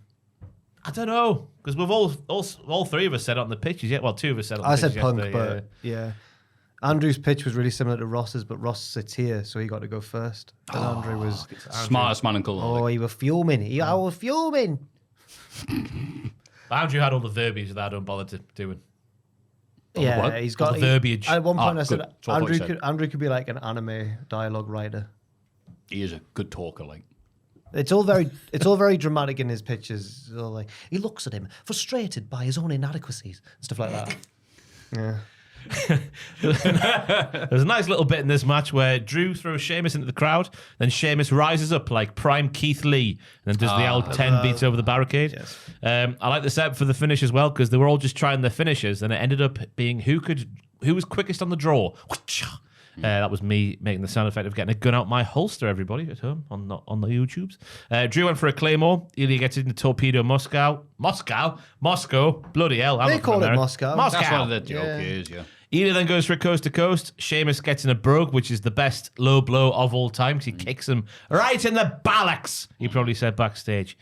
Sheamus then gets in a brogue. Drew then costs him. I've written down, what does that mean? Drew costs him. Breaks up the pin. Breaks up the pin. Oh, yeah, breaks up the pin. That makes sense. And then both big bastards go for a finish, and Drew is the quickest to get his boot to a chin.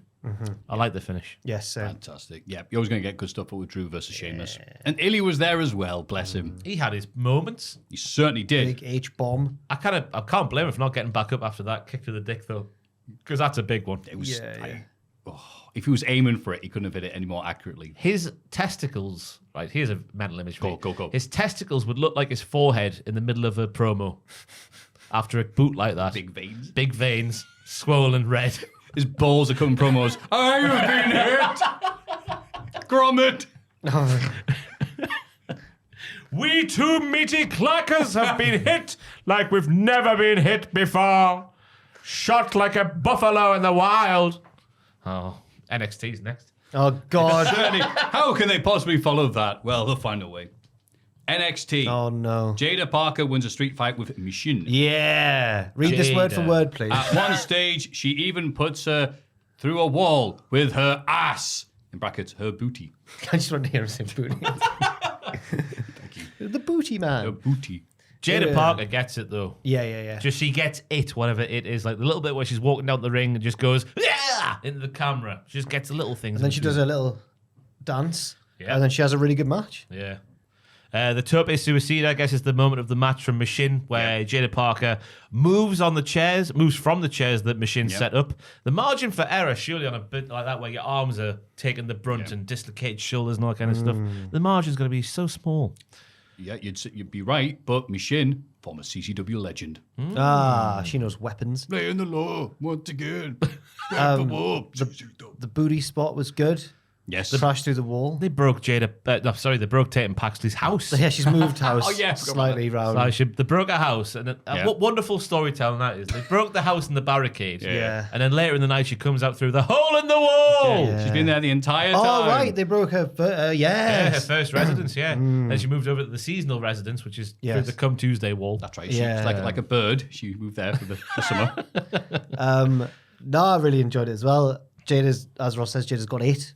She's got the intangibles. She's got the facial expressions. Lots of people fancy her, which helps as well. Look, leave Booker T alone. Yeah, and man in crowd who fainted that one time. Aye, because of her ass. Yeah, her booty. The hammer spot was good as well, where she had the nail pulling part of the hammer. I forget what it's called, that part of the I know hammer. what you mean, Not yeah. the hitting The part. clawy bit. Where you pull the nail out the wall. That hooked on the cheek. Yeah. The claw of the Pat hammer. would have loved that spot. Ray! Ray! Get the hammer! Yeah, really good stuff. I'm glad that Jada won. I like Mission, obviously, but this was to get Jada over. Yeah, they did a very good job there. Yeah, I agree. I thought she looked probably the best I've seen her so far in NXT. She should have won that bloody... Sorry, I'm so spitty. She should have won that bloody ladder match, really. Yeah, she'd Anyway. be the better pick than Kalani. Nothing against agree. MP. Nothing against MJ, but not Michael Jackson, Michael Jordan. Michael Jordan, yeah. But yeah. Member of Parliament. Yeah. Michael Jordan. Kalani can do it all. Oh, shut up, Kalani. Shawn Michaels loves a hole in the wall, and I don't know whether this is like an inside joke from the 90s. Because whenever he can, he goes and does the hole in the wall spot. Yeah. Does he not? Yeah. Oh, God. He bloody loves it, doesn't he? I think he imagines it like, we can't do a barbershop window every week. However, the barbershop wall. He just loves Dale Winton. He does. In the locker room, Ariana Grace is sad about her loss to Sol Ruka. Now, she won't be on the Heatwave card. She's from Toronto, and her people will be waiting for her. Carmen Petrovic knows how Ariana feels because she's from Toronto too. Toronto too. Ariana says she's far more Canadian than Carmen. JC Jane and Jasmine Nix interrupt and mock them. Hey, guys. Carmen say if they have an issue, she'd be happy to fight them. They laugh at her and walk off. Just goes, what? I said, nah, you're Ariana's fantastic again. She's another lady who gets it, but a different kind of it, the comedic it. But I guess she has come from comedic loins. Yes. I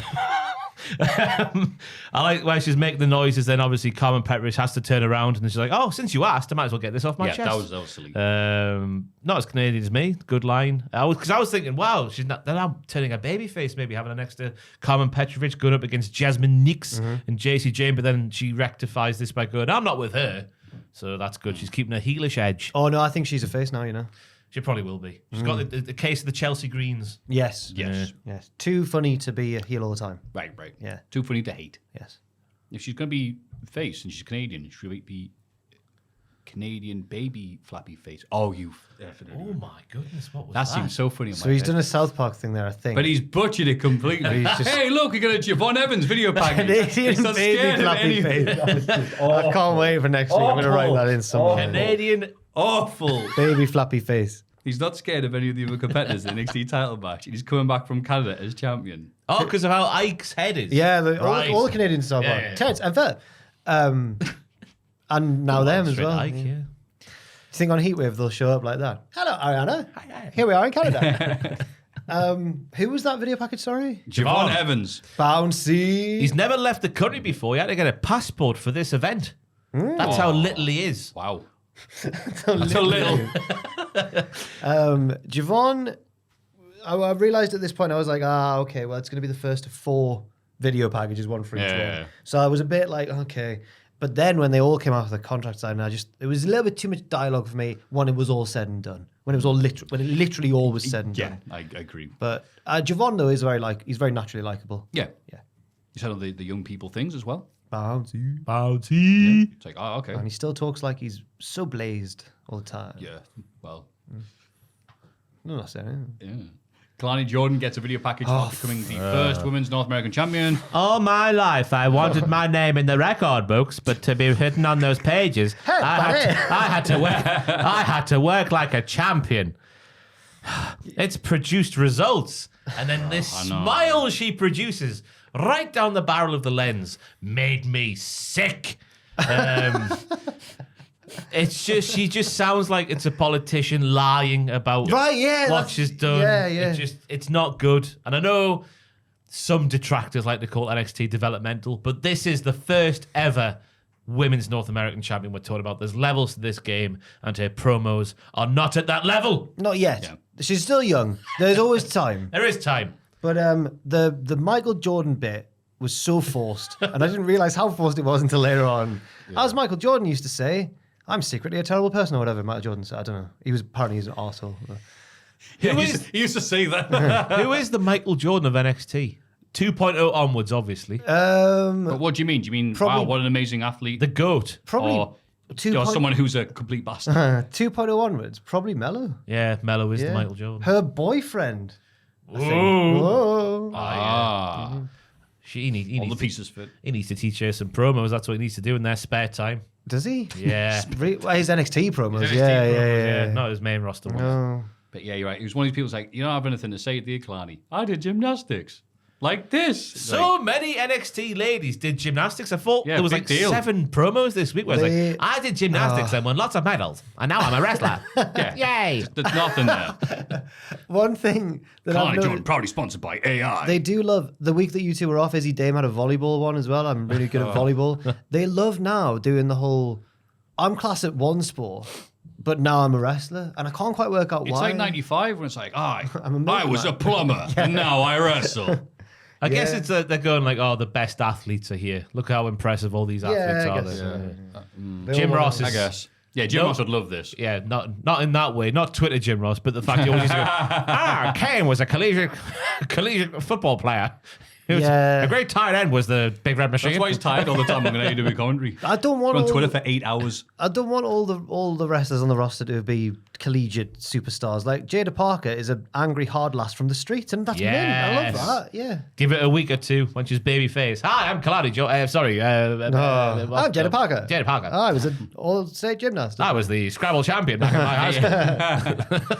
But those mental skills have really helped me transition into sports entertainment. Yeah, that's so funny. Yeah. Because I was so quick on the draw with my letters, that means I can hit my finisher. Just as quick. Yeah. Yes. Well, that is what There's they no do. word I can't spell, just like there's no foe I can't topple. Oh, God. Yeah, Kalani Jordan actually gets you 27 points, which is more points than anybody else has because I'm the first women's North American champion. It's bad. You'll have to scrabble to beat me. Ugh. The new Catch Republic win a tag team match against... Catch Republic. I did it on separate lines for you. Oh, you did? I thought that was just you, like, so excitedly pressing enter. The new Catch Republic. With a tag team match against Hank and Tank. I didn't do it that time. They all shake hands after The bell. Booker T was a big fan of Hank and Tank at the end of this one. Yeah, it's probably the first time he's paid attention. Hey, who are these new upcoming? They've been on the show for years, mate. I thought they were both good in the match, like especially Yeah. Tank. Tank was the one who caught the eye for me. Tank's Especially, a bit more mobile. Yeah. They remind They tend to be, yeah. Tank especially, I'm not too familiar with the Public Enemy in terms of the wrestling sense. I know what you mean. But because of the attire and the hair he's got and the way he moves on the ring, he reminds me of one of them. Maybe not Rocco Rock, maybe the other one. Or was it Rocco Rock who had the same haircut? I don't know. Rocco Rock was the one who would do the Swantons. He reminds me of Rocco Rock. What was the other one called? Johnny Grunge. Johnny Grunge, that's the one, thank you. But it reminds me of that, the way he moves on the ring in that attire. The helmet was a fantastic addition to the entrance. He was banging it because helmets are hard, and so is Tank. They are so likable, these boys. Yeah. They're just so excited. And I was surprised that Pete Dunne was so ready to shake hands with them. I knew Tyler would be, obviously. Tyler's good, like we know that. Friend. Yeah. But Pete also was like, oh, fair play, you really hard. So, yeah. Yeah. And fair play to the lads, because they kept up every step with Tyler and Pete, who are both good at the wrestling, and I guess Hank and Tank are both relatively new to what they're doing. Yeah, Pete and Tyler have been wrestling since they were 10. And these lads who are new, that is true. That's a good point, because Pete and Tyler have probably got like decades of experience now, despite being nearly children. Telepathic connection because of their tenure in the ring. I sound like Kalani Jordan. There was a nice throw and catch and back suplex from Hank and Tank that didn't involve soup, as I thought I was going to say there. It was just a back and forth match. I like to know where things are going to go from here. Are the New Catch Republic NXT? Are they floaters like poos in the toilet? We don't know at this time. Yeah, this was a nice match. I think, yeah, you're right. I agree with everything you said. I think they've just been in the background, waiting for an opportunity or a chance to do so while other teams are being pushed. And now that's the time. No. Here's the time for me to arrive to my fate. Sean Spears came back to NXT to lead the young and talented members of the roster. It's a red flag when wrestlers say they're here for the young people. Ooh. Said Cody Rhodes. He did say that. Sean Spears says he's here to lead the young. Isn't everybody young compared to ye? But his message has been met with reluctance. So now he's going to win the title and show them the light. Yes. Yeah, he wanted to share his wealth of knowledge, but JB didn't want to know, this silly prick. He's going back home to Toronto, and the young talent will finally see the light. So I imagine Javon won't win, but something will happen with Sean and Javon. Yeah. Where ultimately, in a few weeks' time, Javon will fell Sean Spears. Yeah, because Sean's got a win over him, hasn't he? So, Yeah. yeah. But yeah, I thought it was a good promo. Yes. For a Sean Spears promo. It might have been my favourite one of the four. I preferred it to Ethan's. Well, Ethan's was a bit vague. It's just crap, innit? He's just telling lies, isn't he? No. Yeah, that's what I thought. No, he made himself a star all around the world. He did. Oh, he came that close to beating Trick. Bollocks! Yeah, come on. Oh, I had you, Trick. No, you didn't, Ethan. My accomplishments are I nearly won something. Oh, great. He had a Kalani Jordan has a gymnastics background. Ethan's got loads of toys, action figures. You know, he's got that. Yeah. But at least Sean Spears is like, yeah, here's my role. This is what I'm going to do. I'm here to teach the young'uns that I'm really smart. That they should follow me. Yeah, they should follow me and everything will be all right. Oh, God. Robert Stone and Stevie Turner have good news and bad news for people with ears. I mean, for Oro Mensah. But they can't stop bloody arguing. The good news is that Oro has a match tonight against Miles Bourne. The bad news is that due to his recent attacks on Ethan Page, Oro has been banned from Heatwave. He doesn't seem too upset. No, he's like, fair enough, yeah. I have been I unreasonable. completely understand. Yeah, respect the referee's decision. In the words of Michael Jackson, if you're going to do the crime, think about the time. When did Michael Jackson say on South that? Park? On Bow Selector. Oh, on both sides. Ah. Thank you. Green. Mascute. Yeah, I'm so annoyed with these two. It's proper learning tree heat. Yeah, Stevie. Because the brilliant Ava is being robbed of television time by these two Burks, having an argument over who delivers the good news and who delivers the bad news. Oh, balls. You can't say balls and talk to the talent that way. Oh, no, that was Stone saying that, not Stevie, sorry. Yeah. You're old. I look good for my age. Oh, get off. And she goes, I want to see the brilliant Ava cutting brilliant promos that all sound the same. This is nonsense. Ava's not gonna suddenly be like, listen here, Rudy Poo. Like, she's not gonna. That's what we're all waiting for, right? Oh, this is proper like shut up, lads. Get off. Yeah. These are segments, if you're watching a TV show that isn't NXT, where like the two people go and yell at each other like that, and then a second later they start making out. But I don't think that's going to happen now. You dirty Andrew Hodkinson, you. Was that your pitch? That's Mrs. Yeah, I think. That's Mrs. Kit Wilson you're talking about there. Ah. Not J. Baha'i. Oh, Robert's got some stones then, hasn't he? Aye. Why you tea? Bollocks, isn't he? No, he's got a wife and kids. He's got the best man. Not for long. They were Cums kids then. That's right. Yes, technically as has been proven on TV. Yeah, they won it. Brindley Reese faces Izzy Dame. It is what it is. It is what it is, Maffew. Midway through the match, Tatum Paxi emerges from the hole created by Jada Parker's rump. Hole in the hole! Yeah, I put rump, didn't I? Rump. I was writing this at like She's a bit of midnight. steak. I was writing this at like midnight last night. Created by Jada Parker's T-bone. Tatum acts weird on the apron, but Izzy keeps her composure and wins the match. She runs away from Tatum after. I felt so bad for Bryn. Nope. Yes, because because she can't even get booked to win a match when the other person's been distracted. It is what it is. I tell you what, though, even though Bryn Fit's quite down on her luck, the lads are down on her luck as well. I'd still rather be her than Izzy Dame, who was being stalked by Tatum Paxley. It's 2 weeks in a row now. It was quite seductive, wasn't it, really, as well, the way that she was moving She went around to the ring. clutch at her, and then she ran away. But no pop for Bryn Fit at all, which is not surprising I because she's did. terribly annoying. Oh. Terribly annoying. Put her in the same category as Stevie and Robert. No, I like Bryn. I'm with Edris. I stand with Edris. Malik and Bryn can go away and have a frolic in the fields like happy people probably do. I've read that somewhere that happy people do that. Theresa May did that. She ran in the wheat fields, didn't she? When Yeah, she that's was just child? her being naughty. That was the worst thing she's ever done. Yeah, which is ruining the country.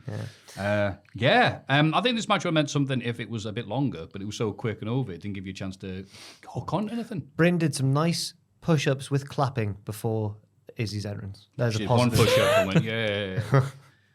I can do that. I like Bryn's 80s attire. Oh, Yeah. yeah. She's got the pantalons, right? The waist bits up on the hip. Yeah. And it's like you see the full. I'm not.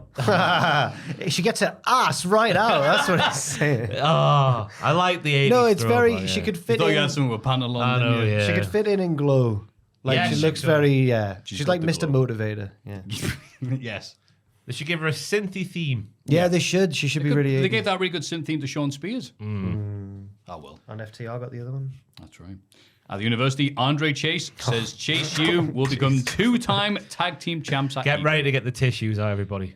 Also, his history of Toronto wrestling. Why is Jeff Cobb coming? No. Oh, I see. We're about to cry. Delightful Hudson comes clean and says Ridge Holland cheated to help them beat the OC. Mein Gott. He shows Andre photo evidence, which Ridge has on his desk. Leave it at home. yeah. I Leave know, it. yeah, Leave why that. has he brought that Destroy with it. Burn the evidence. No. He's had 7 whole days to get rid of that. 7 whole days. so He's been useless. walking around with that like a sim, just holding it. I can only imagine it was raining outside so and he was great. scrambling for something to keep the rain off his lovely head. You know what the original idea for this was probably like, hey, I'm bored, me. Yeah. Oh, whoops, I've dropped these photos. He shows Ridge apologizes and says he just wanted to help his new family. No, this is the tear-jerking line when he goes, Okay. I didn't want to be part of a group. I wanted to be part of a family. I just wanted to help out. Even though I've got one at home. He's got a family. Do they think it's weird that he's hanging around with all these man children? That's part of storyline canon as well, aren't they? The wife family, and kid at yeah, home, yeah. I think he's talked to other people in NXT and gone, oh no, this is normal. He understands that everyone makes mistakes, himself included. This is Andre speaking. But unfortunately, Ridge will have to stay behind while the rest go to Heatwave. They're looking at cutting all the costs going to there. Kind of. No Aura, no Ridge. But unlike Oro, Ridge takes it hard. But I think he's more disappointed at himself. I was going to say, I'm devastated with myself. He's just there. And I was like, Hey, Imagine bygone. being, I never got to fill the role, but imagine being the school kid who didn't get to go on the trip Oh, for being God. a naughty boy. Imagine that. that would be awful. Yeah. I mean, I didn't go to a school where the naughty boys then got to go on a better trip. They just had to stay at home. We had that when the Ofsted inspectors would come round. As Oh, I've said before on the podcast. It's like, guess what? All the naughty kids are going to Flamingo Land, and everyone That's went, come bollocks. on now, Yeah. Like, Yeah. at least try to hide this. Nonsense that. So again, the funny thing was, half those kids hadn't shown up to school because they were the bad lads. So the mates at the ring up and goes, no, we're going to Flamingo. No, really, you're going to Flamingo Land. Shocking. But yeah, what do you think about this, Jack? well, I think that Andre's a hypocrite. No, great accountability from Andre. No. He did say, he mentioned he's had his own misdemeanors, but said because Ridge has got his more recently, he's got to stay at home. I can't believe Ridge I'm on Team Duke rather than Team Rage, but I must say, Rage cheated to help him win one match.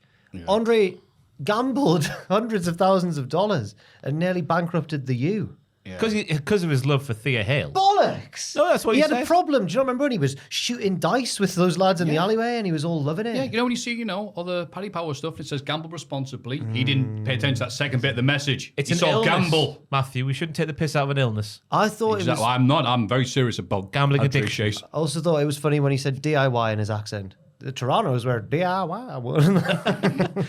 I think Duke is on the brink of becoming dull once again. Oh... Because this, I think so, yeah. This tattletale. Yeah. You won the match via cheating. No, go on. You won the match via cheating. Fire. No, you won the match via cheating. And fair enough, you have an issue with that. But you got the winner share of the purse. Move on.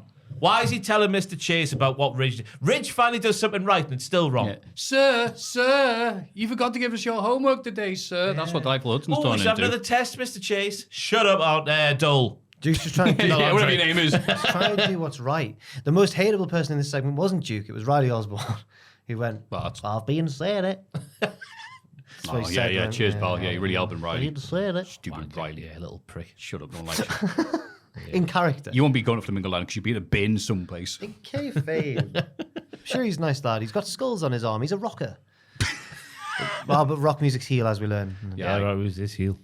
So I reckon, they're going to win the tag titles. And it was like, well, thanks, Rage. And I've hosted, but we're going to accept that cheating. And Andre's going to look at the tag titles and goes, yeah, I think we will. I think Rivals have to make some hard decisions. Yeah, I think given the state of both tag teams going into the match, it's like, who's the more dysfunctional one at the minute? Yeah. And I think it's the champions. It is. Yeah.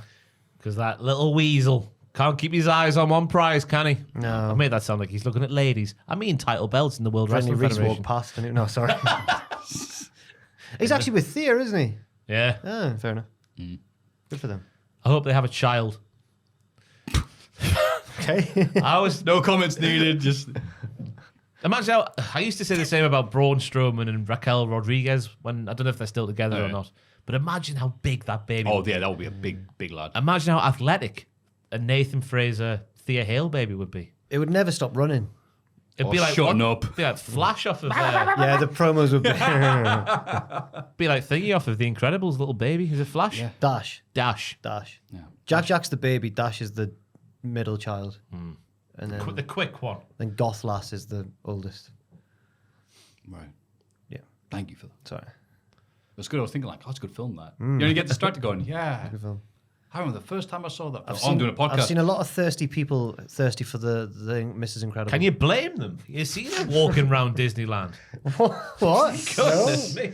Richard Tubman in the background again. Someone going, oh yeah. Mrs. Incredible Disneyland. Oh no, is this a real woman? They've been no, just how they have the character dress up. It's very it's provocative. Oh God. Gets the people going. It gets the people going. I mean, you need the backwards perspective, I guess. Oh, you get the picture from the front way. This is what I mean. Yeah, just the creepiest photo possible. How did that get on there? Oh no. But they've made a very.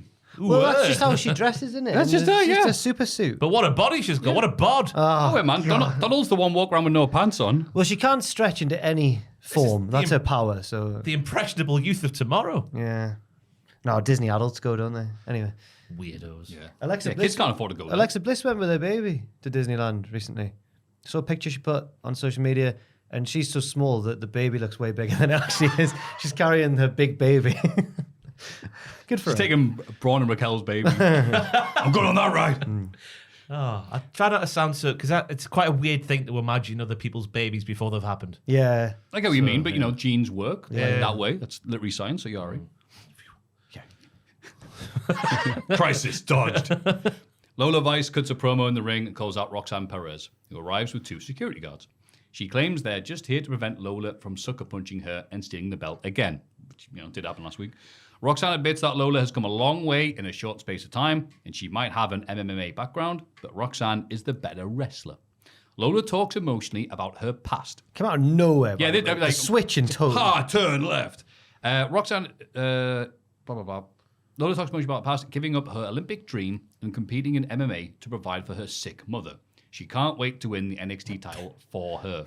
Really cool mom. I did a Jeff I then emphasised the wrong bit of the sentence. Sick mum. Doing the 180 backflips on a skateboard.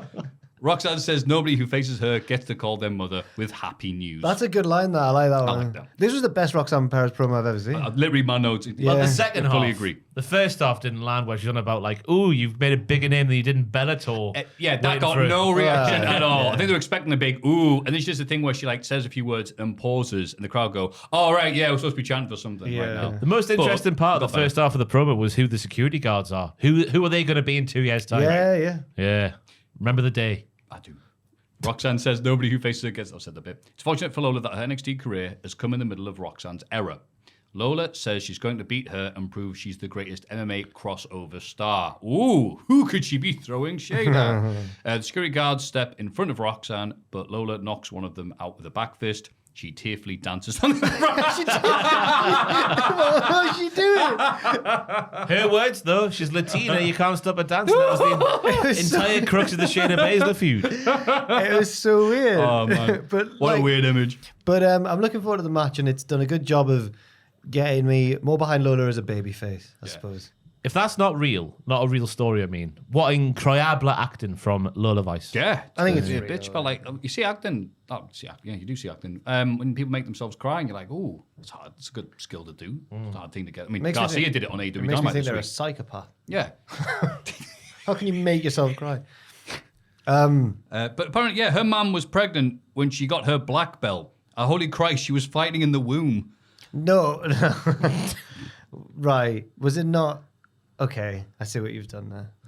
That's what she said. Pregnant with a different person than Lola Vice Oh, when she got her black belt. I didn't realize that. You know, that would I be thought she meant Lola was in the yeah, I womb thought when you meant Lola. Was Oh, maybe then. Yeah. That would be great if that's like a braggadocious babyface. Oh, I'm so good at fighting that I got my black belt in the womb. That's what she said before I was born. I was fighting. 'cause oh, was I in the- totally took that. Oh, Like right. Saraya was in the womb when Mrs. Knight was fighting. Yeah, the wrestling. right. yeah. The same as that, I guess. I don't think these things should be done at all. Bloody hell. But I mean, hey, if it's a good thing to say in a promo years later, it's like, yeah. I want Roxanne to retain though because I'm enjoying her heel stuff. Oh, I don't know. Oh yeah. I think that promo sets up a Lola win, does it not? I'm Like- going to stick with Roxanne just because I don't think Lola's been in the main event scene of the women's division enough yet to be a champ. But you never know. But we'll get the phone call next week, won't we? Mama! Oh, Roxanne can ring her.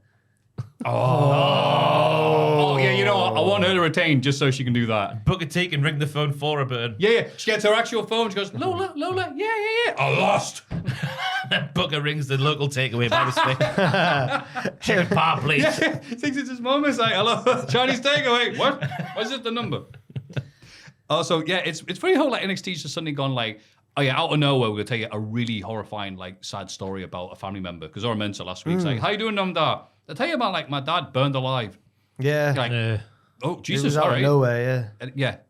Do you reckon they recently had a class at the PC? Like, It feels like anyone got any trauma? Any trauma? It's Because you think they Sean's- go, well, Sean, when did you do that on TV? And it just pulls out the old TV with the VCR and starts playing, I lost my smile. And he's just there going, that really happened. And then we get an amazing promo followed up by Ethan Page lying and saying how he's made a name for himself around the world outside of WWE, No, he and has. now he's going to become NXT champion. Come on He now. claimed Trick found out at Battleground who the better man was. He lost a 10-minute boring He match. lost. I rocked the foundation at NXT. No, you didn't, Lamau. It's not Ethan's fault, but the way they've positioned him is very strange because the other wrestlers are like Trick the other week was like, he's an outsider and he'll never be one of us. Like he's meant to be this crazy, dangerous, what's he doing? But then he just has normal matches. Yeah. And Brooks Jensen's more of a radical than is Yeah. weird. Yeah. It's Exactly. strange. Yeah, he talks about rocking and cracking the foundations, and he's built. To be fair, he's built a rep around the world for a long time. I guess that's true. But the rest of it was a load of bollocks. His rep is famous nerd, Ethan Page. They wanted to be like a proper Raji. There was calls within certain quarters for it to be more of a prominent role on AEW Yeah. back in the day. When they were ignored. Brandy knocked that on its head. Charlie Dempsey and Tavian Heights are helping Miles Bourne prepare. Sexy Charlie Dempsey, I think we should Beg call your him. pardon. Sexy Charlie Dempsey, it's his new name. Tavian Heights, also nice. Helping Miles Bourne, not bad, prepare for his match of Ora Mensa. Ooh, definitely would. Damon Kemp, arrives to show them a pair of brass knucks he found. I can't put it over everyone, can I? Okay. Charlie tells Miles not to listen to Damon. Miles doesn't hear him. Oh, Damon! Now we should ask ourselves, why? Why did Miles not hear him, everybody? 3, 2, 1. Because he's deaf! Why are we... Shoot deaf! Why are we shouting him? Real deaf! Yeah, he is, but like... But it's... How many weeks? I know that Miles has obviously hopefully given this like the okay behind the scenes, but... Well, they asked him, he didn't decline. I guess that the saving... It's all in this. He didn't hear them, yeah. Boo. I guess the saving grace is that these jokes make Charlie look like a fool, it's not Miles who's the butt of the joke, it's Charlie for being... Yeah. The more it happens, yeah. Forgetting that, yeah. NXT's great. We go from... My mum was pregnant and she was sick, so I'm going to do this for my mum who thought while pregnant. 3 minutes later, what? I'm deaf. NXT. But to the be only fair, show in the world where you get this. it's a nice slow burn, this breakup of the faction as they currently are. The no quarter catch. NQCC, beg my pardon.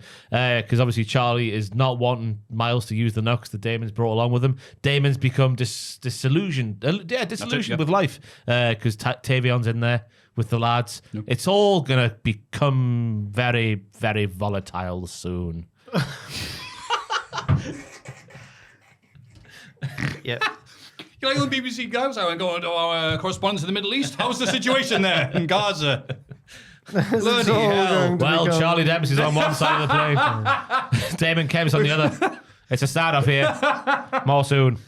Thank you, Ross. Here we go. Now, we get a sick video package of Eddie Thorpe on the decks. We get footage from last week of various lovely ladies complimenting Eddie on his mad DJ skills with a Z.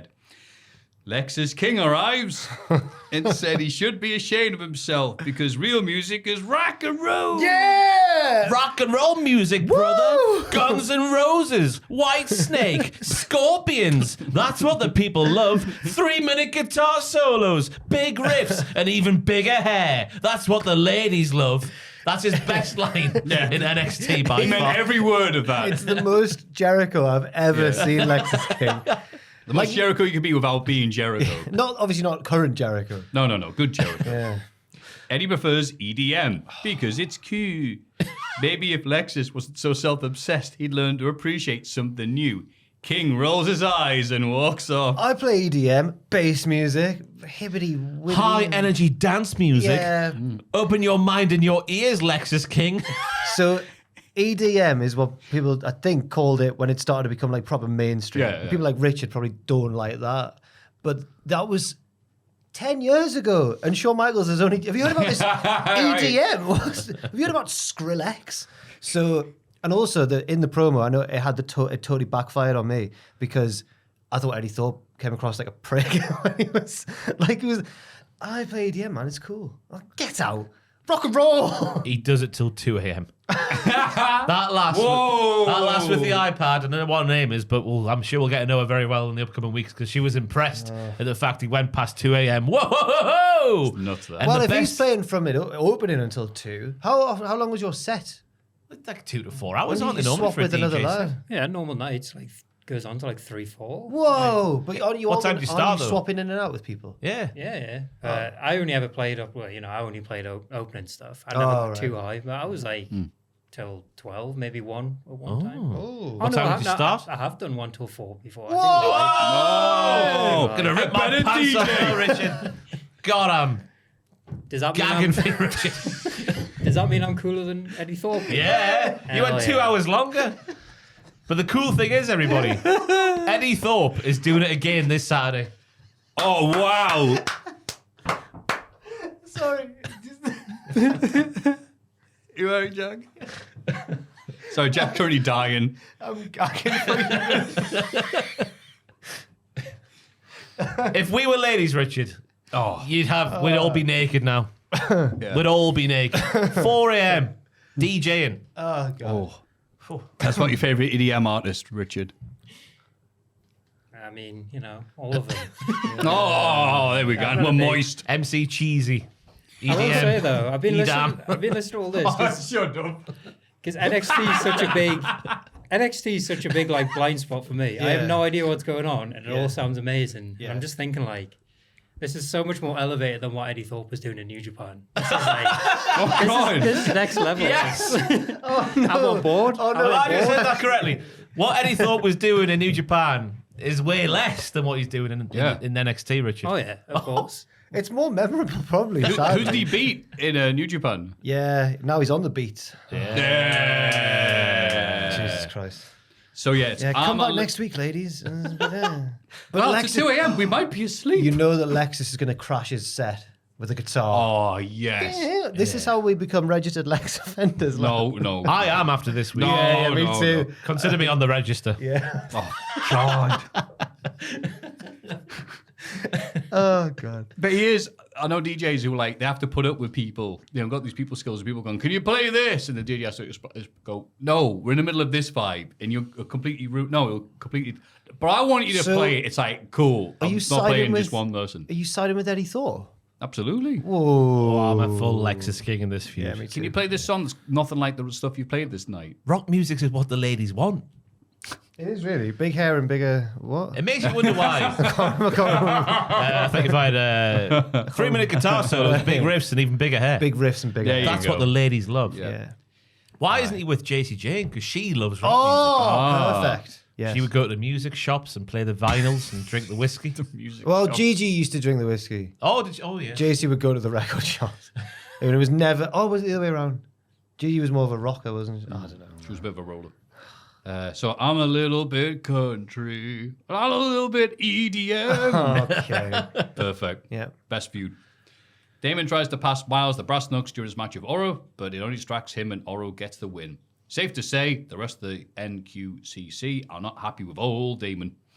Oro shouts down the camera, saying he'll be waiting for Ethan Page after Heatwave. He plays by the rules. Yeah. Miles here, in your head when you're like, oh, I've got an idea roughly of how good this wrestler is, but then you'll see something and they'll jump up a level. Miles after this match, I was like, no, he's actually the future. He's really good. You know what it was? The crumple on the finish. It was his impressive latissimus dorsi. It was his lats, was it? Yeah. Right, okay. It was the muscles down there. He kept going for collar and elbows, and I was like, whoa, they're so defined. So defined. For me, it was the crumple when he got hit with the finisher and he just collapsed. I thought that was Orton-esque. He was like, Andy's coming. Yeah, it was like that. I thought Miles was very good. His reaction was funny when he couldn't hear Damon because he's trying. Jeez. He's going, Miles, and Charlie's going, he can't hear you. It's right. It's He genius. can't hear Pep. But then he bangs on the canvas and he feels that and turns around and I thought Miles his acting at being distracted was good. So yeah, it's just a little thing. I honestly thought the bit was going to be like he feels the vibrations and instinctively just roundhouse kicks whoever's next. I was like, I'm in the zone. Why are you doing that? Leave me alone. No, I like Miles now. I think he's very good. Yeah. His drop kick. Ooh. Okada-esque. Bob Holly. I think it was the air he gets on his wings of his. Yeah, and his latissimus dorsi. Maybe he is quite Orton-esque. He had a good drop kick as well. Has. The future. But consider Damon Dunn at the start of the match when they Damon were Dunn. Damon Dunn. When they were doing their pose at the start, he was like sort of stood behind them, not doing the same thing. So consider him. I think it's gone. It's over. You're very good at an analysis of a group pose. I just look at what's on the screen. Prime Bloodline. No, I remember the Rock, the loser sign. It meant nothing in the end, though. We don't know yet. We don't know. Story isn't finished. We get a hype package for the match between Wesley and Obafemi. During his talking head segment, Wes is slowly covered by a giant Oba-shaped shadow. Yeah. Lovely. Capiche. Oba says this is Lee's last... The cinema here. Oba said this is Lee's last chance to be triumphant, and he'll crush his final dream. Great promo. There's 5 pages to this. Great Jesus. cinema. It's 22 minutes past 5. Yeah. We've been sat here for 4 hours currently. I need a vote. And we're still in NXT. I need to vote as I need well. to Yeah. vote. My polling station was open until 10 p.m. So. Yeah, I was just joking. I But should hope we'll okay, finish just- by then. I need a feed mango and chutney, to be fair. I do at some point. Oh, they'll Okay, be fine. Oh, I don't know. We'll scrap each other soon. One of them, One will lead the other. oh, God. No, really. They're my cat. I think. One of them, Mango and chutney. yeah. One of them opened the food timer last night, so they've not been fed for a long time. I don't know how she did it. Mango, she's a little safe cracker. Jigged the timer, and it went... She figured it out. Yes. Oh, that's really I was impressive. sat there watching Dynamite, and I was like, what?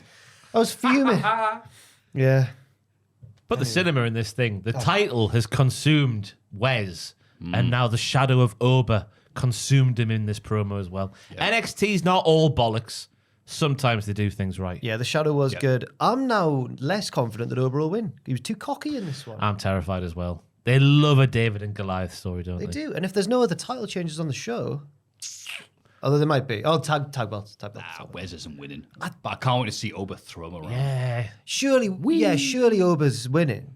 But, He'll save on the return flight home and just throw him back to the NXT shed from Toronto. The thing that scared me was in Oba's portion of the promo. I don't know if you're going to... Is that next in your notes or is that... I think you already read it. Right, yeah. The part where he goes, it's Wes's last chance to win it all. Yeah. That line there, terrifying. Well, they wouldn't take that away from Last Wes, chance. would they? Why is it his last chance? Because if he loses, he never gets another shot at Oba. I forgot about that. Okay. Vic Joseph Hurley sends us backstage where Gallus are brawling with Tyreek Igwe and Tyson Dupont. Yes. And then people break it up. That's all that happened? Yeah, no read more that. follow-ups on that one, yeah. Yep. Backstage, Edward Snoffe tells Brindley Reese that her positivity doesn't produce results. Surprisingly, she agrees, and Sally tells the boys they don't have to hang out with her if they don't want to. Yay! No, Malik boys. is a simp. Edris is a real one. Edris is like, yeah, positive doesn't produce results. I want you gone, basically reading his facial expressions. And Malik's like, oh no, don't go. I want to be friends with you. I love your ring. Don't go. I love your ring. Method Actor Ross. I love your ring attire. What goes so high? Yeah. Oh. Wrestling friend. She leaves and they go after the OC rush in. Oh, that's what we're going to see in the middle of a heartbreak. and grab the camera and go rah, rah, rah, rah, rah, rah. They're going to break faces, they say. I've never seen Gallows so animated. He was doing the Jim Neidhart, pulling his beard. He ends it with a woof or a growl, I guess. I found Anderson very funny. Woof. I found Anderson really funny. Shouting their names almost like Roddy Strong. Lucien! Bronco. It's very funny. Good. Yeah. It was almost... They're so wrestly, these two, that it's so sincere that you can definitely tell they're taking the piss. Yeah. I get what you mean, yeah. Wendy Chu beats Carly Bright in dominant fashion, even though Carly is accompanied by Kendall, Fraser's favourite, Gray. Oh, no, I forgot it. Oh, no. Why have you put that? Because last week, I was like, who's this woman on the screen? And he was like, that's Kendall Gray. Like, oh, he said last week. I remember now. I went on Cage Match and she'd only been on live events and Level Up. Aye. I thought... Fraser can't be good at his job. No. How does he know? Come on, he doesn't now. watch Level Up. Fraser loves liking Instagram posts. Oh my God. I wrote down her name. No jokes. Kendall Cake? I thought her name was. Oh. But Kendall Cake. She's mint. On the outside looking horrific. Oh, really?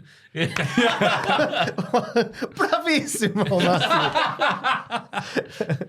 Carly Bright has a great theme. It sounds like... I could imagine the Goonies singing it. That's not tied to the word goon. It's just very happy and... I think last week I compared it to when Spinal Tap were in their hippie phase. Oh. Listen to what the flower people say. I probably said that last week. I'll say it again. Oh, sorry. That's a good ref. I said it when Pacini was on because he went, I've never seen Spinal Tap. And I was like... Of course he hasn't. I was shocked because he went, yeah, people have told me like everything that I like is from Spinal Tap. I was like, yeah. Pretty much.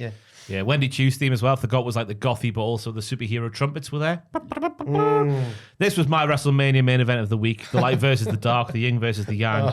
Carly Bright brought the heat in the early going with the strikes and the shoot cartwheels. Very impressive because she did the gymnastics and the cheerleading. That's oh, yeah, she's good at that as well. 90,000 people she performed in front of, and this is the biggest event of her life. Wendy Chu moved like a demon around the ring. Her smiling while choking Carly on the middle rope with her leg was satanic. Oh, yeah. Satanic, actually.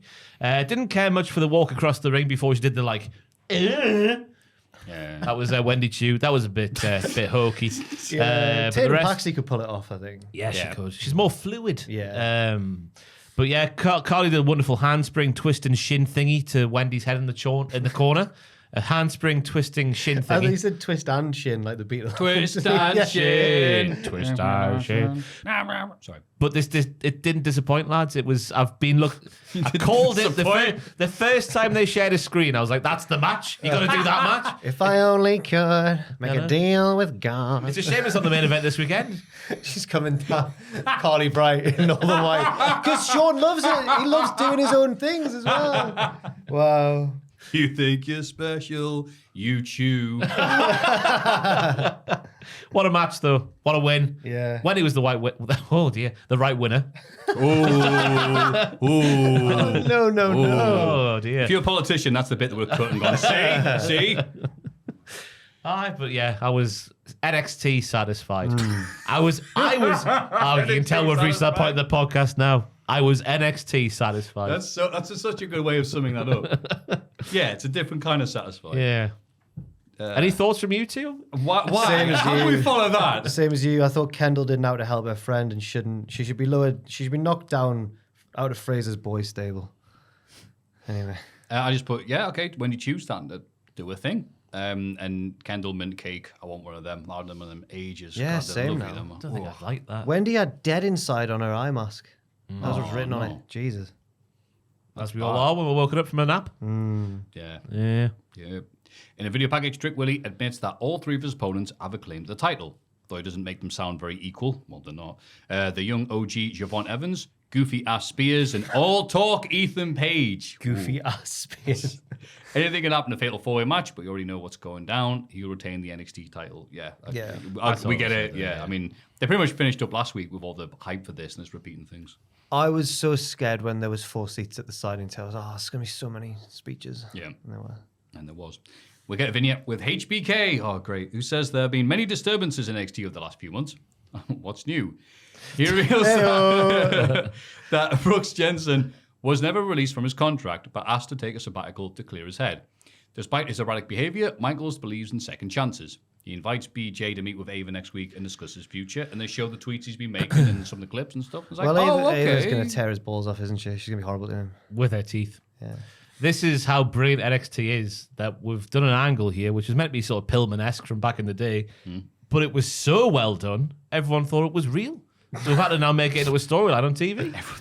They did. At the very start, before he started cropping up, yeah. Everyone was worried for his mental health, the way he was carrying on with the videos and whatnot, and the feral nature of his hair. Yeah. But then when he I started... guess the Djack situation probably didn't help things. I have to go, no, this is fake. Yeah. Come on, guys. When he started like showing up in arenas and stuff, then it was apparent that... Yeah, should have been TNA. I'm like, I think this is... Yeah. But no, I don't mind this yet. Oh, I love how serious it is. He was asked by NXT management to take a sabbatical to get straight. The one line I didn't like was, Brooks is part of the NXT family, and Shawn Michaels believes in second chances. They're just great. Well, he's had about 39 chances in HBK, choose. so... You kind of pick and choose who gets a second chance. That's true. I know. Where's Come Tuesday's second chance, for example? Yeah. What else was there? Yeah. It was weird. It was just weird because it's not really been, as you wouldn't do, hasn't been made a thing too much on air. So it was a bit out the blue, this promo. But when you go and look at the social media and see people's reactions to what looked like a legitimate breakdown at the start, it's quite well done. Yeah. Oh, I hadn't seen any of that, so it was interesting. But I mean, maybe they've done it on TV to go, look, okay, calm down. He's such a good actor. Yeah. Shawn Michaels, of course, man. We saw him as the Hulk that one time. Fallon Henley is shown backstage watching Jasmine Nix versus Carmen Petrovic. And her sexy new hair, by the way. Yeah. Hey, the new toxic attraction incoming. It doesn't really fit though. She's a cowgirl. Not anymore. Oh, right. Okay. Not anymore. Okay. Not with that hair. No. She's got the curlers out, the straighteners, the mousse. How Pavlovian was that? Too many WCPW. Jasmine looked the part in there as well, I thought. Her offense, all of it was nailed. Not in the Booker T way. Just all of her moves were done very well. Petrovic, I thought, was very funny with the spot where JC tried to get her from behind, but she's got eyes in the back of her head. Oh, yes. So somehow, like the Matrix, jumped before she got there and landed on JC Jane's hands. Yep. But then somehow missed the bicycle kick, as I like to call it, not the Pele kick. Puffed. Oh, but Do you like the Pele kick? It's bicycle kick, isn't it? in actual soccer, In actual soccer, it's a the bicycle kick. Bellingham, Of course, yeah. as they call it now. Of course, yes. But because, Americans, football... Pele is probably the most famous one, so we just call it the Pele kick, I guess. It's the Pulisic kick. You know what? I haven't thought about that in a while because I got so used to saying it. But like, yeah, Pele didn't do many of them. I saw him score some of the crappiest goals of all time. How old are you? the 70s. I don't know. I was a young lad back then. I finished my shift in the mines and I watched Pele on The telly. 60s and the 50s he was playing. Was it on the fantasy football show where Pele was Yeah. Pele was crap. Yeah, and I thought that's not very nice. And I watched the goals. I'm like, oh god, yeah. Yeah. Like, he's played against rubbish people. Farmers League. That's why when people say, "Oh, he scored like 1,000 goals," who against? Yeah, that's it. Yeah. But the match was it exceeded expectations because Jasmine Nix is still new. Her best Pele kick, by the way. Yeah, it was really good. Wonderful bicycle kick. Yeah, Sick bicey, as people like to call it when they're actually in the game. Bicey, yeah. Sick bicey, bro. That's what they say. What the I used to say it many years ago. And I started eating Kendall I saw the England players reacting to old Euros goals, and they reacted to Danny Welbeck's one when he like backheeled it sort of against Sweden. And Eberechi Eze, bit of youth slang, said, "No, it's actually proper sick if you deep it. If you deep something, if you take it in properly, if you deep it, it's actually a sick. It's actually a sick finish. A sick finish after deeping something. Oh, no. Come on now. Hey, that's a 2 for that. Eze should be playing more minutes. He should, yeah. Nathan Fraser runs a game plan past Axiom in the locker room. Axiom thinks he's talking about their upcoming title defense, but no. Nathan actually means his WWE speed match against Xavier Woods. Really well played. Why would you think it was about your speed match against Xavier Woods? Axiom is worried about Nathan overlooking Chase U. Nathan says they're the best tag team around, and he'll be fully locked on when the time comes. Uh-oh. Advantage Chase U. Yeah. Really well done on this promo, because I thought he was speaking about the tag team match. Then when Nathan was like, "Why would I take you in?" I was like, because you're in a tag team match, aren't you, you tit? But no, he's actually talking about that speed match. Yeah, once you deep it, you see that he's talking about the speed match. Sorry. Yeah, he's becoming a prick again. Yeah. Are we allowed to say that word? Prick. Oh, that's Well, right. yeah, That's well, fine. okay. Right, okay. Just an S to C. The and YouTube F. thing says, don't say this about anyone else but Nathan Fraser. Okay. Very specific, that, by the way. Thank you, Mr. YouTube. This episode of NXT is endless. I know you I know, swore God, there. this is longer than the Forbidden Door.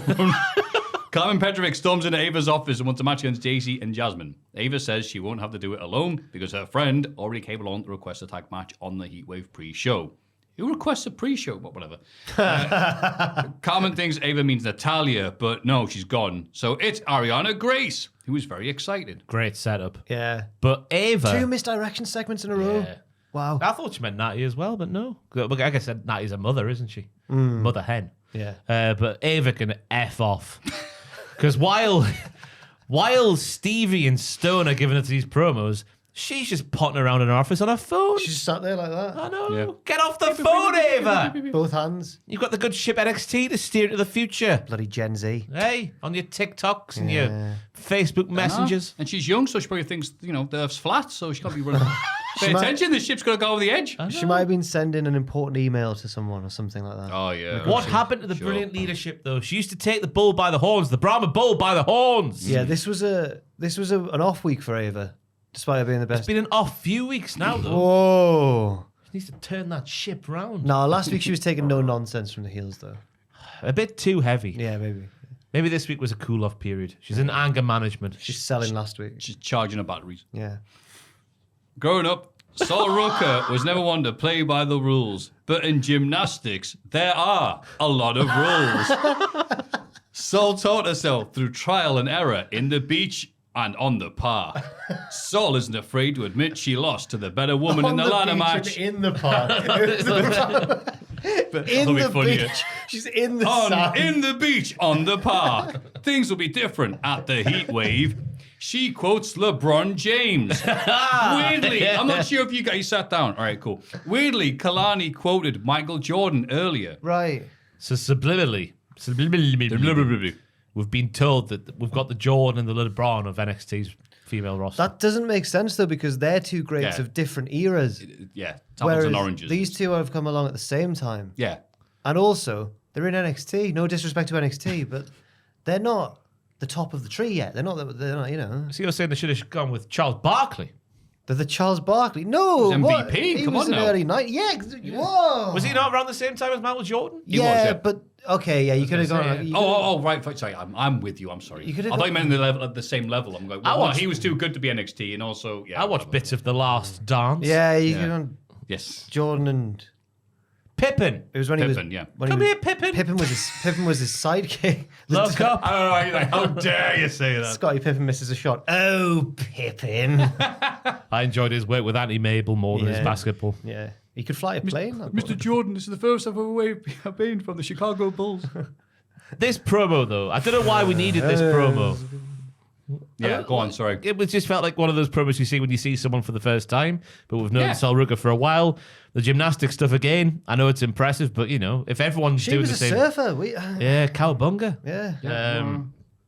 I'm Sol Rucker, and I've got Now happening right now. Why would you be so into gymnastics if you hate rules? And as you've admitted, nothing but rules. Nothing but rules in gymnastics. There's pesky rules of gymnastics, like you have to be good, better than your opponent to win. As These LeBron- are hard lessons I had to learn. As LeBron James once said. I just like the end of the promo as well, which is like, I like to focus on walking the walk instead of talking the talk. Where she's going, I didn't grow up playing by the rules. Even though you've said though I loads of did. words there. Jesus Christ. Yeah. Blood of Such a bod. long episode. Can't believe. man. Okay, finally the main event. Yes. All 4 competitors for the NXT title come to the ring for a Oh, contract. the main event's talking. The so other- right. yeah, the main event talking section. Ethan Page points out the odds are against Trick, who replies that he always wins when his back is against the wall. Like in gymnastics. Sean Spears says Trick's emotions will get the better of him and reassures Javon Evans even that although he's young and inexperienced, Spears will be with him every step of the way. Javon admits that he's nervous, but he's excited too, and mocks Spears for being inexperienced too in terms of holding the title. Okay, that was good. Page and Spears try to cause tension between their baby faces. Trick says Evans can do a lot of things, but taking the NXT title is not one of them. The heels start a brawl and both get put through tables. Trick and Javon have a stare down to end the show. It's everything that they said in the segments previous in the video packages. Correct. Yeah. Just Ethan- again, which is what they said last week. It's like there's not much here. Ethan brought up Battleground again, a match I would have won. And he says, I can beat you, Trick, but I don't have to this time. Ha ha! Why would you say that? Oh. Why would you admit that out loud? Spears loves the emotion from Trick. He's going to capitalize on youngsters making a mistake because he's old. Javon reminds Sean of the team who makes it to the final but has no chance of winning. Whoa! This is like confessional. Like, why are you saying this? And then Sean said that Javon is better in the ring than Trick. Ooh. Well, they were trying to sow the seeds of discontent. Controversial. Javon was saying, yeah, like Usher. Yeah. Not like LA Knight, though. Like Usher. There's a big difference. He's nervous but excited, but he's going to be bouncy. I like that he pointed out that Sean Spears has never held the NXT title. It's a good elephant in the room to point out too. Apart from Trick, none of them have ever. I guess you're right. Yeah. Ava. Yeah, but Ethan Page nearly won it, Jack. Don't you get it? It was his own fault. He was arguing with the ref. He nearly won it. I like Trick putting over Javon, but then he says, like, oh, you're not going to take the title from me. The big absent for me was Ava, the general manager. Oh. Absent from a big contract signing at the end. The lads had to just work it out for themselves. What sort of leadership And is then when that? they brawled, there was no one to stop. Yeah. I know. Where is she? She's got absolutely no chance of becoming the president of the United States of America in the autumn if she's going to continue with leadership like this. Well, And wait. she's just biding her time. Politics. Yeah, NXT finally over. The longest was a- NXT episode ever, maybe. That was long. AEW Dynamite Beach Break. It's so funny after that thing. I'm like, I don't care anymore. But this was a really good No, episode this was of AEW class. Dynamite. Really good Yeah, episode really of good. Dynamite. Renee opens the show backstage with Garcia and Daddy Magic. Garcia says this is the most important night of his life. He respects Will Osprey, but he promises on his mother's life, Oh my God. Jesus, that he isn't losing tonight. So R.I.P. Danny Garcia's So mum. I immediately was like, oh, he's winning then. MJF's going to attack Osprey and he's going to win. Yeah. So what happens then? Is it like a curse? Did she get like a few days? Maybe Or is she's it just already like- dead and he's just safe in saying that. I've been saying, I've been that's why he saying, didn't like- win. It's a false promise. I've been saying like, when a babyface promises something, then they always win. And immediately I've been proven totally wrong. I do like how Garcia, I forget who mentioned he was the backbone, a potential backbone of AEW. That's a big thing to say about someone. I reckon that's why that's his beef with him. I reckon that's why he's. I think we went away from the pillars thing because Starks was one of them. Oh. And now we move on to the was he? skeleton. Yeah. I can't remember the pill. No, it was Darby, Sammy. MJF, Jack. Sammy. Sammy, God, aye. And Hey, Britt remember him? as well. Britt sometimes says she's one of the pillars. Yeah. Yeah. MJF arrives and applauds Garcia's winning mentality. Garcia wants to talk more about the offer of a Wembley match. MJF tells him to concentrate on tonight. They can talk about Wembley later. Oh, no.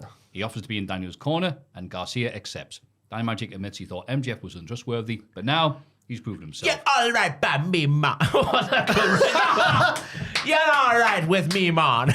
It's Daddy Daddy Magic. Magic. Daddy Magic. Shiny Good Paul. ball. Hey, you're all right, MJ. I'm like, yeah. So like Daddy Magic's an idiot, and so is Garcia. The alarm bells were already ringing when he said, "Oh, we don't need to talk about Wembley right now." And so I'm like, oh. If Daddy Magic gives details to Dave Meltzer, does that make him an informer? I nearly said R.I.P., but I think that was the other one. You're my butterfly, sugar. Crazy Town. Yeah. He died last week or 2 weeks Yeah, ago. He yeah. did. God. I know. R.I.P. Okay, on that happy bit. In a disgusting booking decision for Americans, Pac is knocked out of the Owen Hart tournament by Brian. You'll never liked you, Danielson. Yeah. Brian is again checked by the ringside doctor.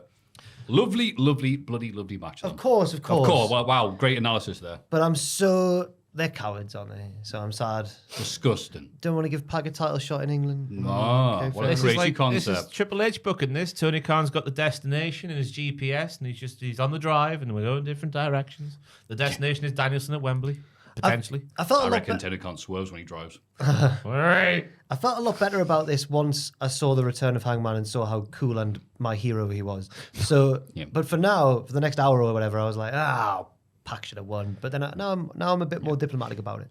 But again, still doing the, Danielson, I'm pagged me, mate. I'm just done. And they did the same type of finish that Pac had when he fought Claudio a few weeks ago, where it wasn't like big move. It was just counter into counter into counter into aha. And I like that. Yeah. Again, variety is the important thing. when And it comes Pac to reminding AEW. everyone what an all-rounder he is because he can do that as well. Yes. He's not just fast. And doing diving elbows now. Yeah. More frequent than just, moonsaults and whatever. Like them. Yeah, I like the commentary team bigging up the neck injury all the way through. Taz explaining the numbness in the hands and what that feels like to be a wrestler and do Because that. he broke his neck one time after a tombstone. He that's mentions right, it yeah. like every 3 minutes. And then Pac, I'm because just kidding. I love the Taz. and then Pac clearly heard this because he went for a tombstone and a top rope brainbuster because of the neck. Pac got plenty of offense in, but again, it was just like, we know what's going to happen. He's going to get so far and he's going to lose. But in the It's in the mama. Long heelish beat down that maybe took the wind out the crowd a bit, which I thought was a bit quiet for this match. Was a bit of a surprise. There was a lovely reversal out of a pin into a brainbuster from Pac, and then from Danielson, and then from Pac, and then from Danielson for the final fall. I think it was just because I don't think the crowd were necessarily quiet. It's just like, yeah, we know who's winning. So He it's was just, Scotty Pippins to the post by Danielson. Very nice. Scotty Pippen won a lot of things. Exactly. He was underappreciated as well. Doctor checked on Brian again after. That's going to become a thing, isn't it? Hangman's going to take his head off with a lariat. Do you think that's how Danielson's going to retire? Just the doctor comes to check him one too many times. There's no pulse. Oh my God. That's He not actually what- died 10 minutes ago. He just kept on going. He'll have to not what retire, thought I he was guess. gonna say. I'm after Heyman lariats his head, like in the cheap seats at Wembley. People scrambling to grab it. Oh my God. Sorry. That's how he wants to go. Sorry. He's been going interviews. Yeah, I want to die in the ring. It'd be great. Renee interviews Willow Nightingale, who says she uses a positive attitude to inspire her friends and fans. She may have lost the TBS title, but now she's going to beat Chris Statlander and win the Owen Hart tournament for a second time. Hard times, baby. This is for the hard working people who never get any appreciation for her very good friend. He never gets Yeah, this is for Pat. For a very good friends with who's got the devil in his bloodstream. For the little girl who wanted to be one of the best professional wrestlers in the world. I was believing. Nothing matters. Smile anyway. She's becoming a nihilist. I love it. Oh, yeah. Nothing matters. Smile anyway. Hell yeah. She's very good, baby face. Yeah. I like Willow. Yes. It's very hard to be that convincingly happy without being annoying. Without being a heel, basically. Without being like, Jericho. yeah.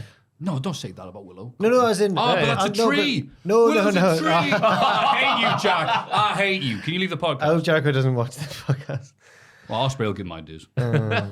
Mark Briscoe cuts a promo in the ring and talks about almost winning the TNT ladder match. There we go. He's been watching Ethan Page promos. Only for Jack Perry to beat him right at the end. But he isn't worried about last week. This week is Shark Week. And Sharks remind him of Blood and Guts. Okay. So he's declaring himself a part of Team AEW for the Blood and Guts match against the Elite. Yeah. Okay. Jack Perry attacks Mark from behind with a TNT belt. Kyle O'Reilly tries to make the save, but gets taken out by Okada, the bitch. The Young Bucks head to the ring and hit Mark with an EVP trigger. The Elite pose of all their belts, but then the Acclaimed arrive and send them running in the crowd. So scared of Billy Gunn again. He's overbooked. They all had belts. overbooked. They all had technically weapons. There's four of them. Yeah. 3 lads run out, and they all run away. Yeah.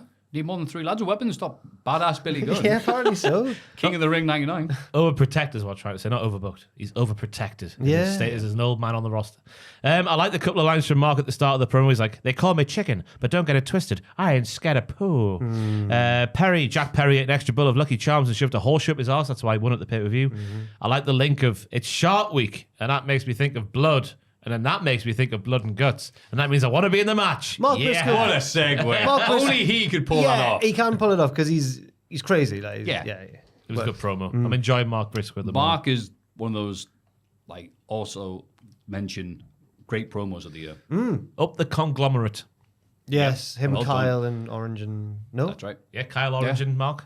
And Renee by Was Brock. there, was there a fourth one? That's it, isn't it? It's the 3 of them. Okay, Kyle Orange. okay, Kyle Orange, Mark. fair enough. Yeah. Okay. Tony Storm warns Mariah May that Hikaru Shida is a dangerous opponent, but she'll have Tony in her corner. And Mina watching via satellite. I like that bit. Yeah. And Renee tries to ask about the possibility of Mariah winning the whole tournament, but Tony says, baby steps. They were all over each other in this one. It was Oh, yeah. well, Tony's happy with Mariah because she retained her belt, I suppose. So yeah. Again, I got lost watching Tony. Just wonderful words coming out of her mouth. I heard defecates lightning at one point. But it's captivating, but you just don't know what happens to you when you watch it. Whoa. Mesmerized. Acid trip. It's great. Drugs. Stokely Hathaway distracts the ref during Chris Statlander versus Willow Nightingale, allowing Chris to grab a chain. Willow ducks and Stokely almost gets hit. Willow takes advantage with a roll-up for the win. Should have known it was coming after the result of the pay-per-view at the weekend. Yeah, It's I gone know, the other right? way. Really like during Chris's entrance how she It's gone the puts... same way. Willow won at the pay per view as well. Her and Tam. Oh, yeah. Yeah, so I was surprised. Oh, yeah. Why have I written... I've written down here, nice for Willow to get a win back after the weekend. It's been a long week. I like Chris putting Stokely on the step like a little boy Yeah, during the entrance. Fantastic. A nice touch. The pounce down the ramp was fantastic. The lass has got the mood of the match right because it's a blood feud. Yeah. No sharks, though. Then it was just a ding-dong battle between two hosses. And then I've written down, nice for Willow to get a win back, which makes me look like a tit. Willow coming back after that. I wasn't too That much... horrible victory. I know that obviously Stokely and Chris are heels, but I don't like them, how they sort of like just bumbling, running into each other sort of finish. They bled into the thing here. I want them to be... It's very similar to the Osprey Callis stuff as well. Come on, cheat. I just want them to be a well-oiled machine because they are so good together. They should be above the bumbling heel shtick, but I get why they did it. I'm surprised Willow won, but I like the match, and I'm assuming we're gonna get the feud's not over yet. Surely, like they're gonna hopefully have like a big pay per view match or something. Wembley, surely. Yeah, Yeah. Hell yeah. yeah, Can you have a singles anarchy in the arena? yeah. Or Stadium Stampede, sorry, it'll be. I guess. Sure. Yeah, like Give it to them. no DQ or something. Yeah. Renee tries to interview Jeff Jarrett ahead of his own Heart tournament match, but he walks off without saying a word. You say it best Say it best. when you said nothing at all. Jay Lethal says he's never seen Jarrett more prepared for anything in his life because this is more than just a wrestling match to him. Yeah, thank you, Jay. We got that. Let me explain what's going on. You see, Ethan Page is happy because he almost won a match. I guess they're filling the blanks in for people who might not have seen it. True. That is true. No, okay, yeah, it's a very good point. How dare you? Tony Schiavone brings out Dr. Britt Baker. He gets a hug, the dirty old man. They've been beefing for a while, though, haven't they? Like, No, friends. No, they're aren't friends. they? They've been friends for a while. Oh, He yeah. used to help her and Reba train. Remember when she come back from injury? yeah. Adam Cole doesn't like Tony because of it. Yeah. That's right. Yeah. Yeah, the standard thing. I remember now. Britt talks about her injury and goes into great detail, revealing that she had a mini stroke. Tony Khan gave her all the time she needed to recover, and now she's ready to go. Looking to the future, she wants to wrestle the new face of the women's division, who, unlike Britt, has 3 letters she didn't earn. The only letters that matter here around here are D, M, D. And my thick self goes A, E, D, M. Oh, right, yeah. DJ Hyde. She's interrupted by the arrival of Mercedes Moné on the Tron. The Young Bucks greet her outside and instruct the ring crew to prepare the ring for her championship celebration. She makes her entrance and dances as if Britt isn't there. Britt understands that this is revenge for upstaging her moment at Forbidden Door. Mercedes says she wanted to show everyone what a real star looked like. Britt wants a match at All In, but Mercedes shoves her away and tells her to get to the back of the line. And she goes, What line? Was that funnier than... I didn't really get why everyone loved that summer. It was a callback to something Sasha Banks said years ago to somebody. I saw it on Twitter this morning. Oh, is that why people... Yeah. Oh, God, see, I can't give all these references. No. But I just like the fact she won't get back line, and she went, yeah, what line? I was like... But then... I thought it was like, yeah, there's no one else But there. then Mercedes went, well, since you know me so well, you'll know what I'm going to say next. But I didn't understand that. That makes sense. Yeah, Oh, I thank saw- you. So I I forget- get that you need to have like a big book next to you with J-Dub. But I still liked it anyway. There's a price to pay when you mess with Mercedes, Monet, and she dances off.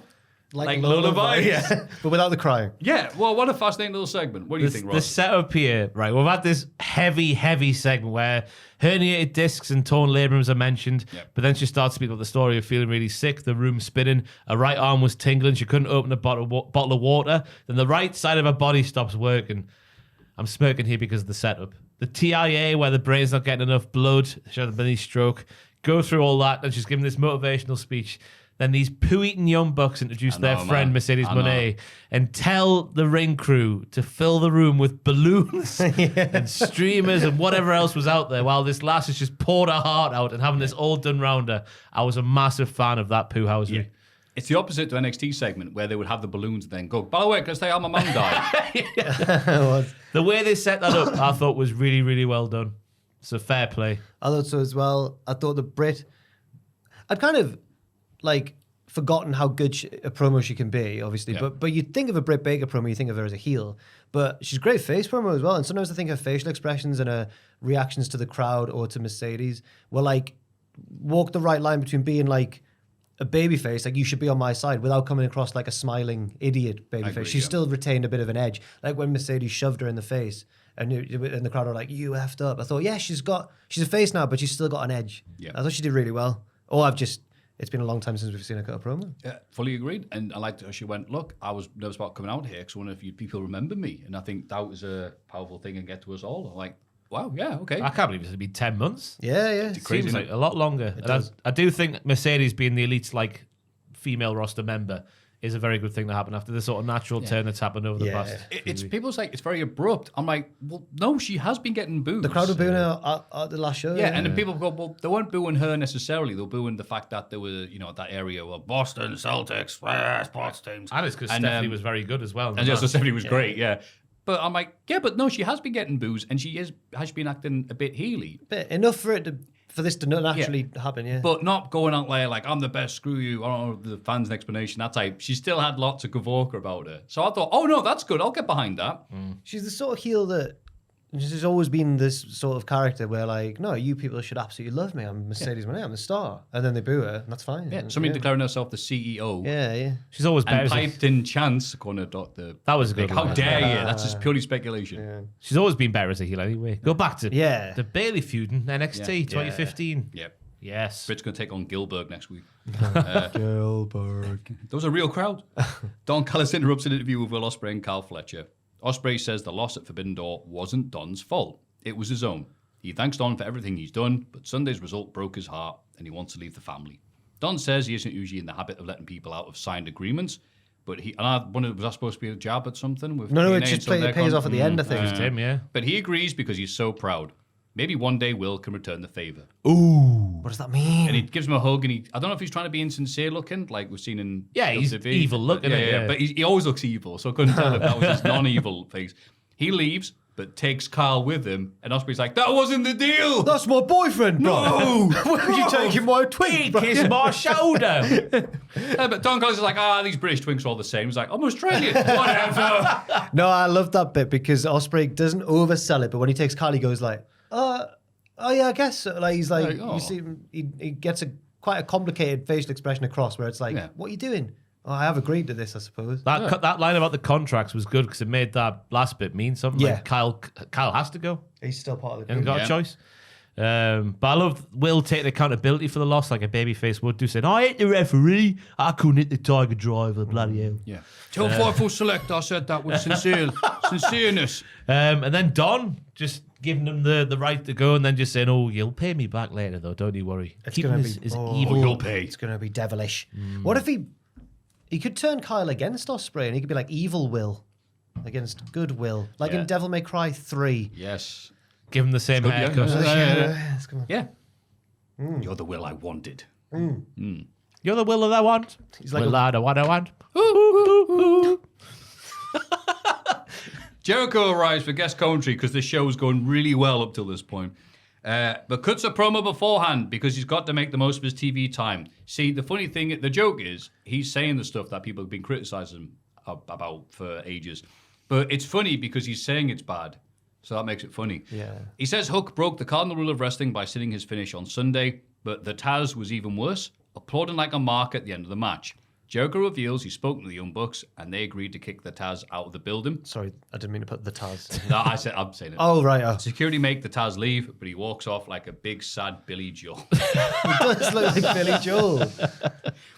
And Hook, Joe, and Shibata win a 6-man tag match against Brian Cage in the Gates of Agony. Jericho sadly commentates throughout it all. Jericho leaves the announce table to congratulate them, but it's just a distraction, allowing Big Bill and Brian Keith to attack with chairs. Keith Pillmanizes Shibata's arm. Jericho knocks Hook out with a pair of brass knuckles. They set up a table, and Bill chokeslams Hook through it. Yes, What do you the think, feud Ross? continues. Well, in terms of the Jericho promo, I thought that was as good as it's been, like, ever since the Learning Tree started. Like, 'cause it's Gosh. it's bollocks, but it's relevant bollocks. And I'd let the fact it's relevant bollocks, at least it's leading somewhere. It's leading to Hook and Taz probably being at ringside at the time, getting the win over him. So it's a means to an end. So I liked it this week when I've hated it for however long now it's been, over a month, I guess. It's over been a about as long as Britt Baker was away. Yeah. It feels like. And as for the match, Hook looks like he's getting better in the ring to me. Like in the midst of his comeback when he was taking on all 3 of the gates, he was looking very good in there indeed, throwing around the big boys. And I thought it was a nice spot for the finish. But the rest of the match, I guess, was pretty much Ron Seal. Ron Seal does what it says on the tin.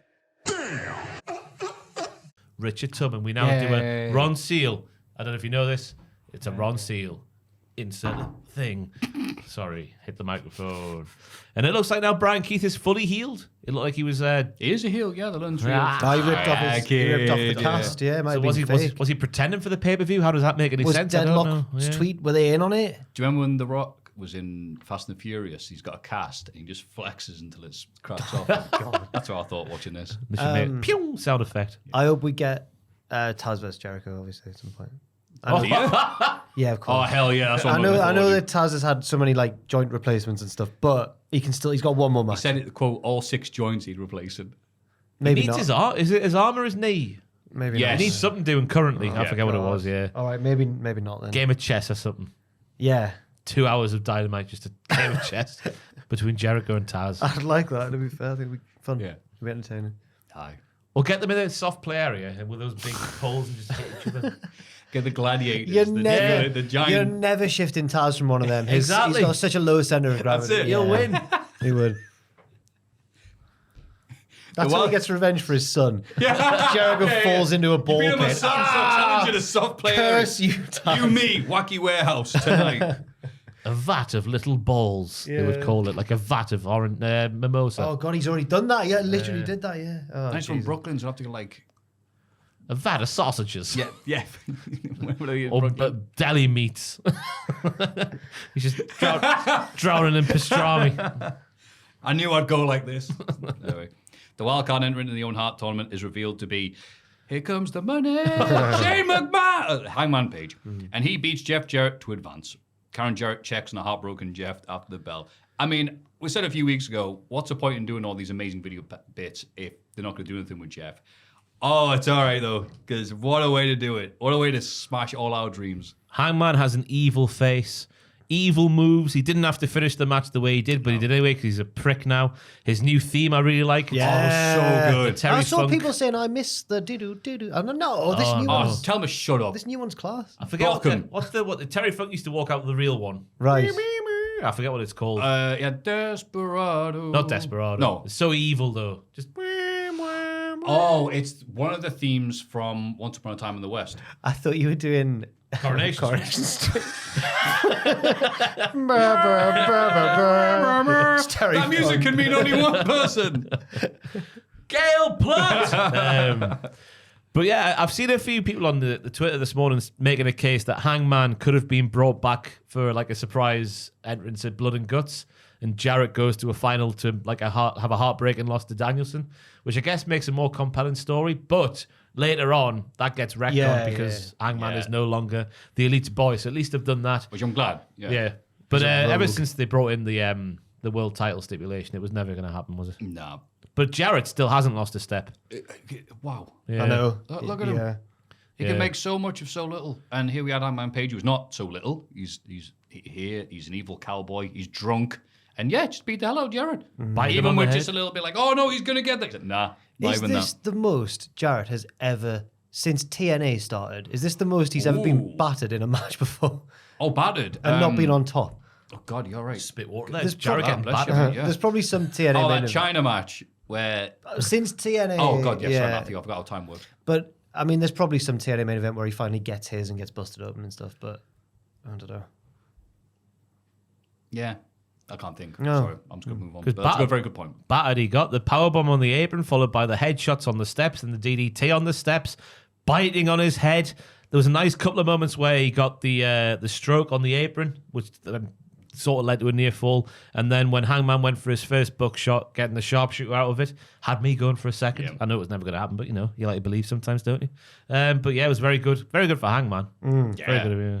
That fantastic. I love that set them up. Like, well, only do this if it's going to mean something. Oh, I meant all the things. Oh, I was starting to think, how can they have Hangman beat Swerve? No one will like that. But this new Hangman, I'd have him beat Swerve, yeah. It's so great. He hasn't won a single bloody thing against Swerve. But anytime he's against him, like, oh, here we go. Hooker's being checked on backstage. Jericho and his fanny friends continue their attack. Say that. Jericho throws a fireball in his face. What a really good beatdown they've been doing in a feud. I'm like, oh, I don't care. How dare you get a pinfall over me? I'm going to now get my heat back double on the show. Yeah. And then Renee asks Hangman if he really needs to be so aggressive against Jarrett. The Bucks interrupt and congratulate Page on his return. Matthew asks if he'll be the fifth man in the Blood and Guts match. Hangman grabs him by the collar and says he isn't the Bucks' puppet anymore. He's going to win the Owen Hart tournament. He shoves Nicholas aside and leaves, and the Bucks are like, stop. Embarrassing. He turned you down. He turned you down. He turned you. I loved it because the Bucks were so good at being like, it's our old buddy, even though they were horrible to him. That's right. Of course, they're now going to be like, now he's all scary. They're like, oh, welcome back, mate. And he just wasn't having any of it, which is good because I just assumed he would be the fifth man in Blood and Guts. Right. Yeah, I like this better. Oh, So will it it's be on suspense. Team AEW as a heel? Ooh. I can see him go, no, I'm going to conserve my energy and win the title Yeah. because I don't like Swerve. And Swerve would be like, why is that? He's a heel, but he's not aligned with them, and that's a good type of heel. Good. Can't just have the Young Bucks dominating stuff. Shades of heel. Yeah. All the stuff I was saying beforehand about the Young Bucks having 15 segments and stuff, they've cut back on that. Hangman's back, he's evil. Jericho's still got 16 segments, so we're nearly there. AEW good. They could go back on it though, because there was a line in the promo where they said, "We'll scratch your back as long as you scratch ours." So could that like for a title opportunity or I something? think that's always like just why are we booking this match? Oh, because they're kind of like they have with the patriarchy. It's kind of there, like a dangling thread they can always come back to if they need to. In the main event, MJF tries to get Daniel Garcia to use the Dynamite Diamond Ring against Will Osprey. Were all these matches on AEW at the minute? Like, come on, cheat. Well, I no. think the Stokely Statlander one was just a standard heel manager trying to get there. I don't think that one counts. Well, okay, well. I think you're getting confused with Miles in NXT. Yeah, Miles. That was Damon and Miles. Well, that also, like, last on the pay-per-view. Well, this is Osprey again still, so thematic. It's carrying on. It echoes. Thematic. Echoes through time. Garcia hesitates and eventually gives the ring back, but Osprey takes advantage and retains the International Championship. Osprey consoles a tearful Garcia after the bell and leaves. MJF gets the crowd to cheer for Garcia before hitting him with a low blow. He busts Garcia open with the ring, as well as Daddy Magic and a group of security guards who try to make the save. I know, man. Christopher Daniels leads a team of officials down the ring. MJF doesn't care, and it's Garcia with a tombstone from the middle rope. Osprey finally comes back out, and MJF leaves with the crowd, arguing with fans all the way. Some guy gets in his face. Do you think like, they were plans or just New York? No, I think that was real because the real security guy was like, no. That second guy I thought was going to get a quick little nut in. Daniels tells Osprey to let AEW deal with this as Garcia is taken away on a stretcher. Really happy we got full Diddler MJF back. Yeah. None of this, like, oh, he's our scumbag. No, full arsehole. Fantastic. And I saw some people obviously go off, like, be like, this came out of nowhere. I'm like, he said when he came back with that, like, after saying I'm going to beat up Adam Cole and all this, is like, no more of that. Yeah, no more of that because I got screwed over by my friends. So obviously, I'm going to go back to being a dickhead. Yeah. And that's the way he used it. He's used Garcia to get to Osprey, hasn't he? Yeah. That's in a weird, And I still, the backbone comment thing, maybe MJF's like, he's the backbone. I've been here since the start, and you could do that if you wanted. And obviously last week he was there like, I'll give you this. And Osprey's like, I'll give you this. Yeah, instead. Yay, thanks. MJF's in the back going, The narrative was, last week, the narrative overshadowed MJF. That's what they kept saying on commentary. So it all ties together. Yeah. Does actually make sense. Very good. The only drawback for me was that Osprey took so long. I don't know where he was. Yeah. Yeah, he was jogging like the Bucks back Kissing there. with Kyle. I missed you. The pile driver off the middle rope I thought looked fantastic as well. I was petrified when he was going for that move, but they both nailed it. I forgot he did that before against, I think, Darby Allin. Right, yeah. Oh, yeah. Oh, Iranu. During the Osprey Garcia match, the highlight for me was Osprey did a counter. It was like a headlock takeover, but somehow he did like several flips in the air at the same time. It was fantastic. Yeah. Yeah, I liked Osprey. I don't think he was trying to be a dick, but, you know, just go on, like, free shot. Go on, bends down to give the quad kicks. Instead, he just goes like that. Yeah. He gives him the cocked him party in the boy. head. The hair humping. Yeah. He humped his hair. Yes. And Osprey said, "You're not Kyle." But it was a good match, and the crowd obviously like, "Yeah, he's our local lad, woohoo, yay!" So some people be upset. It's like, Garcia got beat down again. No, but he this gets was beat down a lot. But I'm like, yeah, look, this was an especially good beatdown. Right, and it was necessary. He could always come back and then beat MJF. I hope so. Yeah, he's not Jericho. That's the only is risk. he? No, I hope Garcia does get revenge at some point. Yeah, He that will. makes Yeah. sense. He looked good at the start. Like the story at the start of the match was Will was just too good for Daniel Garcia. Then he gets the comeback, and then eventually they're sort of like on an even keel. Yeah, and I think we said beforehand about the camera angle. About he was in there like, no, I don't want to use that. Turns around, immediately blasted by the hidden blade. Yeah. Hang'em High's probably got the rings coming off him. But I'm going to piss my pants. Bless you, mate. That was the long week of wrestling. And guess what? Money in the Bank and Heatwave this week. Let's have a rummage in our mailbags. Mailbag. Hello there. Hello there. Hello there. Last month, I was in London for the first time for the Mets-Phillies baseball series. And as a lifelong New Yorker, I was shocked how natural the whole experience was for me. Getting around by underground, sports tribalism, giant crowds of mindless tourists blindly moving around en masse. I felt like I was still home. There were really two things that caught me off guard. The butcher and fishmonger at high-end department store Harrods.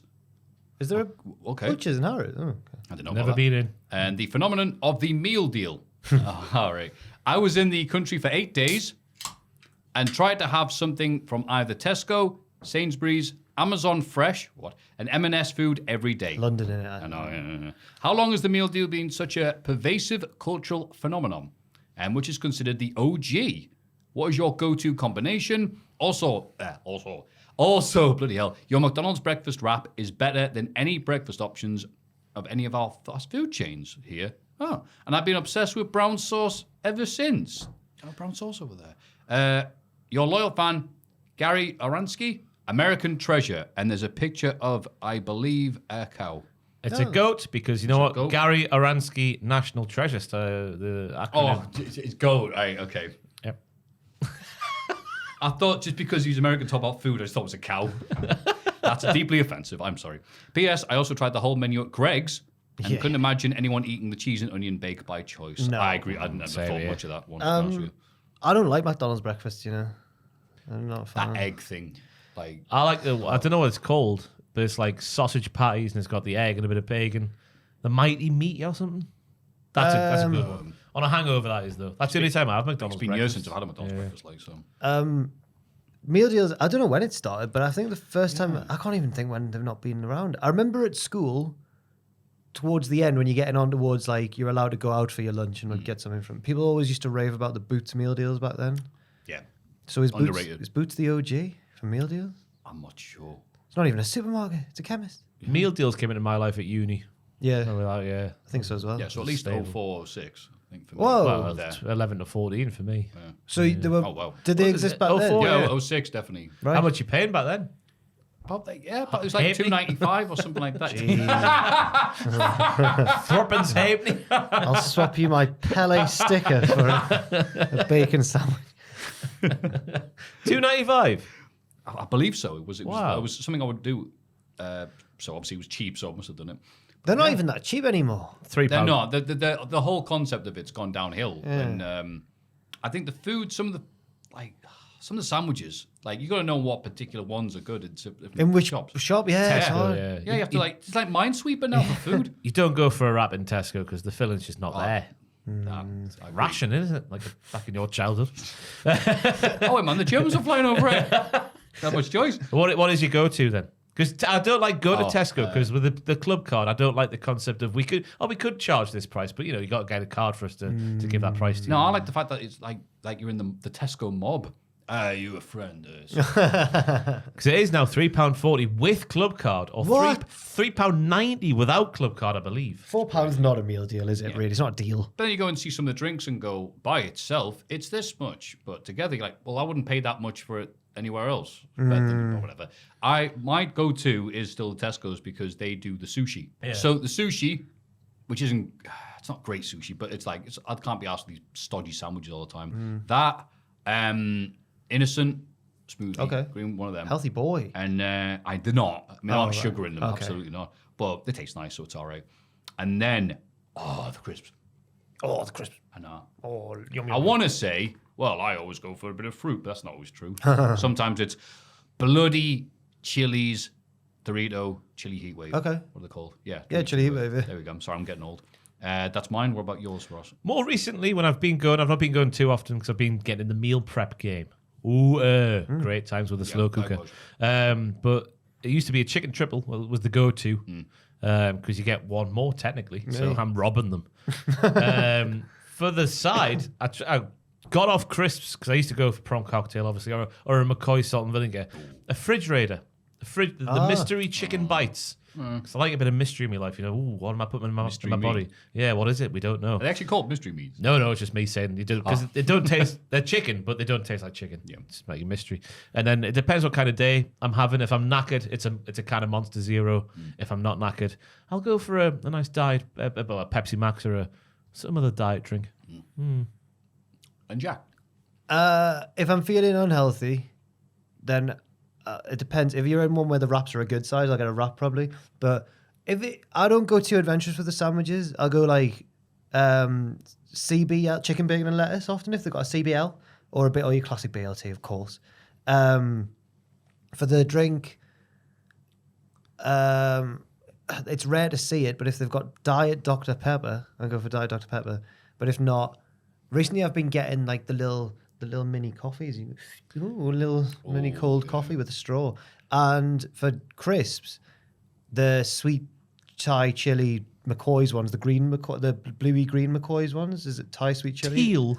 Yeah, teal. Oh, okay. Teal colour. Turquoise. Thank you for translating. Yeah. So yeah, there you go. Yeah. But I think it's because of these meal deals and them getting like not as good as used to be that I'm like, no, I'm preparing food more because of this. Which The I crisp was like the idea. sections in supermarkets are on their arse. In little ones like the one near work, to be fair. But yeah. Once it went over £3, it wasn't as appealing to me. Right, you go, well, what's, yeah. £3, you're like, what can you buy for £3 these days? Yeah. You can't even get half a pint for £3 these days. Some Got half places. a Freddo for that. But yeah, you go, well, what's the point? I might as well actually make a meal. Glad you enjoyed your trip to the baseball in London. Yay. F the Celtics or whatever. That's Janet- basketball. Well, whatever. Hi ho, Diddlerinos. Hi ho. Oh, Gary here from Clash at the Castle. Oh. Or should I call it Clash at the Jack? Doesn't say that. Having just left the hospital yesterday from Jack's beatdown outside the arena 2 weeks ago, I thought it'd be a perfect time for Money in the Bank question. Who would you have had in a 6-man Money in the Bank match during the Attitude Era? Oh, okay. Who would have won and maybe even cashed in on? Love you guys in the pod as you bring me so much joy every single week. With love, not really Gary, but rather Maffew from Chicago. thank you, Maffew from Chicago. So Jericho take the mask off after beating someone down. Ooh, I've got a revolutionary one here. Jeff Hardy, Matt Hardy, Bubba Ray Dudley, Devon Dudley, Edge and Christian. And I've racked my brain there briefly trying to think who I'd rather, but you can't argue with that. You can't argue with the results. What, for proper Money in the Bank? Why, it's ladders. 99 Big Show. Taka Okay. He got Michinoku. kind of- Yeah, this is more like it, isn't it? 99 Big Show when he wore the trunks, Yeah, not yeah, the yeah. singlet. Yeah. Taka Michinoku. S.A. Rios. Oh, Then we'll go for Billy Gunn. Of course. Booked like he is today, though. Then we'll go for, you got to have someone who's in the main event picture. We'll go for, well, I guess Big Show was by then. Well, Triple H. Interested in a ladder match. okay. And then Yeah, finally, Yeah, I was gonna say that one. we'll go for Golga. Yeah. how's he qualified? That's my 6. Okay. A lot of big lads in there. Yeah. I think Okay. you get straight because there's a Cartman doll suspended. He goes for that instead. Hardcore Holly, Yeah. who I'd probably pick. There's your winner. Yeah, I was going to say, how do you like me now? And he just brags. He spends more time bragging about the thing. Here's my idea for the match. I do declare I win. Yeah, and then what? I beat them down again. Such a good bit. Yeah, Holly, Christian when he was still a goth. Test. Oh. So blonde so far. Yeah. 3 out of 3. Like Don Callis, I've got to type. I was about to say, oh, yeah, Gangrel. Because then someone's about to grab it and he goes, bleh. Oh, fantastic. I like it. Fantastic. Hey. Come on. And he goes, fangs for the memories, and someone pushed him off a ladder. R.I.P. Kerrang TV, by the way. Yeah, I had no idea it was still on. I see. Bloody hell. They ended with thanks for the memory. Yeah. And Al Snow. That was 5. He was blonde okay. in the Attitude Era, wasn't he? Yeah, He was. yeah, He yeah. was a dirty blonde. Yeah. Ooh, nothing wrong with it. And, what other person? D'Lo Brown. Okay. Okay. Oh, I'd watch that match. Yeah. Looking at the real deal now. I watched that match and think it was great. Lots of European title. Why haven't contenders Tesco used D'Lo Brown in their adverts for meal Look deals? at the meal deal now, Yeah. right? now. Oh, I'll kick your sorry ass, your Sainsbury's ass down the street. unbelievable. And it shows him like before. Oh, I'm really sad. He goes and gets a meal deal. Walks out Tesco's doing that. Ow. Good evening, diddlers. Good evening. Good evening. Not so much a question, but an odd story. Well, we like those. When I was 16, I decided to go to my local wrestling school. That school was run by Johnny Moss. Oh, It has since closed its doors after 10 years. Whilst there were some of the older guys were training, including the Josh, now Riley Osborne. As part of the training, the more experienced guys had to fireman carry us newbies and run to the local post office and back. Good God. Didn't think much of it at the time, but now he's in NXT. I didn't even realize until I saw a photo of him and Blair at the local travel agents. Hey! I also grappled with Johnny. Jesus Christ, he's built like a mini fridge. a mini. A You mini didn't, you didn't have to fridge. say mini. A mini fridge. You didn't have to say mini. That's a combi fridge and fridge freezer, yeah. So it's one of those ones where you press a button and ice comes out of it. Yeah. My dad has also claimed that he's married to my dad's cousin. Okay. My don't dad has also claimed he's married to my dad's cousin. I don't see any reason to disbelieve him about that. His dad is married to his own cousin. No. That's what that His reads, dad yeah. claims that Johnny My dad Moss. has also claimed that, that Johnny Moss- sorry, okay. Why? That's such Pronouns, a- pal. Thanks for indulging my odd story. All the best, Oliver from Cumbria. Oh, that's why all these P.S. lads. have Ross been- is right. We do sound stupid. Thank you very much, Oliver from Cumbria. Thank you, Oliver, for Cumbria. That It's is a nice small story. world, isn't it? Someone watching the podcast, watching R. Riley, wrestled with R. Riley. All right. Our Riley. And with Johnny Moss. And with Johnny Moss. Oh, yeah. From the hit tag team Moss and Slater. Yes. Hey. Inaugural, perhaps, WCW Tag Team Champions? Did they win the belt? I reckon. Yeah, they were I like think the first champs. Lost them in a ladder match, didn't they? Yeah, to To Gangrel. Swords of Essex. Oh, of course. And where are they now? Exactly. one of them's doing very well. Well, thank you very much for those lovely questions. If you have any thoughts, queries, or just odd stories about wrestling training, feel free to send them to mailbag@cultaholic.com. One more time. Yay. Oh, I did it as well.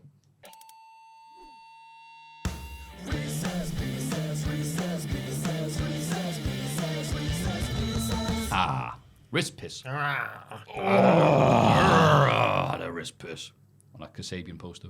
In the words of Karrion Kross, good evening. Good evening. Good evening. On last week's Culties, it was said that Cody's win at Mania 40 was bigger than Brian's win at Mania 30. I think I was Wow, guilty. okay, it's very I convoluted. think I was All right. guilty of that. Yeah. This got me thinking about the long history of feel-good title wins, especially my favourite genre of match. Sorry, easily my favourite genre of match. For the longest time, Brian's moment was held up as the consensus GOAT, but what the fine wrestling minds at Cultaholic think?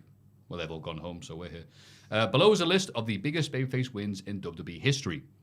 For simplicity's sake, the first two matches square up against each other, with the winner advancing against the next one on the Ooh, list. Yep, have you got a pen? No, it's just knockout. No, isn't just it? like keeping your head and then Okay. keep it or not. This is only including world title wins on the main roster, so apologies to Bulldog beating Brett at SummerSlam 92. Yeah. Fair enough.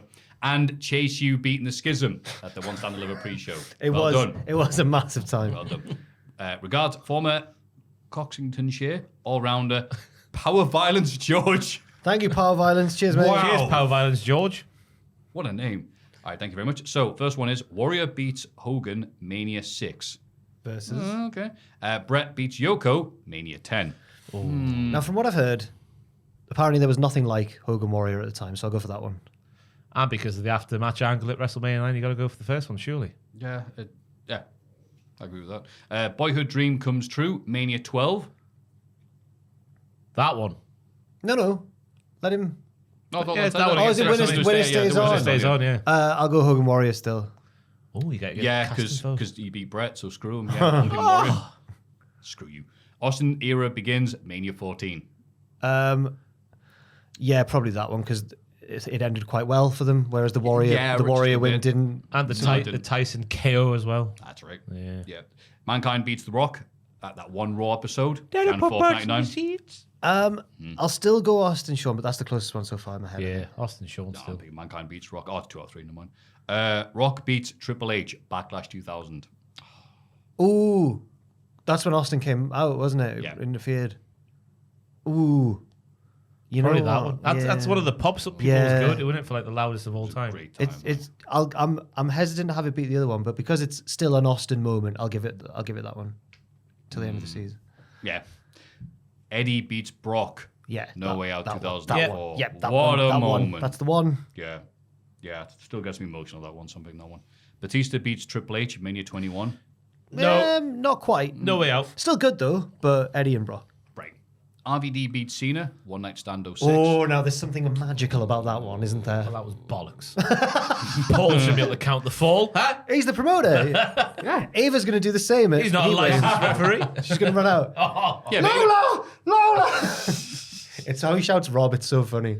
He sounds like a Iago so much. Rob! I'm going for Eddie and Brock still. Eddie and Brock, yeah. Eddie Brock. Jeff Hardy beats Edge and Triple H, Armageddon 08. I'm still going for Eddie and Brock. Eddie and Brock for me Yeah, still. it was nice in him win, but the title thing wasn't that good. Christian beats Del Rio, Extreme Rules 2011. Oh, when Edge came out and beeped the horn. Oh, no. Yeah. No, Eddie and Brock. Eddie and Brock. She's Eddie and Brock, downstairs. She's downstairs. Punk beats Cena, Money in the Bank 2011. Now. The chaos that caused. Michael Cole on commentary. Oh my God. Yeah, oh my God. He does do that, doesn't he? Oh, God. You got to go for pure feel good because that was more like, wow, you know what's really kicking off now. So it's still Eddie versus Brock. Yeah. For me. I'm going the other way because Because you love CM Punk. there's I love Eddie Guerrero as well, to be fair, but there's so many babyface wins in the same vein as Eddie, like a David and Goliath thing. Whereas Punk Cena was totally unique. You're the decider. I'm picking Latino Heat, sorry. Fair enough. The Miracle on Bourbon Street, Mania 30. I think I might have to edge it out for that one, you know. Yeah. Yeah. No, Edge wasn't in it. All right. Daniel Bryan, then I'll go for him. Yeah, Okay. because I didn't think it would happen. AJ beats Jinder at that one SmackDown that I was at. Yeah. No, I'm going for If you ask Kenny McIntosh, I reckon he would go. Of course. Yeah. Hello, Was that in Manchester? Manchester, It was. yeah. Mania I went wild. Mania 30. Mania 30, but it's close. Kofi Mania, Mania 35. Oh boy. Bryan, but it's really close. Man. Yeah, it's a flip of a coin, isn't it? The kids in the ring at the end after the bell. Oh, man. Guys. I'll picking go Kofi Bryan Mania. still just. All right, I'm holding on for Kofi. And finally, Cody finishes the story, Mania 40. That was just a big old dirty wrestle wank, wasn't it? Yeah. Taker coming out, Cena coming out. Last week, I think I was the one guilty of saying that Cody's was bigger. Is this what's better or what's bigger? It's bigger. Better? Best feel good moment. Best isn't it? feel good moment. Yeah. Feel good title wins. What left you smiling and satisfied the most? Well, I wasn't watching as much when Bryan did it, but I am gonna. I'm gonna give it to that Bryan one because it came first. If that had never happened, I don't think Cody would ever have. There'd be no AEW. There'd be no blah blah blah. He would never have set the ball in motion. I'll go for the Bryan one reluctantly. So I'll go for Cody fair enough. just because they just put all the toppings on the cake, so to speak. I couldn't think of the right. They did. Yeah. But at the same time, as the big story and all the stuff they were doing, it's absolutely fine with getting all the moving pieces involved, but it was nice, and then take it blah, blah, blah, and all that stuff. However, Brian was just about him. Wasn't his family, wasn't this, wasn't that. It was just that B-plus player That's taking beautiful, on man. this system. That's powerful. He raged against the machine and he won, so I'm picking Brian. Come with it now. Oh! The microphone explodes. Make him say, That rage against the Good Reese's Pieces, that one. Yeah, I like that was one. really Yeah, nice. yeah, Though. Thank you very much. Power Violence George. Oh, yeah. Power Violence George. Thank you, PVG. I hear that it's running at the Grand National next week. Thank you very much, mate. If you have any Reese's Pieces to send us, you can, of course, go to mailbag@cultaholic.com. It's Cultaholics.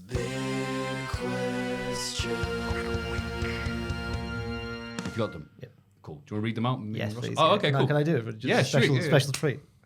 So, go on. Can you leave that in? It would be funny.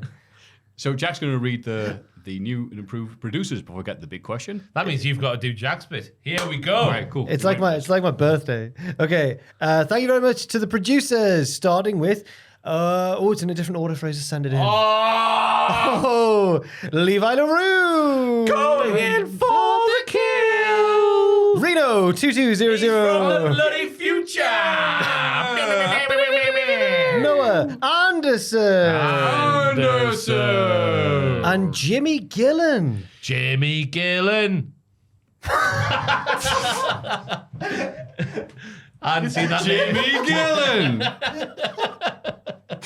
I was trying to wait for a magical moment to happen. I couldn't think of one. Oh. Jimmy, we're so sorry. Little Jimmy. All the others were It's so... little Jimmy. Oh, little He's Jimmy. there. He's in Jimmy. the room now. We're so sorry that all the others got such a big one and you got... Jimmy Gillen is the best wrestler. Better than all the Wrestler. He's got class. Well, I'll have one next week, Jimmy. Don't you worry. Jimmy Gillen. Oh, you know, the Jimmy Gillen song. Matthew, I'll throw back to you now for the big question. Oh, thanks, Jack. Better than Jamie Fallon. Better than Jamie Bullard. Better than Jamie Floyd Hasselbank. That's Jimmy Gillen. Jimmy Floyd Hasselbank mentioned is amazing. I used to love Jimmy Floyd Hasselbank for some reason when I was a kid. Better than Jimmy off Brookside. Better off Jimmy from R-Truth. Jimmy No, Neutron. on the same level as Jamie Nail, because he lives near here. Up the This two. was a big... Right. The big question this week is, what is going to be the best match at Money in the Bank, which is this Saturday, the day after this podcast. So now we look at the magnificent Tubman, who of course has the Money in the Bank Wikipedia page open, so we can have a look at the matches that are upcoming for the Money in the Bank, the Money in the Bank pay-per-view. We didn't warn him. Money in the Bank Richard is pay-per-view typing. that is happening on Richard Saturday. is typing. Well, we can start with one that we know just while we can go for... How quick he is. He's not like Jesus Joel. Christ, yeah, that was mad. Wow. Yeah, wow. The time it took us to say he's Googling, he Googled. Wow. So, Jey Uso versus Kamala Hayes versus Andrade versus Chad Gable versus LA Knight versus Drew Did you hear McIntyre. Bloody hell. All right. can say one Lillian person's name Garcia. What have you got? I think it'll be good, but I don't know if it'll be the best match of the night. I think it's more, I'm going to be sports entertained. Yeah. Okay. Ladder match, yeah. And on another thing then, who do you think's winning? Jay, Jay. you going Drew? Yeah. Oh. Thank you for finishing my thought for me. Yeah, I like you. Yeah. Io Sky versus Chelsea Green versus Lyra versus Go on, it's there in front of Lyra Valkyria Nearly, versus so Tiffany close. Stratton versus Naomi versus Zoe Stark. I think this could also be very nice given the names involved. Some of them are good flyers. Tiffany's a great flyer. Naomi's a good flyer. Yeah, very good. Good mixture of styles as well. This might be more of like a story one than a crazy spots one, and I'd be fine with one of them being one and one of them being the other. Going back to Lucha Underground, Chelsea Green has got that dog in her. That match that she had with Penta, I believe, back in the day. Saw didn't that she? doing the rounds on Twitter recently. Like Chelsea Green? Yeah, remember she was in the ninja. She was in the weird cult bit, like the serpent cult or whatever they were called. She had like the a White Rabbit hardcore. cult. Was it Paul London's stay? Oh, that was her. She was the Oh serpent God, lady. yeah, it's been ages since I've She seen hung that. upside Yeah. down from the ropes and twisted. I her remember body. now. Bloody hell. So I think she's going to surprise us all with some gnarly you-know-whats in this match. So I'm going to go, yeah, it'll just be much like the men's. a big old silly ladder match. Fair enough. You're good for that one? No, for the match of the night. Oh, we haven't got to that yet. Sorry. Oh, no. All I'm right, just saying okay, it's right. going to be, yeah. I Who do you think's think winning? As for the winner, I'll go Chelsea Green. I'll go Tiffany. Oh, I'll go with out of them, Naomi. I think Tiffany. Naomi! Yeah.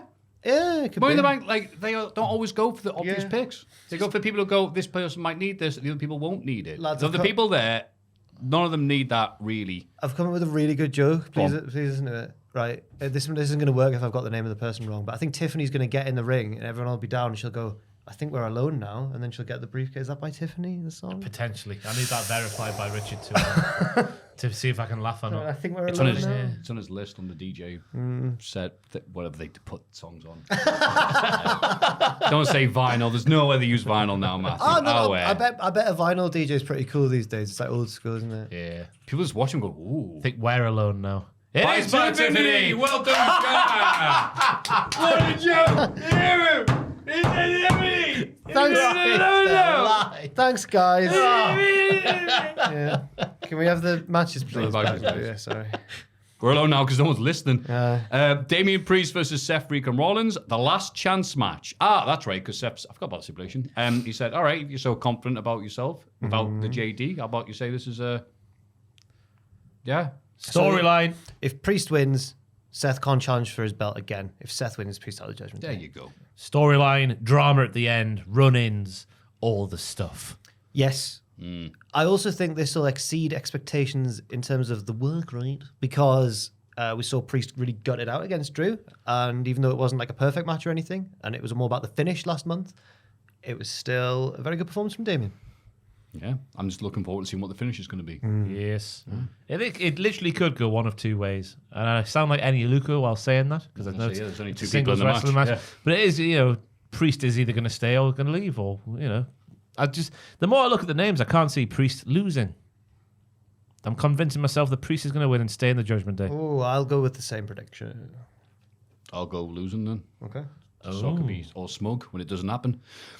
Sami Zayn versus Braun Breaker for the IC title. Match of the evening. If it's not a squash, then yes, it will be match of the night.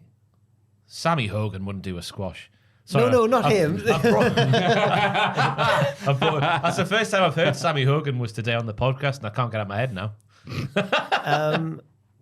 Yeah, I'm tempted to agree with Ross that it'll be match of the night. Braun's going to win, but it'll be Sammy hanging in there for a while. It'll be like a version of Jeff Jarrett versus Hangman Yeah. from this week's Dynamite, but on steroids. I think Sammy might win. We're not saying anything here at Cultaholic. No. It's just the expression. I think Sammy might pull it out of the bag though. The win, not the steroids. Steroids. That would distract him, Yeah. probably.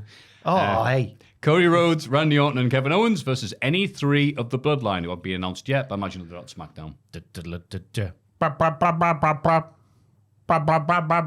That's Ulysses theme. Oh, yeah. Because he's going like a few seconds. to pin Cody.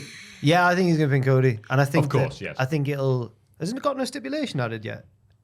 Well, there are no rules with it being a 6-man tag, aren't there? Yeah, Oh, it's yeah. a stipulation of solos pinning Cody and then getting the title shot. I reckon this could be wild, guys. It's just was it International Incident in your house?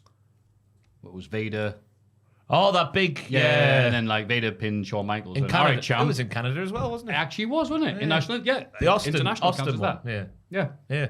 I went, yeah. So and I'll get the match of your SummerSlam. Yeah. So that'll be all right. So best match, Sami Zayn versus Braun Breaker's a shoe-in for that, isn't it? A shoe-in. We never all pick the same one. We never do. This but- would be cool to do. So I'm going to say Priest versus Rollins. I'm interested in seeing that. Okay. Because they're both going to be wearing their best outfits for this big pay-per-view. I'm going to go Sammy Braun. It might get less time because all the other matches look like they could get a lot of time. Looking at it now, to be fair. But I think even with a potentially condensed runtime, they're both class. It's Sammy and Braun all day and all night. Like the Kinks. All of the day, Oh. all of the night. Billy Piper, You innit? do the things that make me feel so right. I'm more of a Lexus King boy, rock and roll. So I went for the Kinks. None of this EDM Billy Piper nonsense. Wow, well, that's the end, isn't it? Yeah. God, it was a long one this week. And we had lots of fun doing it, of course. Oh, aye. Jack, what have you got for us until next week? What happened after Money in the Bank, of course. And every Wednesday, me and Owen are on twitch.tv/Cultaholic. Cultaholic. Like Maffew Wright would say. The online magazine called Cultaholic. If anyone listened to him, yeah. Ross, what have you got for us? I think I'm live on YouTube. I could be live on Twitch for NXT Heatwave reactions. Just look for a notification somewhere. I'll look at my socials at Rutasasut if you want to have a look. Like to make that really clear. And also, of course, it's a pay-per-view week, so we've got pictures on the channel now, predictions on the channel now, podcasts for Friday, live reactions with Adam and Andrew as the WWE main card one, the Money in the Bank's going on live. WTF on Sunday daytime, news coming out of the show. Our pictures video's already up and everything, yeah. Oh, did you say that already? Sorry. Yeah, the pictures are. Pictures are, yep. Doing well. Yep. You certainly are, mate. God, you keep them off the streets. Tupman, anything to plug? Nothing at all. You plugged me enough the past few years. So Oh, sorry, if only. And Matthew, anything? Hey, just streaming on Thursdays and Sundays, aka when I could be asked, on Maffew Botch. It's not that special. Hey. But that was it. Patreon.com/Cultaholic for the Hall of Fame and mailbag at cultaholic.com. In the world. In the world, yeah. And we'll now finish by pointing at the magnificently expensive Cultaholic Tron 3000 and say, in the world, in the style of Jeremy Clarkson. Okay. 3, 2, 1. In the world.